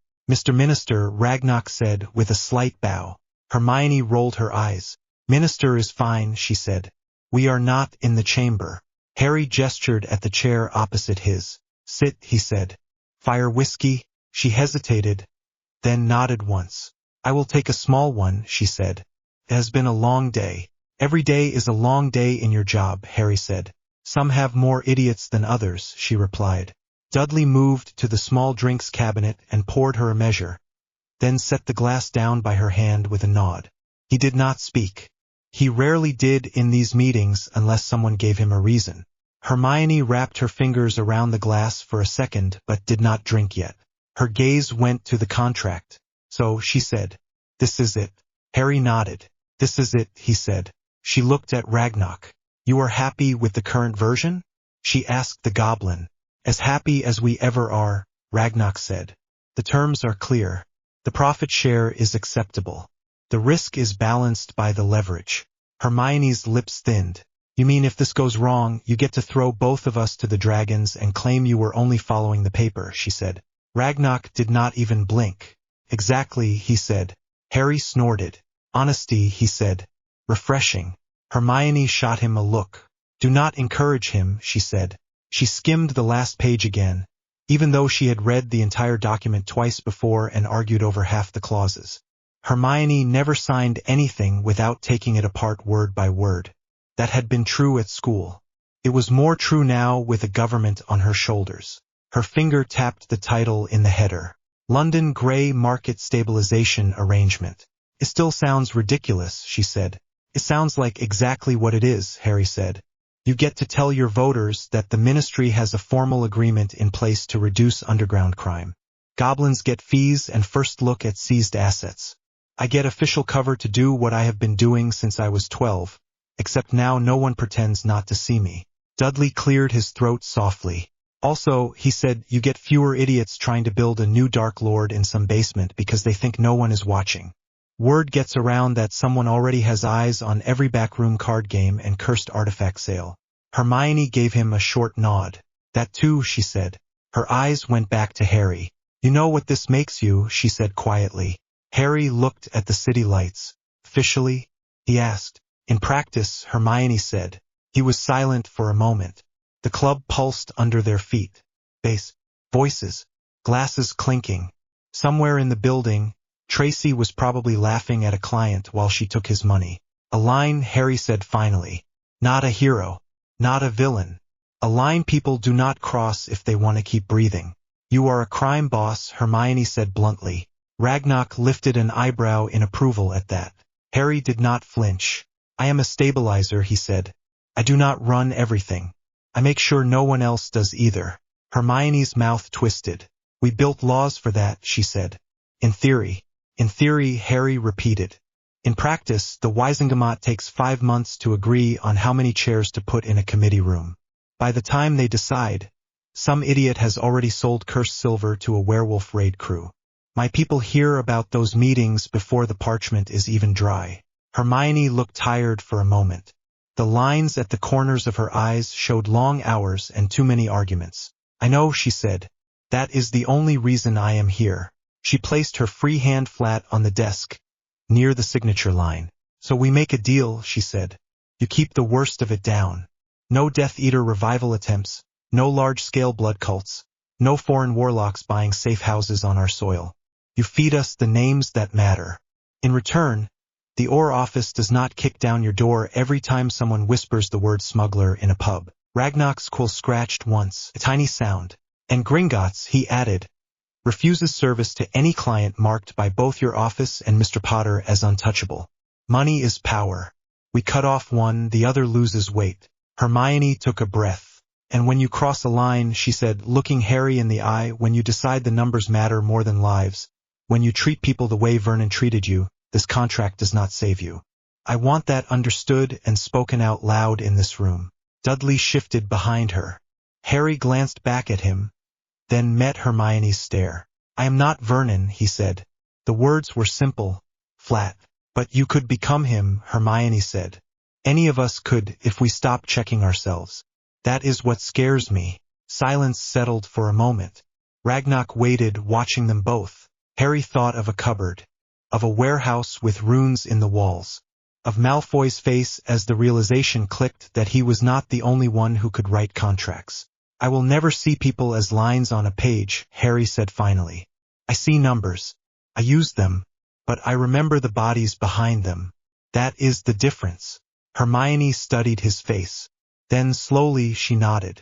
Good, she said. She picked up the quill. Her signature went down in a firm, neat line under the title. Hermione Jean Granger, Minister of Magic. Ragnar signed next. His name curled in sharp strokes, the goblin runes flaring for a second as the magic took. Both of them looked at Harry. He picked up the quill. The wood was warm from their fingers. For the record, Hermione said quietly, this is voluntary. There is no prophecy. No headmaster pushing you. You can walk away right now. I will still fight the underworld. It will just be harder. Harry thought of Dumbledore, of that conversation he had seen in Snape's memory. Hardship tempers the spirit. The boy as investment. I know, Harry said. He bent his head and signed. Harrison James Potter. Magic rippled through the parchment. A low hum in the air. The contract glowed faintly, then settled. It felt like the warehouse that night, when the runes in the walls had woken. Except this time he had walked in with both eyes open. Ragnar rolled the contract up with care and slid it into a metal case. Gringotts thanks you for your business, he said. There was a hint of teeth again. Try not to get murdered. It is expensive to close accounts of this size. If I die, Harry said dryly, you get first call on my estate. We both know you checked that clause 5 times. Ragnar inclined his head, then hopped down from the chair. Pleasure as always, he said. Dudley opened the door for him. As the goblin stepped out, he paused and looked up at Dudley. You, Ragnar said. You are still on our watch list. Dudley blinked. For what? Creative use of blunt objects, Ragnar said calmly. We admire initiative. He walked out. Dudley stared after him for a second, then shook his head and closed the door. Hermione let out a breath and finally took a careful sip of her fire whiskey. Sweet Merlin, she muttered. That is good. Harry leaned back and rolled his shoulder. Old Ache stirred. You think he buys whatever the goblin version of aged oak is, he said. Probably, Hermione said. They hoard everything else. She set the glass down and studied him again. You are really at peace with this, she said. Being the man everyone calls when they want something dirty done but tidy on paper. Harry looked out at the city. There were certain streets that glowed brighter in his mind than in the glass. Nocturne. The alleys near the docks.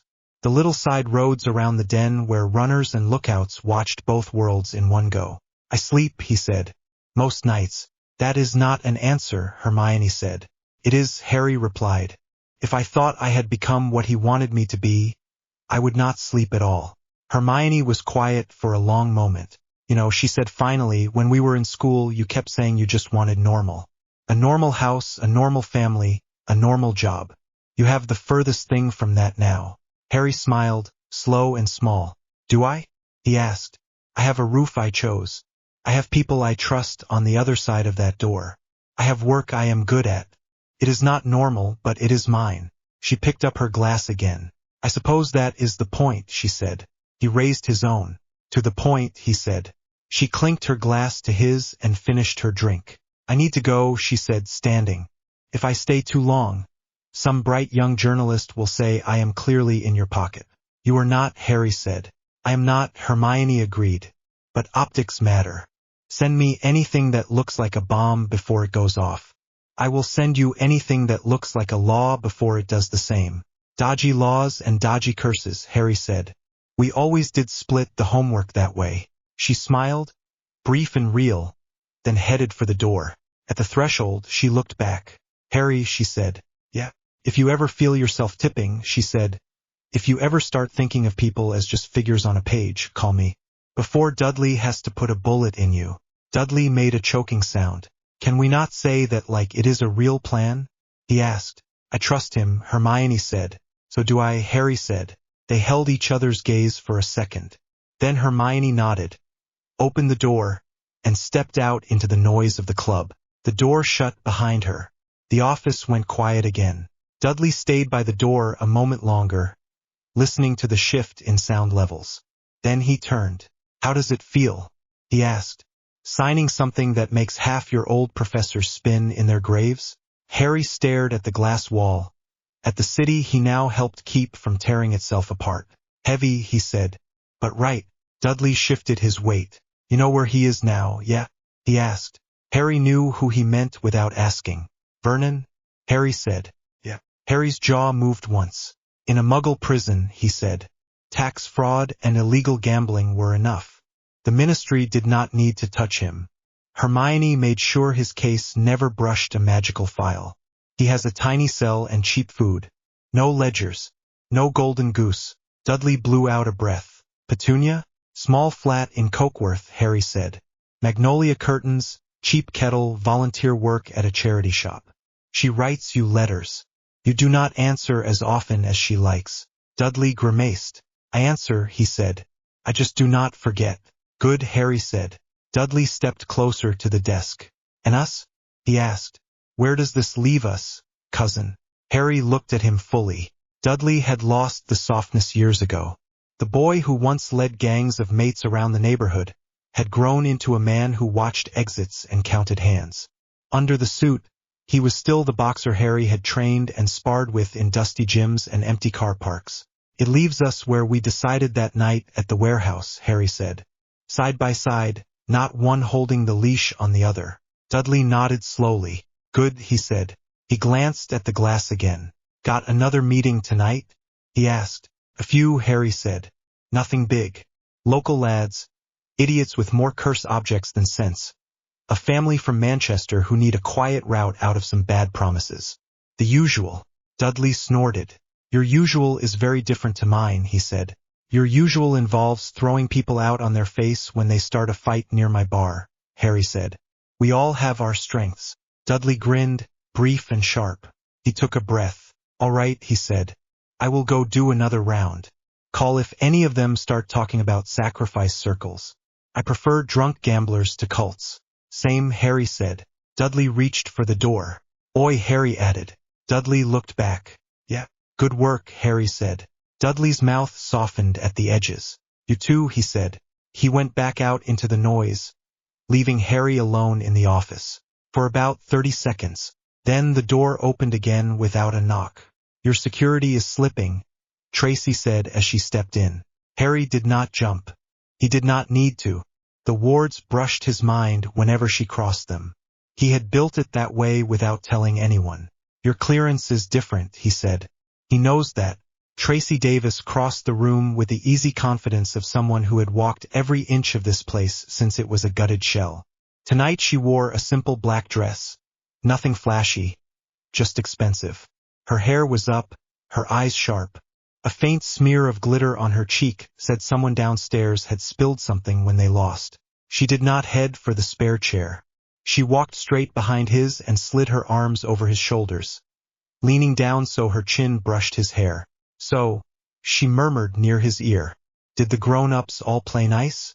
Harry tilted his head back a little so he could see her sideways. "The goblin threatened to bill me for dying," he said. "Hermione promised to have me arrested if I turn into my uncle. Dudley got recruited as my future executioner." "Successful meeting." Tracy laughed, low and warm. "Only you call that successful," she said. He lifted one hand and covered her forearm where it crossed his chest. Her skin was warm from the club air. "You know what this means, right?" she said. "More paperwork?" he asked. "More power," she said. "They just wrote you into the bones of this city, Harry. They stamped your name on the part of the world everyone pretends not to see. That will draw things." "I know," he said. "You ready for that?" she asked. He thought for a moment, then nodded. "Yeah," he said. "I am." She kissed the side of his head, just above his ear. "Good," she said. "Because I am not doing all this work for a man who plans to flinch at the finish line." He smiled. "You would just take over without me," he said. Tracy pulled back enough to come around into his line of sight. She slid onto the edge of the desk, ankles crossed, looking at him. "Do not tempt me," she said. Her gaze went to the metal case Ragnarok had left. "So that is the famous contract," she said. "That is the ball and chain," Harry said. "Looks small," she said. "It is heavy," he replied. Tracy studied him for a moment, then reached out and took his glass. She sniffed it, took a sip, made a small approving noise and handed it back. "You are a monster now," she said softly. There was no judgment in it, just fact. "You know that." Harry held her eyes. He thought of the ring, the pit, the warehouse, the screams that still surfaced sometimes when he woke in the dark. He thought of the list in his head of men and women who had gone missing over the past few years, not because of him, but because he had allowed others to handle them in his name. "Yeah," he said quietly. "I know. The kind who keeps the others away," Tracy went on. "The kind the wolves tell their pups about. Do not bite in that direction. There is already a bigger set of teeth there." Harry took a long breath. The fire whiskey smell mixed with her perfume and the faint trace of cigarette smoke from the club. The leather under his hands was warm. The city lights outside were steady. "Someone has to sit in this chair," he said. "Better me than Malfoy, or someone worse." Tracy reached out and brushed a thumb over the scar on his hand. "You always were very bad at walking away," she said. "I tried once," he said. "The world followed. This way, if it is coming anyway, at least I get to choose the door it walks through." She leaned in and kissed him. It was not hurried. Not the desperate clash of younger years and near-death experiences. It was slow, sure, a confirmation rather than a question. When they broke apart, she rested her forehead against his for a moment. "Try not to die," she said quietly. "I just signed a contract that makes that very expensive," he said. She laughed again, softer this time, and stood. "Come down when you are ready," she said. "We have a full house and the band is doing that set you pretended you did not like but tapped your foot to all night." "I did not tap my foot," he said. "Liar," she replied. She headed for the door. At the frame, she paused and looked back. "Harry," she said. He raised an eyebrow. "Yes, love?" Her mouth curved at the word. "You won," she said. "In case you ever forget. You got out of that house. You built something that is yours. No one keeps you in a cupboard ever again." The words settled somewhere under his ribs, warm and solid. "Yeah," he said. "I did." She smiled once more, then left, closing the door behind her. Harry sat there for a while, alone with the city and the hum of the Denver. The glass wall reflected him back. Not a boy, not a savior in shining anything. Just a man in a leather chair with ink on his fingers and scars on his hands. He reached for the bottle and topped up his glass. The fire whiskey caught the light as it poured, deep and gold. He swirled it once, watched it coat the sides, then lifted it. He thought of a kitchen table covered in paper. Vernon's red face over columns he thought he controlled. Petunia's thin mouth. Dudley in the doorway, torn between comfort and conscience. He thought of the first time Vernon had called him an investment. He thought of the last time he had looked down at that man on the warehouse floor, ropes digging into his wrists, eyes wild with the realization that the numbers had turned on him. "You taught me the value of a galleon," Harry said quietly into the empty room. "Now you have none." The words hung there. Then he lifted the glass a little higher. "To Privet Enterprises," he said. It was a toast to the thing that had tried to eat him and ended up as the cornerstone of his empire. A joke, a curse, a reminder. He drank. The fire whiskey went down smooth. Warmth spread through his chest, steady and slow. Outside, the city kept moving. Deals were made. Secrets traded hands. Somewhere in the darker corners, someone whispered his name with fear, someone else with relief. Harry set the empty glass down and stood. His shoulder ached in the same old place as he rolled it. The pain was dull now, a familiar companion rather than a fresh wound. He straightened his jacket, checked the wand at his wrist by force of habit, and headed for the door. Time to go back downstairs. Time to keep the monsters honest.